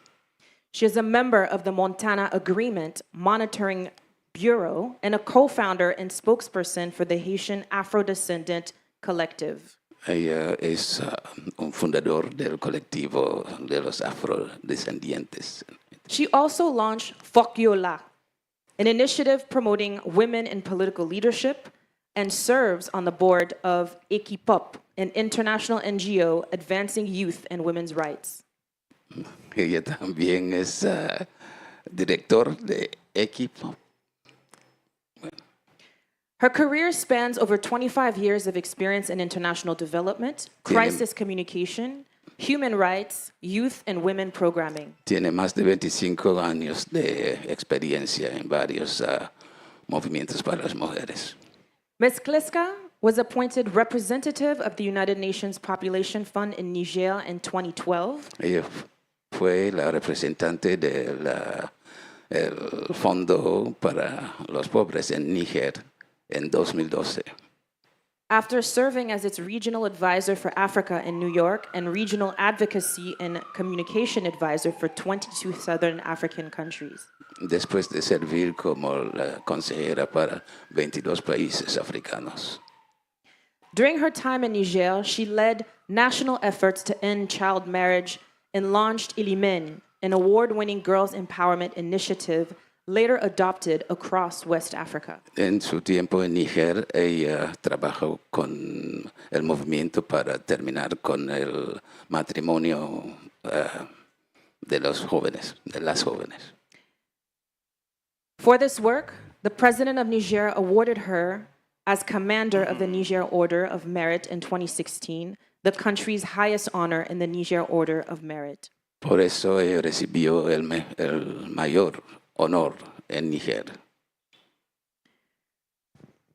Her writing has appeared in Foreign Affairs, The New York Times, America's Quarterly, Le Nouvelliste, to name a few. Ella ha escrito en varias revistas mundiales. She is the author of a novel, La Confession, Es la autora de la novela La Confesión, a collection of essays entitled Mosaic, varios ensayos que se llama Mosaic, and her forthcoming memoir, Silence and Résistance, Memoir of a Childhood in Haiti under Duvalier dictatorship, will be published in the fall 2025. Pronto va a publicar sus memorias, las memorias de una niña que creció durante el régimen de Duvalier. Ms. Pliska holds a bachelor's in philosophy from Howard University and a master's in journalism from Northwestern University Medill School of Journalism. Ella tiene un grado de varias universidades en los Estados Unidos. Welcome, Monique. Bienvenido. Vale. And finally, Y finalmente, on the right of Monique, a la Luis derecha, Felipe Pellicer Peñuela. Luis Felipe Pellicer Peñuela. Penguela, He is a Venezuelan historian, professor, and researcher. historiador venezolano y investigador. He holds a degree in history from the Central University of Venezuela Tiene un grado en historia de la Universidad Central de Venezuela and a master's in history of indigenous worlds from the University Pablo de Olvide, Spain. y una maestría de la Universidad Pablo Olvides en España. He is a founding member of the National History Center Él es miembro fundador del Centro de Historia Natural and the Network of History, Memory, and Heritage. y una red de historia y legado nacional. Professor Pellicer has held several key positions in national historical institutions, including president of the National History Center. Incluyendo ser presidente del Centro de Historia Nacional, ha tenido varias posiciones en historia. He's also been the director of the National Archives and academic vice rector of the National Experimental University of the Arts. También ha sido el director de los archivos. He is the author of numerous books, essays, and articles, amongst which his work Entre el Honor y la Pasión stands out. Es autor de varias obras y lo que destaca es Entre el Honor y La Pasión. la Pasión. Currently, he serves as full professor at the School of History of the Central University of Venezuela En este momento es coprofesor en la Escuela de Historia en la Universidad Central and as researcher at the Latin American and Caribbean Studies Center. y como investigador en el Centro Latinoamericano de Investigación. Welcome, Professor Pellicer. Bienvenido, profesor Pellicer. We have some heavy hitters on the panel today, as you've seen, with very, very powerful career trajectories. So we're going to dive into that. But before we do, we have a presentation from Monique that will share a bit of her creative work, which will be paired with her advocacy work. Como pueden ver, tenemos unas presentaciones muy fuertes, pero antes de eso, Monique nos va a hacer una presentación. Hello. Yeah. Do you hear me? Thank you. Thank you. I will set the stage through the lens of culture and creativity as asked by the organizers with an excerpt of my film, to my French ancestor, and then I will do a TED-style talk. So if they can run with the film, it's an excerpt, 5 minutes. Excerpt. Una película corta de 5 minutos. Thank you. Que quiero que comience. Mes amis, c'est pas pour mener chercher qui mettez moi là. Diagwe, agwe ta ou. Mes amis, c'est pas pour mener chercher qui mettez moi là. C'est bon Dieu avec Guinée qui mettez nous là. C'est grand-mère là avec Guinée qui mettez nous là. I knew the day would come when I would have to meet and question you. I knew I would have to learn to know you, to understand you, and even to accept you. You, the ancestor who came from so far away. That day has finally come.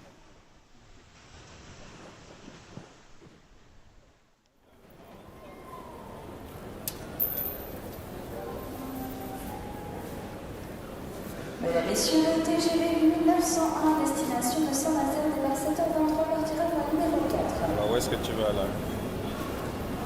Bon, là, je vais à Nantes. Nantes. Faire quoi? C'est une recherche. On va essayer d'avoir des informations sur notre aïeul, le premier Kleska à arriver en Haïti. Qui était ce monsieur et pourquoi il a été là-bas?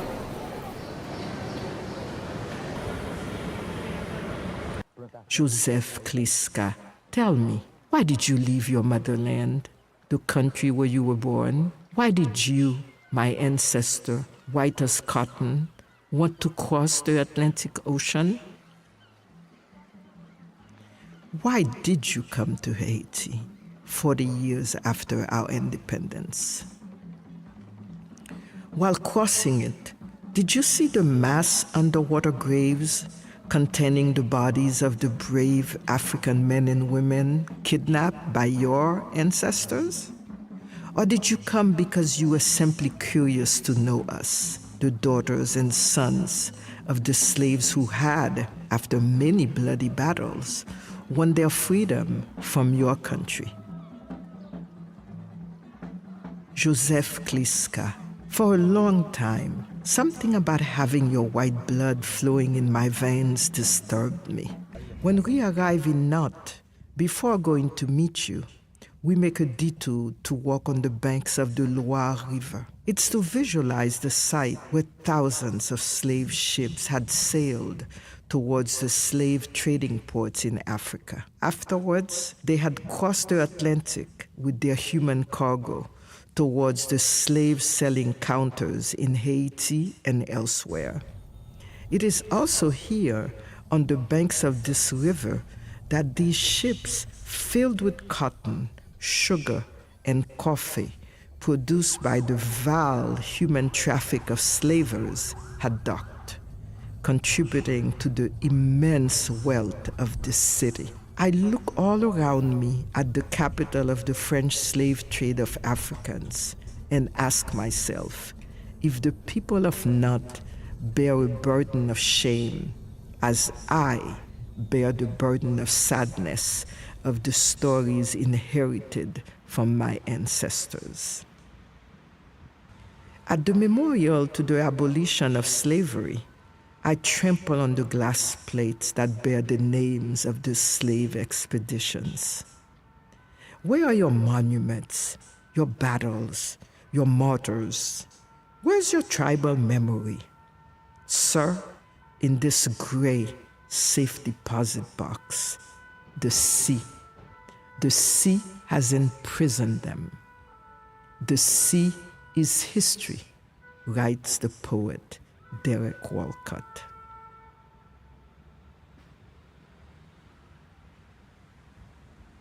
It is in this story, in this moment, that we finally meet. You, my French ancestor, and me, your black Haitian great-great-granddaughter. Agwe, God of the waters, tell them I forgive them.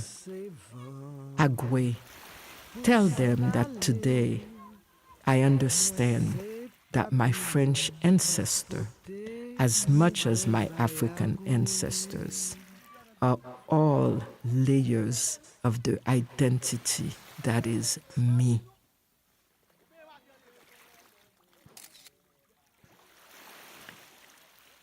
This cinematic letter is an artistic testimony.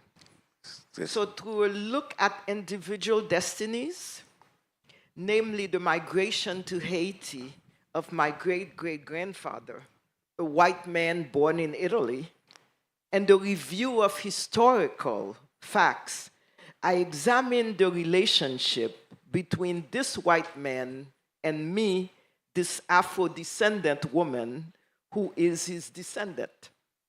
Here I am today, his Afro-descendant. Moving from the personal to the collective, this is also about transforming art into advocacy. This is about raising consciousness about the historical trauma of slavery, of colonization. And this is about the urgent need for a reckoning. In this case, I'm talking about the Republic of Haiti's demand for restoration, including restitution. Whereas my great-great-grandfather chose to migrate, my ancestors from Africa did not choose to migrate to Haiti. They were made captives and shipped under dire conditions to Caribbean shores and elsewhere. Today, I choose to speak about resistance, a major characteristic of our people and of our nation throughout history. During the Middle Passage, the seas crossed have our blood, for they contain the bodies and the blood of the warrior ancestors who fought the enslavers. Yes, the sea is our history of resistance.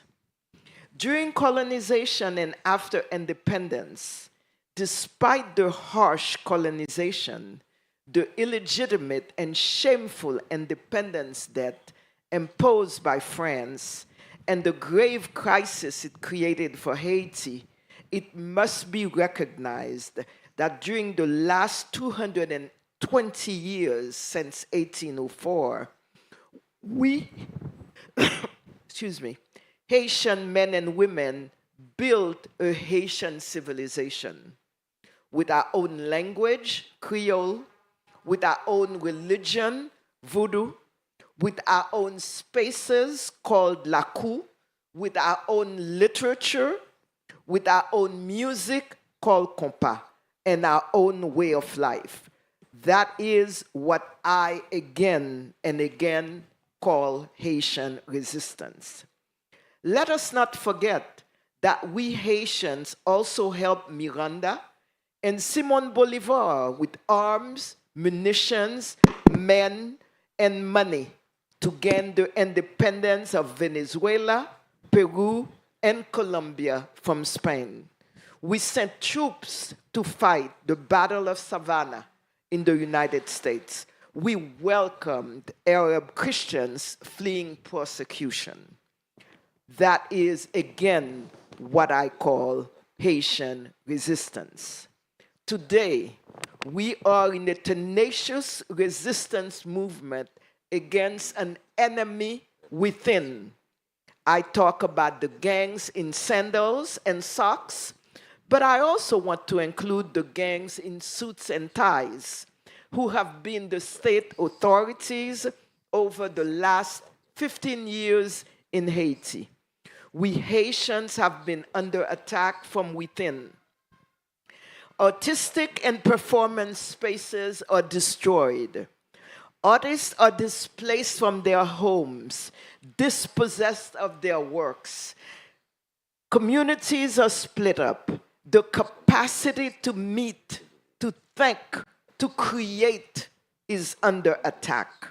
The gangs are systematically eliminating all the spaces and institutions that make independent thought, therefore creation, possible.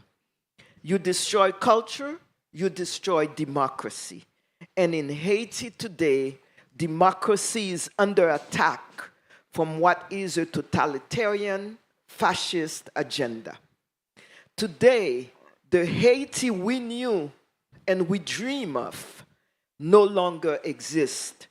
There is a new Haiti geography. One, there are the gang-controlled areas where the state barely exists. Girls and women are being raped. Children are prevented from going to school. Churches, schools, homes are being burned to the ground. There is also in the Haiti, the new Haiti, the area that we call the Grand Sud, the great part of the southern part of Haiti. There is also the northern Cape Haitian area, so far free of massive gang takeover. There are also new areas where the gangs replace the state. And you control culture, you control democracy, so there is none. The gangs promise the people liberation to the folks who live there while they are producing basically obedience, no freedom, or you die trying. We must ask some difficult questions today about Haiti. Who profits in the post-Haiti world if we no longer exist as we want? Who profits in the post-Haitian world when decisions are not made by Haitians, but by others? How can the Caribbean community favor this? We will need to rebuild what is being destroyed. What support can be provided? How can you support Haitian-led resistance movements in Haiti and in the diaspora? How can the Caribbean region reframe its relationship with Haiti? Today and the future, what we want is for our Haitian voices to be heard.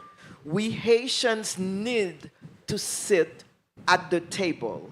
It is not up to OS or CARICOM or the United Nations to decide for us. My ask is that you be an echo chamber of Haitian voices, but not speak on our behalf.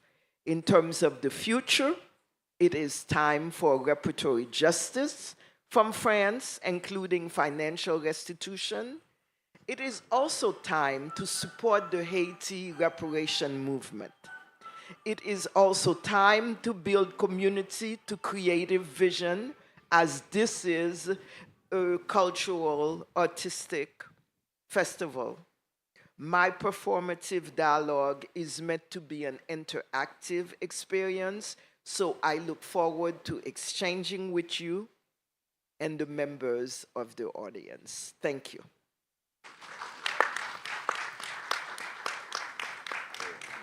Thank you, Monique, and thank you for such a moving piece. Gracias, Monique. That's taking us a little bit into your ancestry and tying what's something very personal to you as a tool for how we can apply it towards the collective. Now, Professor Pellicer, I understand you have a video also that needs to be shown.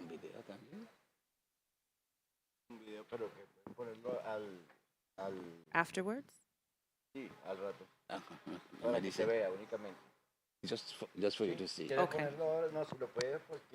If you want to put it It's now. possible. We have it ready. Tech team? Lo tienen listo. We have a video from Professor Pellicer that needs to be played in silent mode.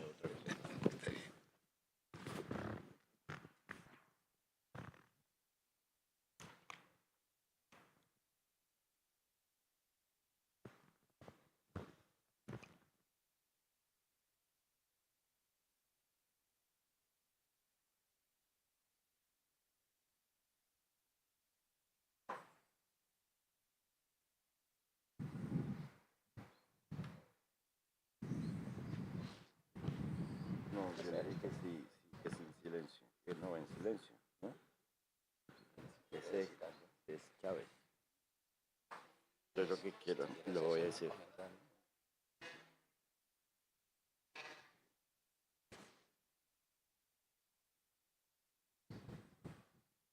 Eso, estamos en el 2007.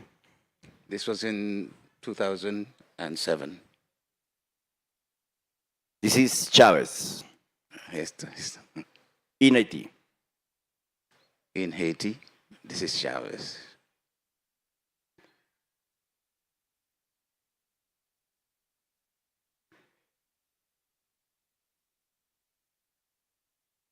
El pueblo de Haití, the Haitian people, gritando, shouting, y trotando, and jogging, con Chávez, along with Chavez, con la esperanza, with the hope de la redención de la revolución bolivariana.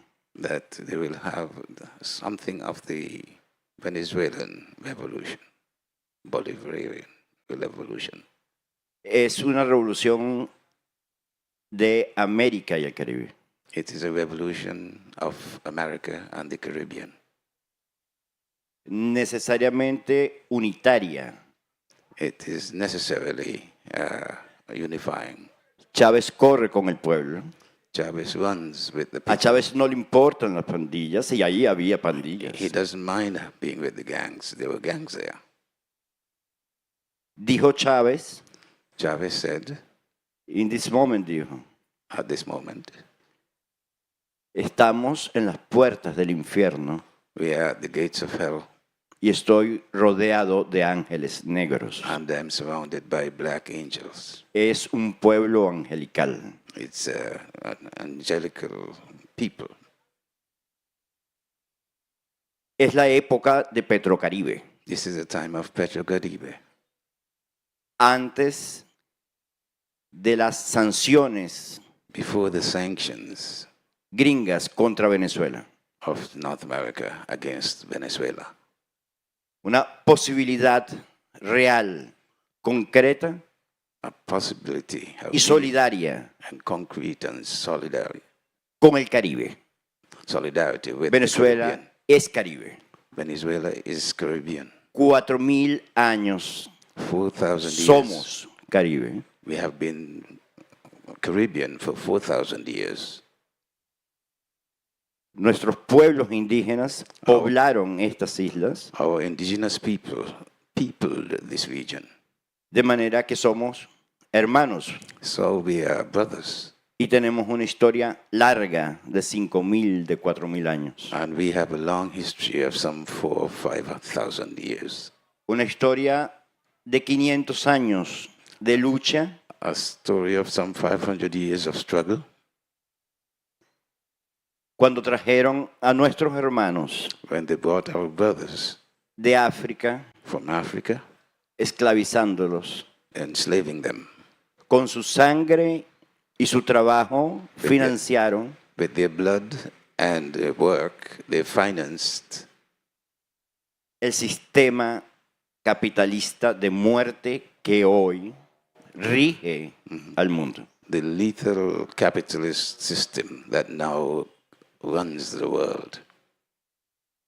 Hace un poco más de 200 años, Some 200 years ago, Bolívar llegó a Haití Bolivar arrived in Haiti y recibió el apoyo de Pétion. and he received the support of Pétion. Bolívar nombró a Pétion libertador de América Bolivar named Pétion the liberator of America porque sin la ayuda del pueblo de Haití, because without the help la América del Sur no fuera libre. Haiti, South America could not be.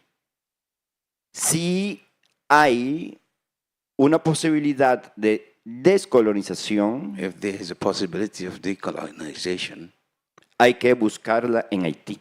you have to find it in Haiti.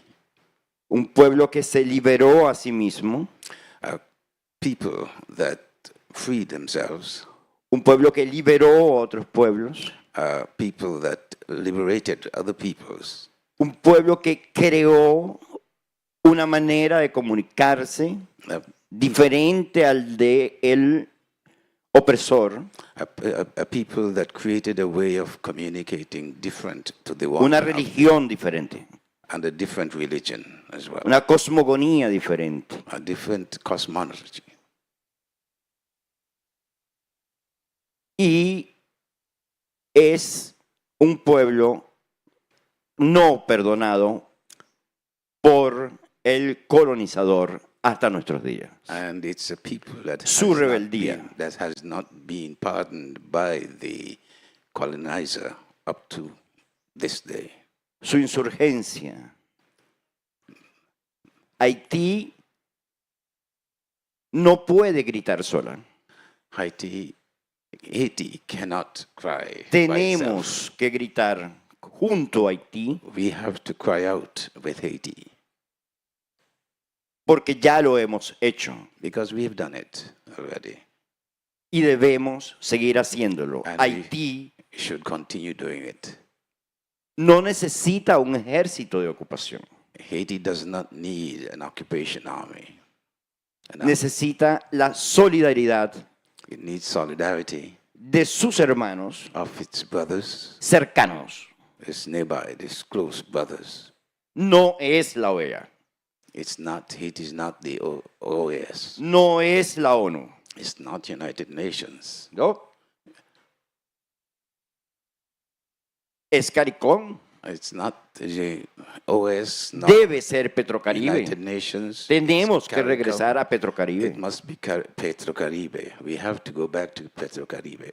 Es el ALBA, And it's ALBA, Alianza the de los Pueblos alliance of the peoples del Caribe of y the de América Caribbean del Sur, and South que son America. pueblos que comparten These are countries that share un pasado, a un past, presente a present, de sufrimiento, de alegría, suffering, of joys, pero también de esperanza, but also of hope de porvenir, in the future, en igualdad, en in equidad, equality, en respeto equity, in a mutual las respect soberanías. for the sovereignty. Venezuela siempre ha sido Venezuela has always been respetuosa de la soberanía de los respectful pueblos. of the sovereignty of the people. Nunca ha habido un gesto We have never had imperialista por parte del any pueblo venezolano. imperialist motives. El pueblo in venezolano Venezuela. se comunica con los pueblos Venezuelan people hermanos. communicate with their brother countries. El gobierno de Venezuela The respeta government a of los Venezuela gobiernos hermanos, respects their brother countries. independientemente de las diferencias, Despite porque differences, ese es el verdadero respeto. because that is real respect. Yo te amo en tu diferencia. I love you Yo te even with respeto your en tu differences. I respect you with your differences.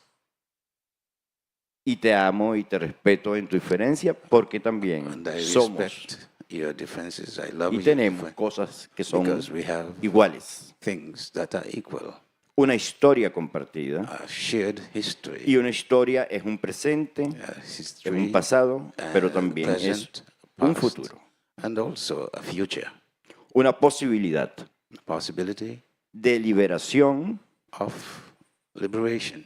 para hacerlo con Bolívar, To do it with con Pétion, Bolivar, con Pétion, Toussaint Louverture, with Toussaint Louverture, con toda América. with the whole of America. Tenemos que hacerlo soberanamente We have to do it in solidarity. desde nosotros y nuestras maneras de hacer las cosas Us and our way of doing things, y no desde la colonialidad and not from que todavía colonialism, quieren imponerle a nuestros pueblos still wants to impose on our people. por las buenas While y por it's las malas. good in a Con las good way or bad amenazas. way, with the threats, Amenazas, sanciones, threats, saqueo, que todavía looting persiste which en nuestros territorios continues y hacia nuestros pueblos. in our region. Tenemos que luchar juntos We must struggle y gritar together juntos and con Haití. together fight Y with solo Haiti, en la unidad no and hay only manera in de que unity. sea There is no way desunidos that se we pueda can be conseguir la verdadera soberanía e divided. We independencia cannot have sovereignty and independence. del pueblo latinoamericano y caribeño. Latin America and Tenemos la Cari- experiencia Caribbean, para we hacerlo. have the experience to fight Tenemos together. la voluntad We para have the hacerlo. will to fight together. Y tenemos el deseo And de hacerlo. we have the desire to do it. Gracias. Thank you very Muchas much. gracias.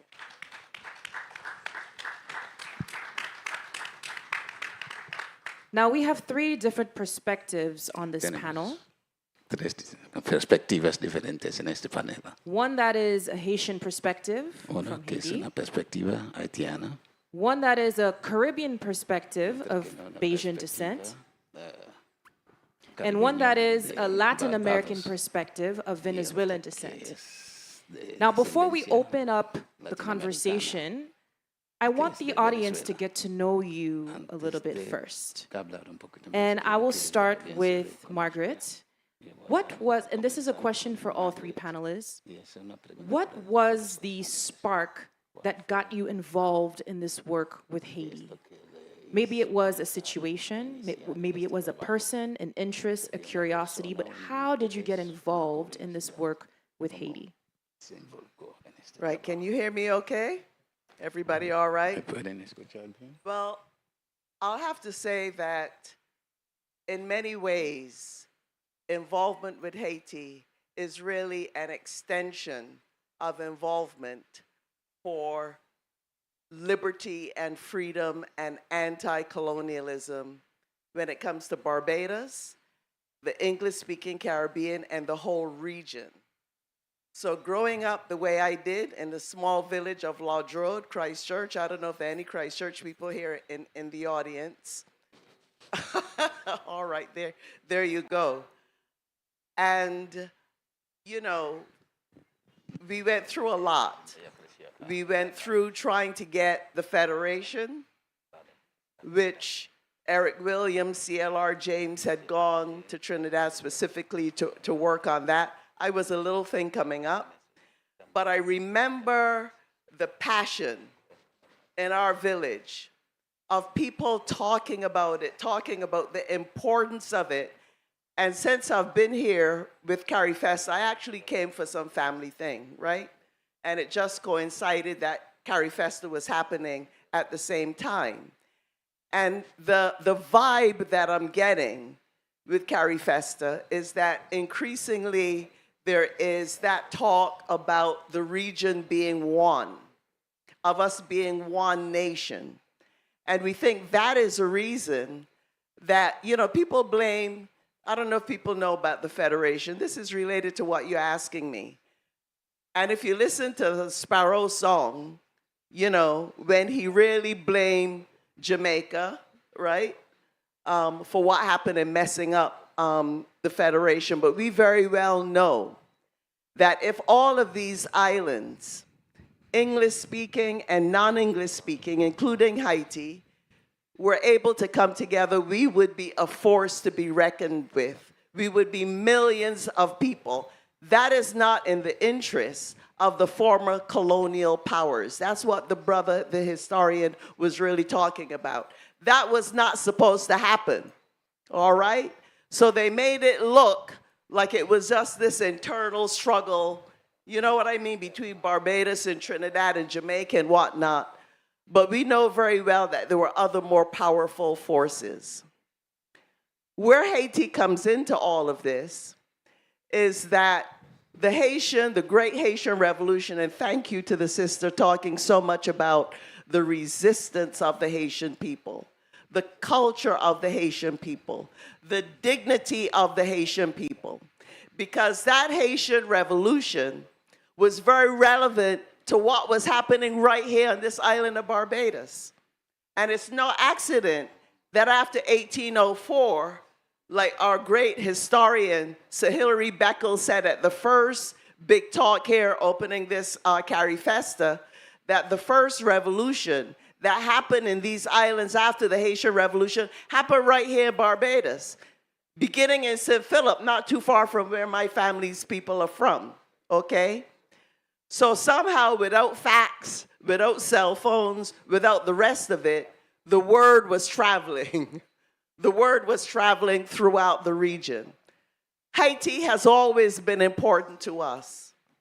And I would really hope that in the schools, in the universities, here in Barbados and these other islands, we understand and we learn a lot more about it, because without Haiti, what would have happened? They led the way to the ending of slavery, not only in Haiti, but throughout the whole of the Americas. You understand what a big thing that was?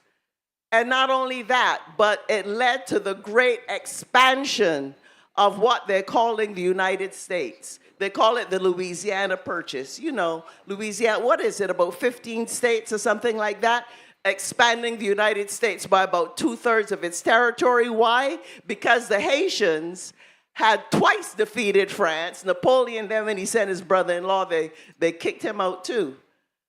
And that was part of France really leaving the Americas. So we all owe a great debt to Haiti.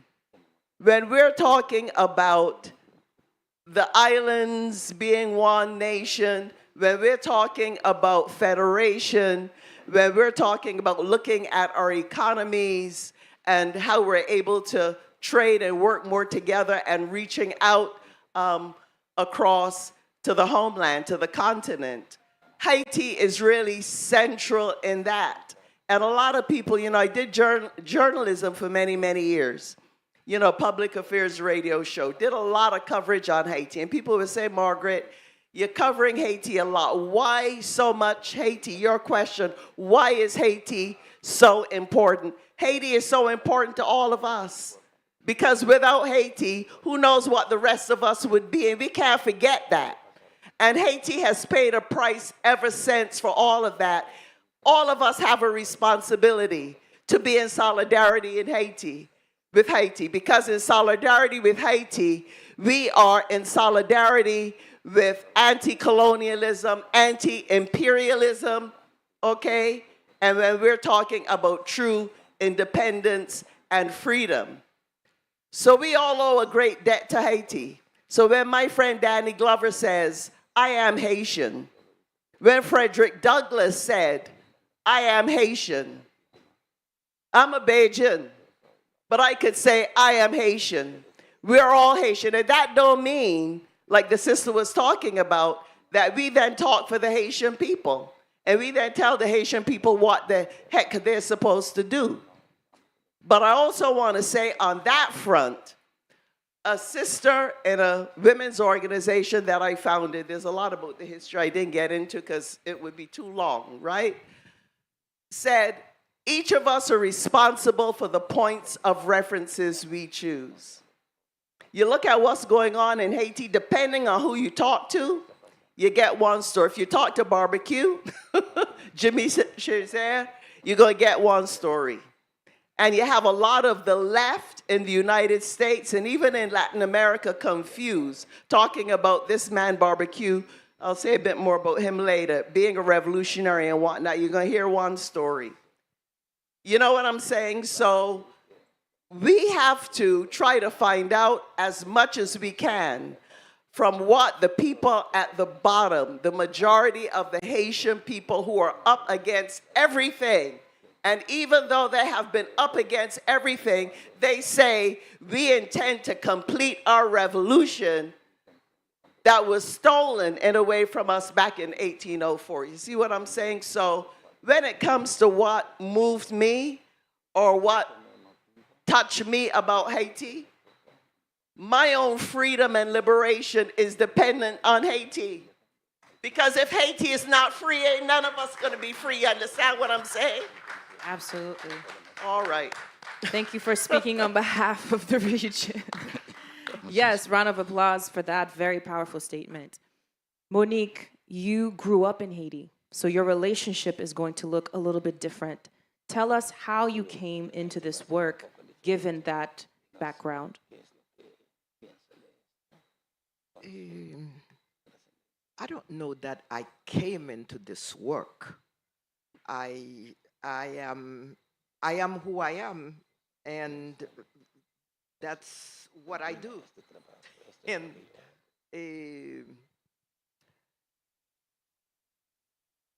I'm trying to kind of connect the dots from what the sister just said, and also what the professor said. There are a few things that I want to say linked to that. One of them is undeniably everything that has been said about Haiti is very true. However, today, to me, I really want to come to today, because today we are going through practically an existential crisis. And I think it's important to kind of put some, bring some attention, some more attention to that. There are some names that I don't mention, like the name that you mentioned a little while ago. I don't mention that because I really am into a resistance movement against fascism, against violence, against all that is oppressing us right now.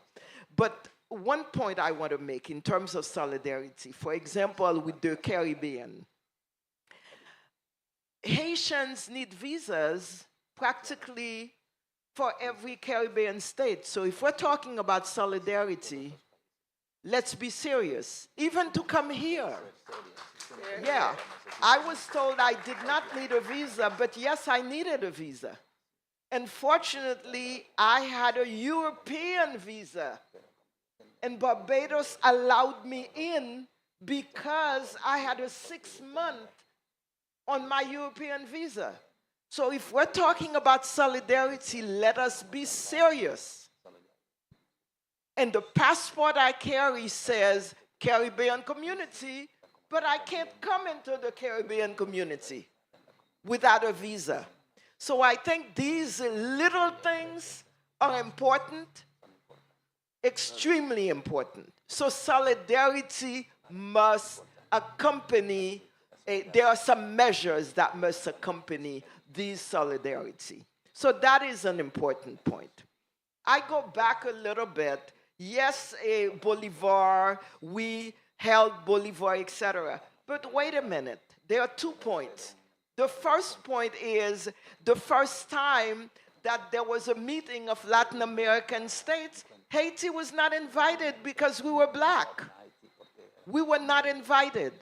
Granted, today what had happened a few years ago in terms of the Petrocaribe, we were given billions of dollars through the Petrocaribe Fund, and in large part because of President Hugo Chavez.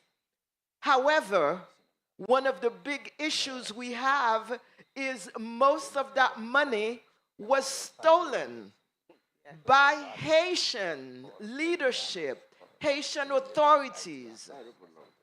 So, and there is still a lot of impunity going on because we still don't know. We have ideas of who stole the money, and we say follow the money, but they are still the ones who are in power. So right now, we do not have, we are paying the debt because it was a loan. Venezuela lent us the money for social development, for education, for culture, for all of that. But none of that happened because they stole the money. So there is, I believe we can talk about the solidarity, but we really need to face up to the fact that there is a huge governance problem in Haiti, and it is man-made by us as well as by the international community. And yes, I do agree, and I did mention that in terms of the UN is not going to resolve our problems. OAS certainly is not going to resolve our problems. And CARICOM, where is CARICOM in that? What is the role of CARICOM? And it's not very clear to us. Is our interest being put in on the top on priority? It is not clear to us in terms of Haitian voices of resistance. And one last point that I want to make is that there is significant resistance in Haiti. There are groups of citizen groups, there are groups of neighborhood associations, there are civil society organizations. We are into resistance mode in Haiti. So I don't want to talk about the ones who are oppressing us or who are saying they are revolutionaries. This is bullshit.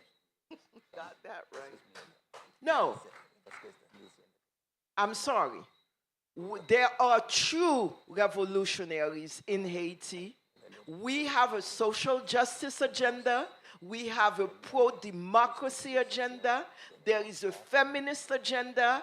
And there are social forces in Haiti right now that must be heard, that must be pushed, that must be supported, and these are the voices that I choose to talk about, that I choose to bring forward.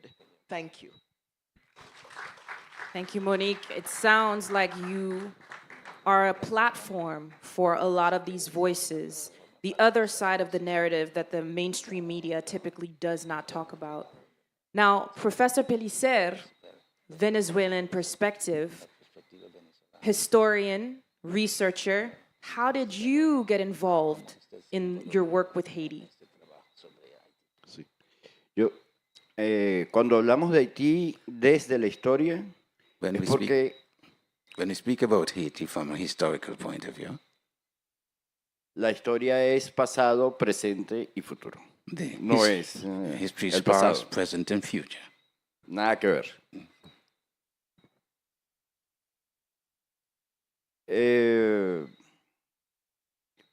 Pero el recuerdo de Bolívar para los venezolanos y las venezolanas, But the memory of Bolivar for la us, deuda de amor de Bolívar para los venezolanos y las the venezolanas, debt of love es presente. Bolivar is present for us. Es un legado It's heritage, something we inherited. que nos dejó Bolívar con That's el something pueblo de that Haití. Bolivar left with us. No para asistir ni para ayudar, Not to sino para attend, estar con el pueblo de Haití, quien estuvo con el pueblo but to be de with Venezuela. the people of Haiti No. who were with Bolivar. Perdóname que no lo mencioné, pero fue antes. Sorry if I didn't mention it before. 1795. Before José Leonardo 17, Chirino, José Leonardo negro Chirinos, de la serranía de Coro, black from Coro in Venezuela, que aprendió de la revolución who learned about the en Haití revolution in Haiti.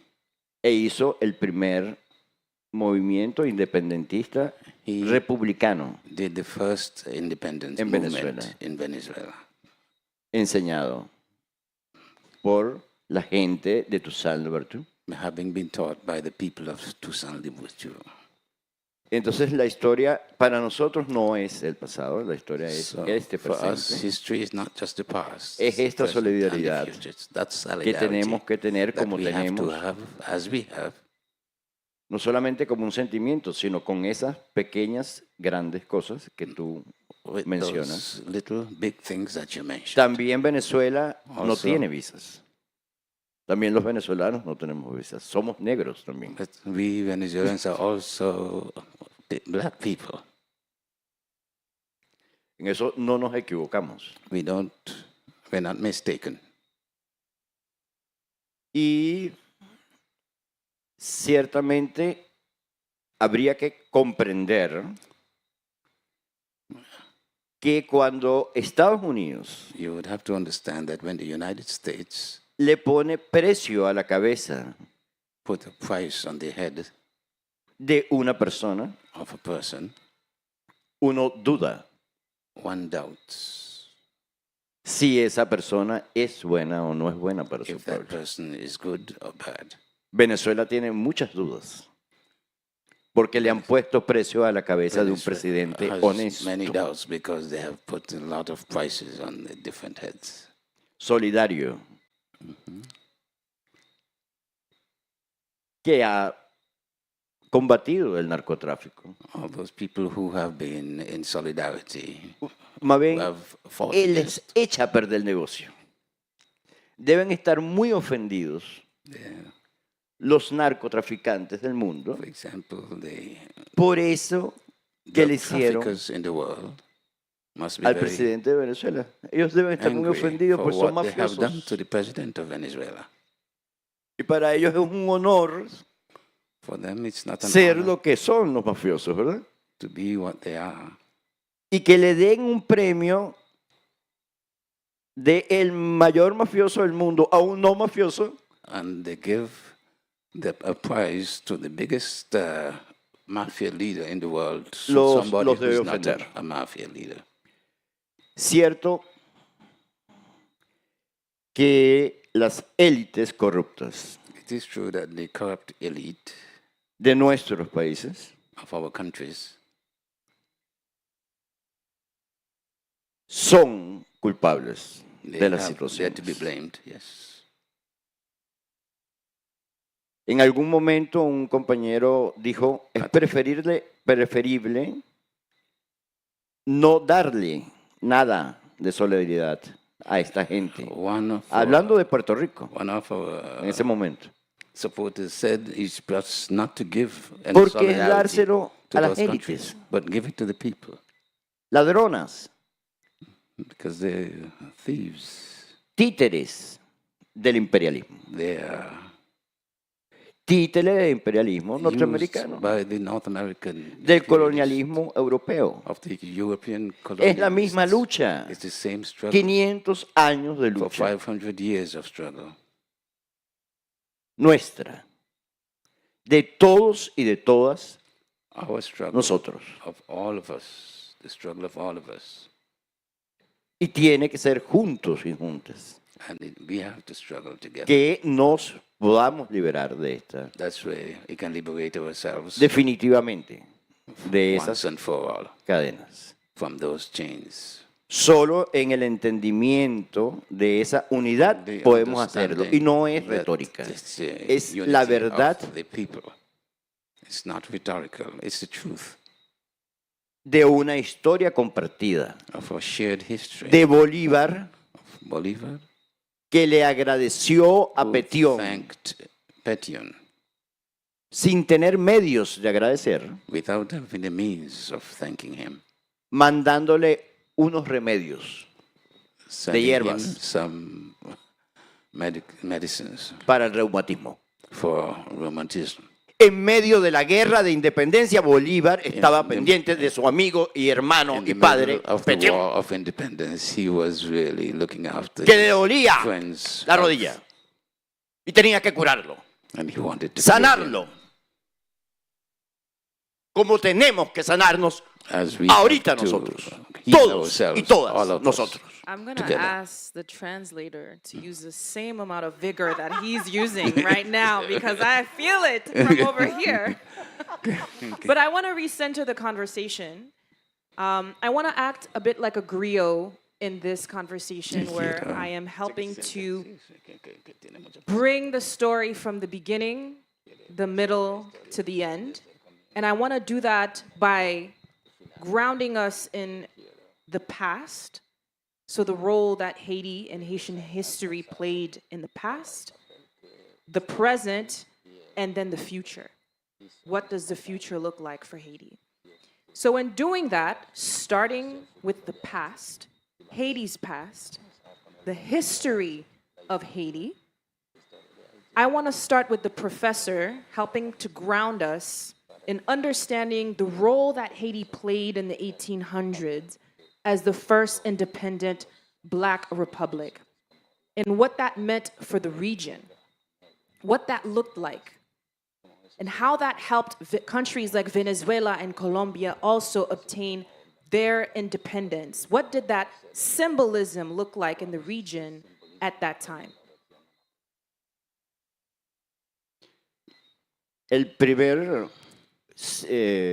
La primera manifestación The first manifestation es el miedo is fear. a la revolución Fear of the revolution. de los negros. The revolution of the black people. En el mundo, Haití aterrorizó al mundo. In the world, Haiti put fear in the whole world. Blanco, The white world, dominador, which was dominating, esclavista, which colonizador. was enslaving and colonizing the other people. Bolívar sí entendió Haití. When Bolivar really understood Haiti, Petión le pidió a Bolívar una sola cosa. Petion asked Bolivar one single thing: Dale la libertad a los esclavos en cada pueblo que liberes. free the slaves in every country that you conquer. Bolívar cumplió su palabra. But Bolivar did what he was asked. Pidió, como por su propia vida, por la libertad de todos los esclavizados en el territorio de Colombia, la Grande. He asked for his own life. Instead, he offered to give his own life if he didn't get the freedom of the slaves in all the territories, like Colombia, for example. Pero no se nos olvide. But they didn't go along with it. Nos volvieron a esclavizar. They continued to enslave us. Tenemos que insistir We have to insist en la libertad como legado de Haití y como legado de Latinoamérica, de Bolívar, de Petión, de Toussaint Louverture, de nuestras mujeres y nuestros hombres, We have to insist that del pasado y del presente. liberty is an inheritance from our De people, Chávez, our country, our women, and from Chavez. Professor, so does this mean Eso significa that in a way, despite Haiti helping many of these Latin countries, there was a pesar betrayal? de que Haití ayudó a muchos, había traición. traición en Haití y traición en toda Latinoamérica. Traición al proyecto bolivariano de unidad latinoamericana. Okay. Yes, Traición. yes, there was that in Haiti and of the whole tradition of liberty in Latin America. I want to route the question to Monique from a different perspective. We're still in the past. We have not yet moved into the present. At the time of the Haitian Revolution, there were many women involved in the revolution, but so few of them have been documented as heroes. Can you center us around that narrative and what can be done to help bring those stories into the fore today, especially as an activist in human rights and women empowerment? I think that's kind of a hidden story of the Haitian Revolution, and perhaps it's a hidden story of all revolutions, because the patriarchal societies or the patriarchal domination is such. But we have, for example, with some colleagues, documented what we call the mothers of the nation.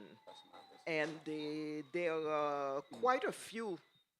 Cécile Fatma, there is also Marie-Louise, who was the wife of the Emperor Henri, le roi, l'empereur Henri in the north. There is also the wife of Dessalines. I forget the names now. Sorry, I wasn't prepared. Claire Heureuse, thank you very Claire much. Heureuse. Ah, there is the Haitian delegation behind. Thank you very much. Yes. And I wanted to, I will make a parenthesis afterwards. There is Catherine Flon, who sewed the flag. There is also the woman who was called, I'm having a senior moment now, in terms of picked up because Dessalines was assassinated. And there was a woman, Défilé, they called her Défilé La Folle, who picked up the body of Dessalines.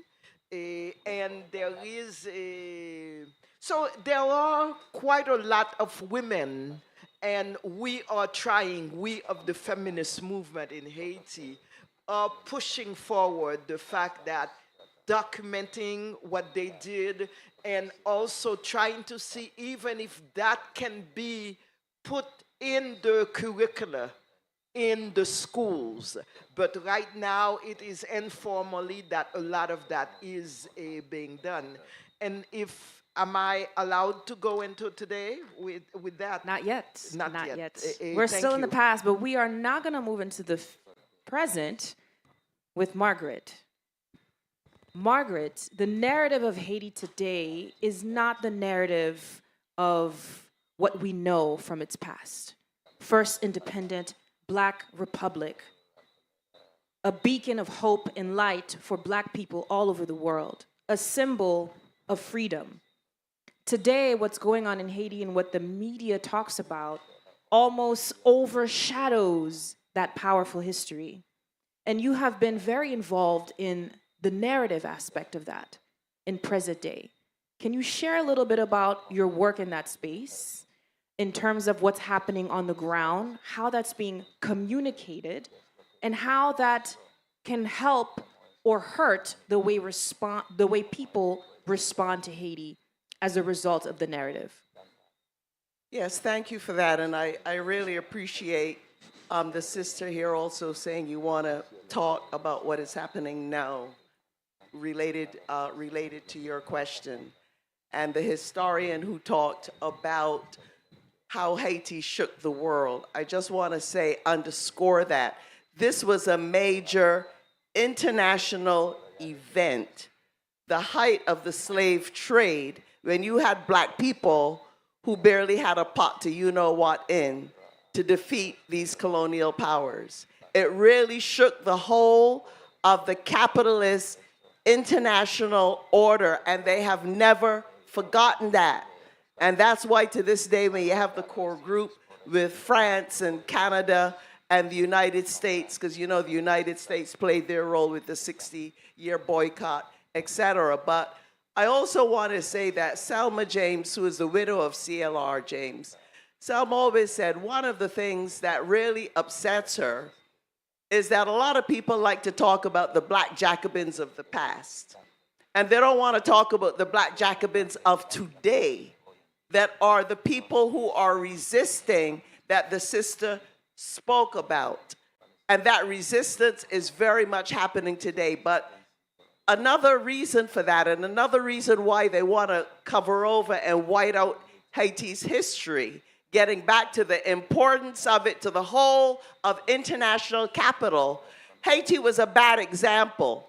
It was a bad example for the Irish, okay? Not only Black people, but people who are oppressed anywhere, who are saying, if the Haitians could do it, we could also do it. That can't happen. Another reason they wanted to crush the, the federation.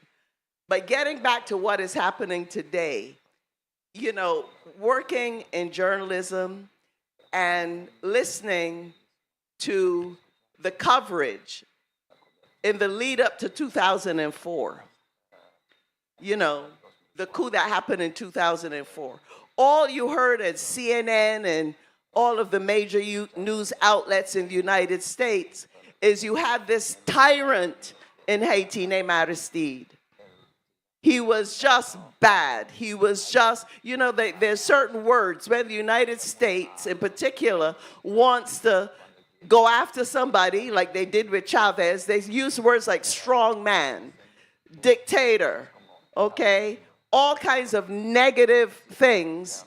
So people in the United States listening to that didn't have a clue about what was happening and what Aristide was actually trying to do and why he was elected with such a great majority of people. Okay, so there's a whole layer of propaganda that happens to confuse the Western world, to confuse the Caribbean region so that we don't know who's who and who to believe and who not to believe. Okay, the thing about just a quick story too. One of the trips I made to Haiti was part of a delegation that included Congresswoman Maxine Waters, right? Because a congresswoman was there, we were met at the airport by the U.S. Embassy, you know, the ambassador, you know, the officials, etc.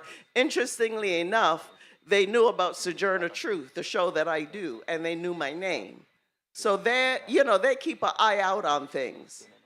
They had various meetings with the intelligence community and naval intelligence and this and that, and they brought them in because they're supposed to be briefing this U.S. Congresswoman, right? Then they wanted photo op, which I didn't want to have anything to do with because I wasn't going to show up in pictures with any of those people.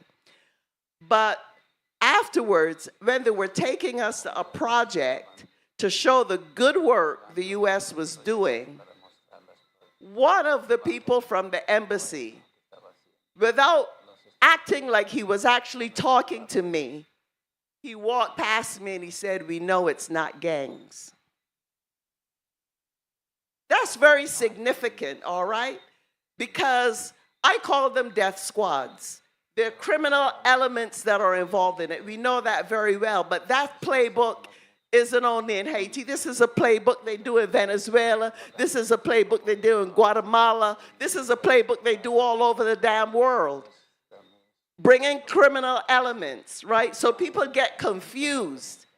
Is this a death squad? Are these death squads?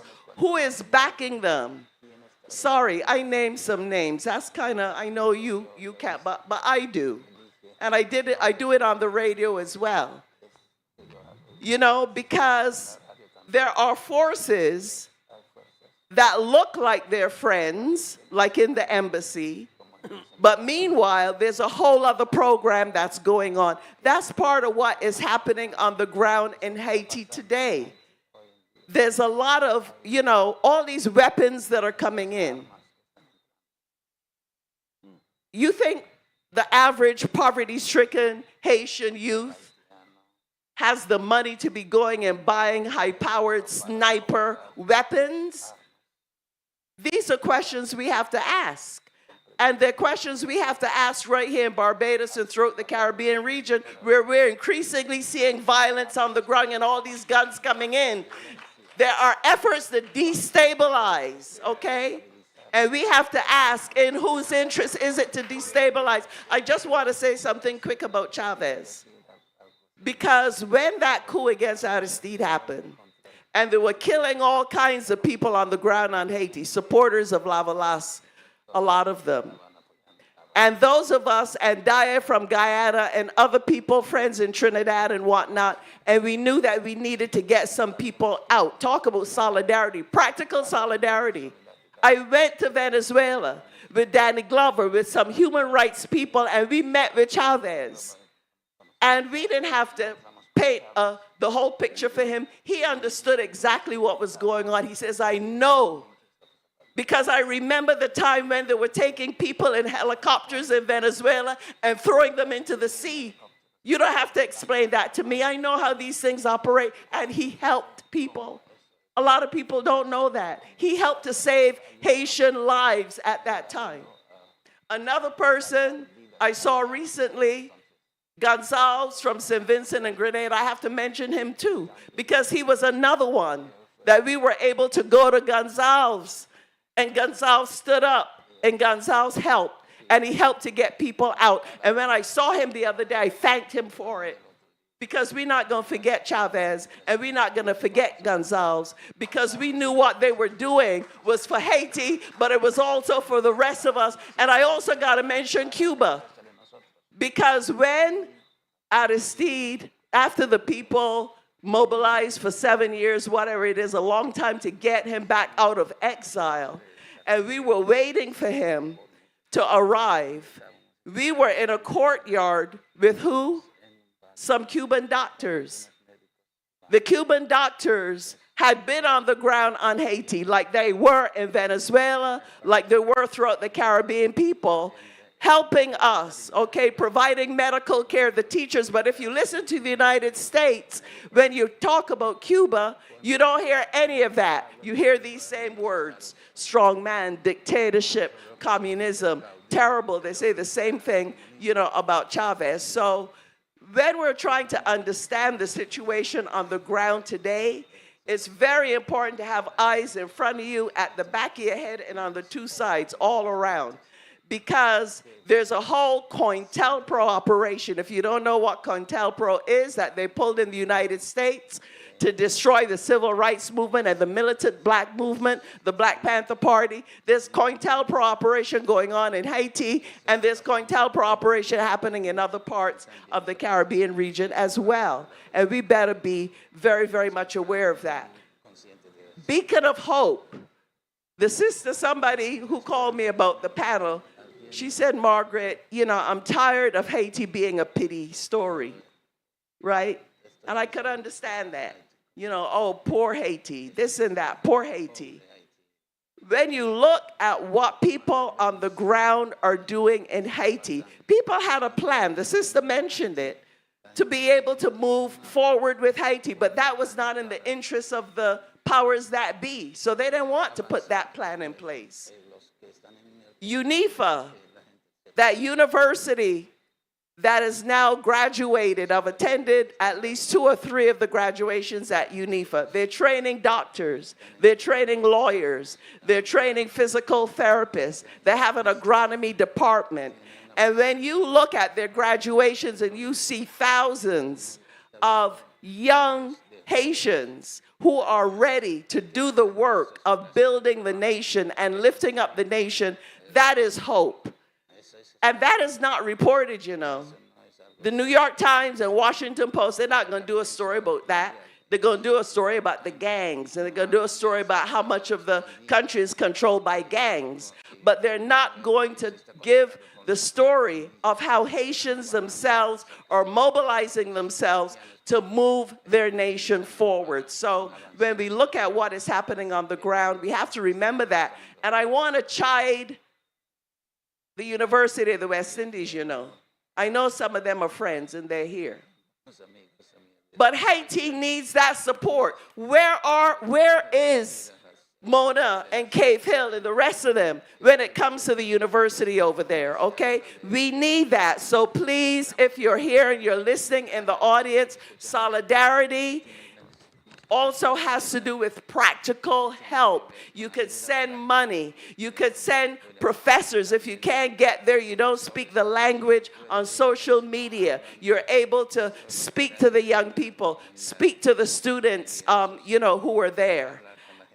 So I think that we have to look to the youth. We have to look for the positive things that are happening, the self-defense groups that people have organized against these death squads. There's also a lot of really bad reporting about them happening, right now, about they're worse than the gangs and the this and the that. Okay, and just 2 days ago, Trump is talking about now we need an occupying force in Haiti. So all of this is happening on the ground now, and I can't forget the Haitians who have fled for their lives or fled extreme poverty, who are now being deported by the United States, but not only that, throughout the Caribbean region. You talked about the visas, right? But how many Haitians are getting put out? So these are the challenges that we as Caribbean people, we can't just ignore. Talk. Yes. We can't talk. We have to take action. We have to move forward. I know I see you with the time over there. I didn't get to give an opening statement, but there are a couple of things that I really wanted to make sure to say. Absolutely. Okay? Absolutely. Practical solidarity, taking leadership and direction from the people on the ground who are working for democracy and who are working to complete their revolution. Absolutely. And so Haiti's present day narrative is very complex and layered. There's a lot happening that we know, there's a lot happening that we don't know. And the media, in a way, feels like it's been complicit in helping to tell a story that is not complete and certainly not of both sides. I want to switch it up a little bit, still staying in the present day, bringing Monique into this conversation. You've led national efforts in Niger to end child marriage and launch award-winning girls' empowerment initiatives. And you've seen how targeted programs can transform societies. Drawing on that experience, what do you see as the most urgent political and social challenges facing Haiti today, and how can similar strategies be applied to address them? Okay, thank you. You know, the first overwhelming challenge is security. We cannot go out of our homes. If you go to your home, there is the risk of kidnapping. There are so many people who have lost their homes, have lost the properties. There are over, according to statistics, 1 million people who are displaced. And displaced means you are in your country, but you are removed from your home for various reasons. But the particular reason is security. So the overwhelming challenge in Haiti right now is, how do you get security in the area, in the west area, which is about where about 1/3 of the population is, to the Tibonite area, particularly the Rice Belt, and to the Plateau Central area, which leads to the Dominican Republic and leads to the northern part. So these are threats that are there, meaning they are in the Plateau Central and they may move forward. So that is the overwhelming priority today. The second overwhelming priority is humanitarian assistance. When you have close to 1 million people, that's almost 10% of your population, that is not home. And that is where what I mentioned with the mass manipulation of the gangs, where recently they told people, well, you can come back to Solino, you can come back to Delma with the people, you need to go back home. And a lot of them have said, let me try, but when you get there, your home is not there. Even the roof has been taken from some of the homes. So that is the overwhelming challenge in terms of humanitarian assistance. What do? You have children who have not gone to schools for 2 years, for 3 years. What do? You have thousands of girls and women who have been raped, and they are continuing to be raped every day. And a lot of the rapes are gang rapes, and a lot of the rapes are in front of their family members. How do you get over that? How do you move forward with that? So humanitarian assistance needs are enormous. What do you do with that? And then you have this whole idea when people talk about security, it's like bringing arms, bringing mercenaries, whatever. But you have about 60% of the population that's under 24 years old. So there is a major challenge in terms of social injustice, in education, healthcare, job training, culture, you know, the cultural spaces to build community. So the needs are enormous. And we are talking about actually remaking a lot of, at least 1/3 of the country in terms of what has been destroyed. People have lost their homes, the homes that have been burnt. The Ministry of Education recently, just this week, a lot of the buildings were burned down. So you are talking about an area that is wiped out. You are talking about people who are lacking major necessities. So yes, we are into resistance mode. So we need that solidarity. We need to know that others can support us. And we need, bottom line, to define what is the way forward to get into a Haiti that we want, that is at peace. Because bottom line, in terms of the population, we have gangs, authorities, I said, in terms of suits and ties, as well as gangs in sandals, who are at war with us, the population. And bottom line, we don't know why. We don't know what we have done to be assaulted in this manner. So there are massive things that need to be done: security, humanitarian, social justice, and then just governance. Get honest people in government so that the money is not being stolen. There are huge justice needs. The justice system is broken up. So there are huge, you know, it's really kind of remaking. But then there are examples. There is Rwanda. Rwanda went through a genocide. And Rwanda is now really a kind of wonder in not only in Africa, but throughout the world. There are the Asian tigers. Singapore is one example. So we do have hope. We are not desperate in terms of the resistance movements that are going on. We are fighting. There are neighborhoods that are fighting.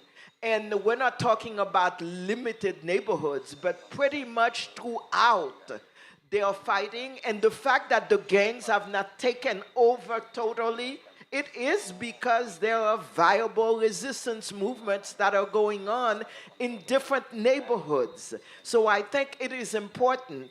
But the main problem is there political will with the authorities that are there, that I call the gangs in suits and ties, to resolve some of the issues? I am not sure that there is that. It sounds like there might be a need for a total reset. I work in the world of technology, and this sounds like reformatting the entire operating system completely. Absolutely.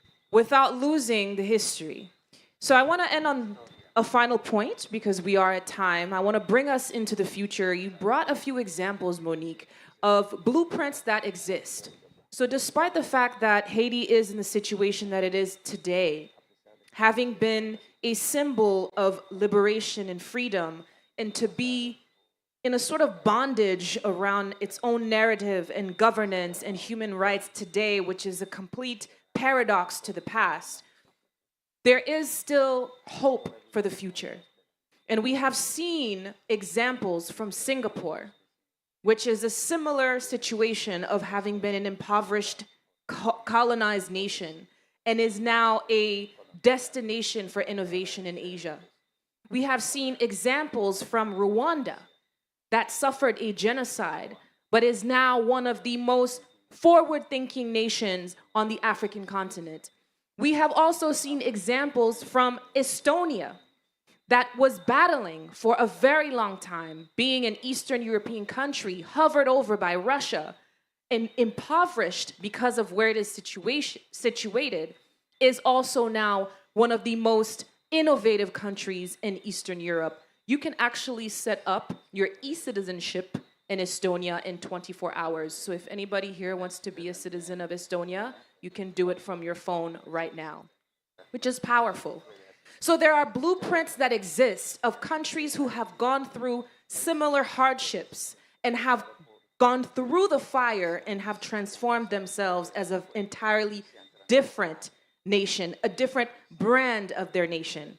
So I want to ask each of the panelists in a very short, very brief statement, how can we bring Haiti into the future?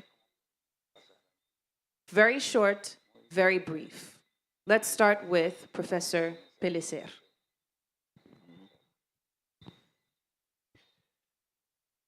Pasar al futuro de Haití con la solidaridad de los pueblos. Los comités de solidaridad con Haití en toda América Latina y el Caribe son muy importantes en este momento. It's very important to have solidarity of all these different forces of the peoples of Haiti in the Caribbean. Creo que es mientras el pueblo haitiano logra, por su parte, so long as the Haitian people, on their part, recuperar la legitimidad, manages to get back their legitimization. El pueblo haitiano tiene cómo hacerlo.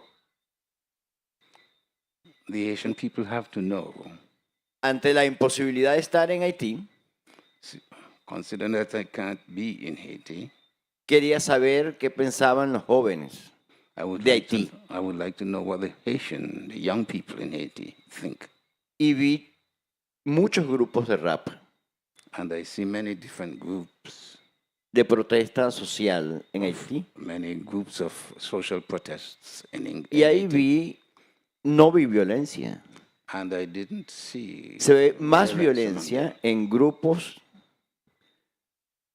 gringos, norteamericanos de esta música que en los grupos de rap haitiano. I see more violence among the groups, the young people groups in the United States than the rap groups in Yo recomendaría como uno de esos grupos recomienda. I would like to recommend, as one of the groups recommended, Cabeza Fría. Keep a cool head.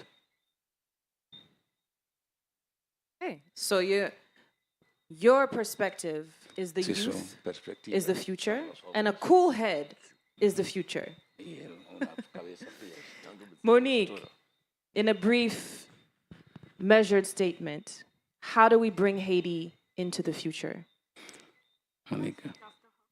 Sure. Margaret.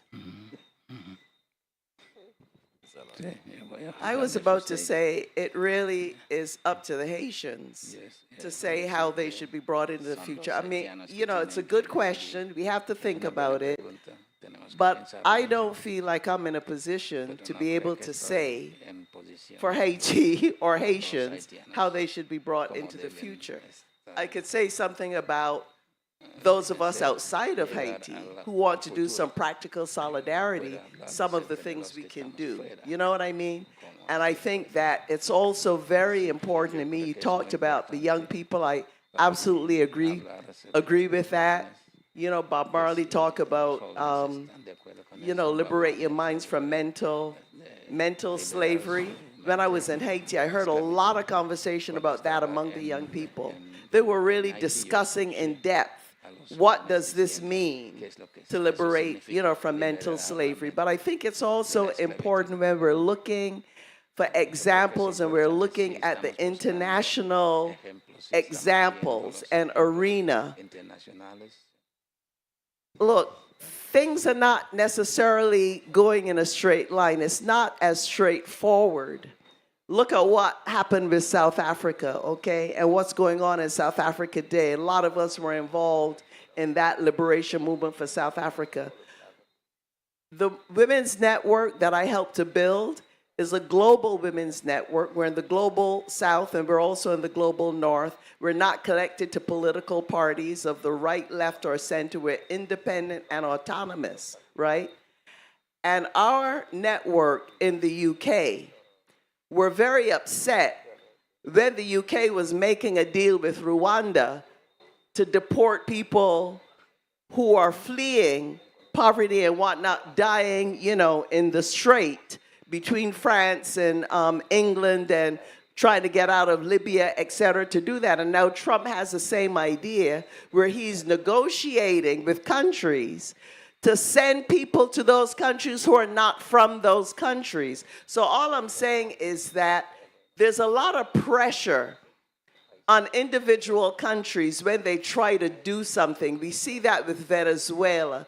We saw what happened with Allende in Chile. You try to do something, there's a lot of pressure on you. So, you know, victory is not always guaranteed.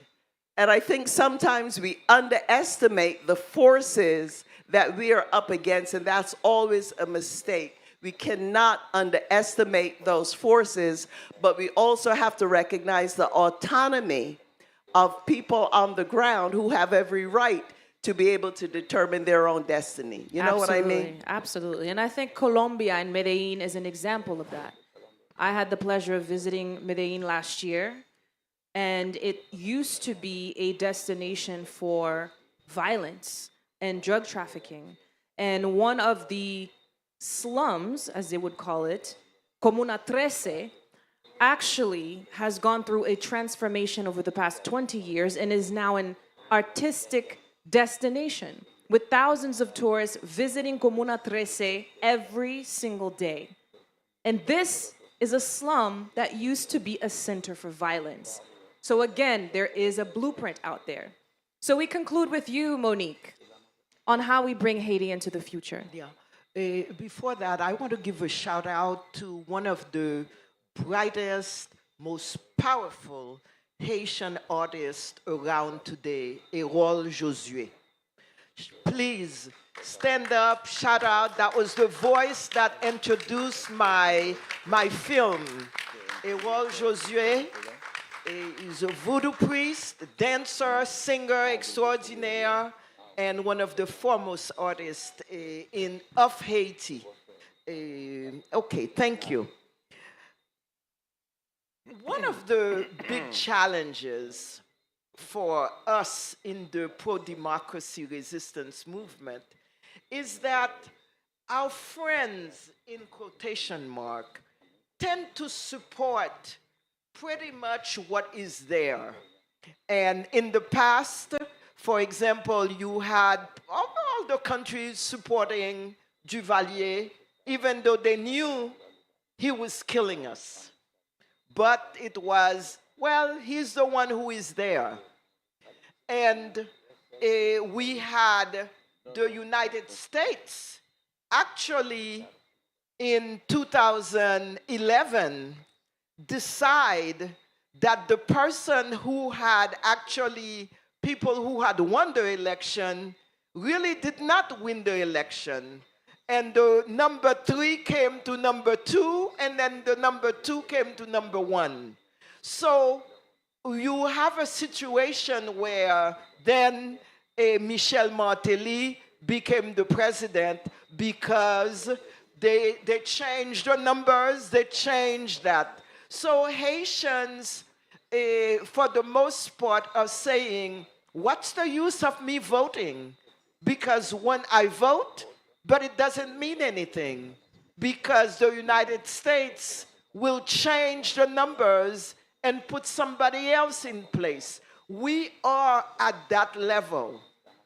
And so the support of other countries for leaders who have stolen money, who are killing people, who've had massacres on their watch, is still going on, and that is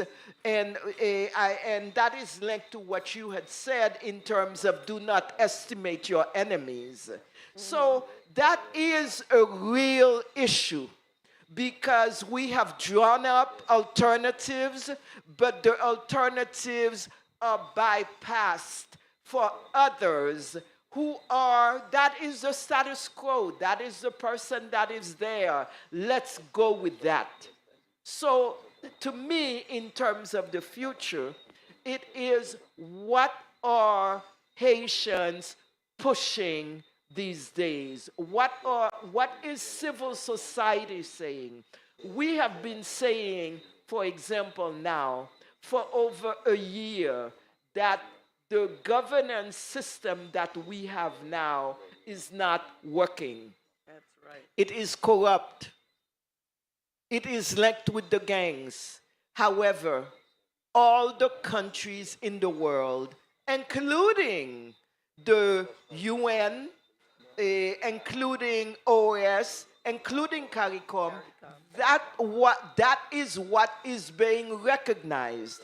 So it seems to me that the plans that we are drawing up, and we don't lose hope, but the plans we are drawing up in terms of social justice agenda, in terms of humanitarian, and also in terms of possible security, because we have been saying for 5 years, control the arms traffic.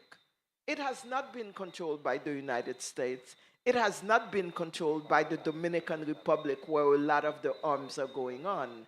So in terms of solidarity, I think one of the things that is important is stop saying Haitian-led and actually listen to it and actually push that agenda forward.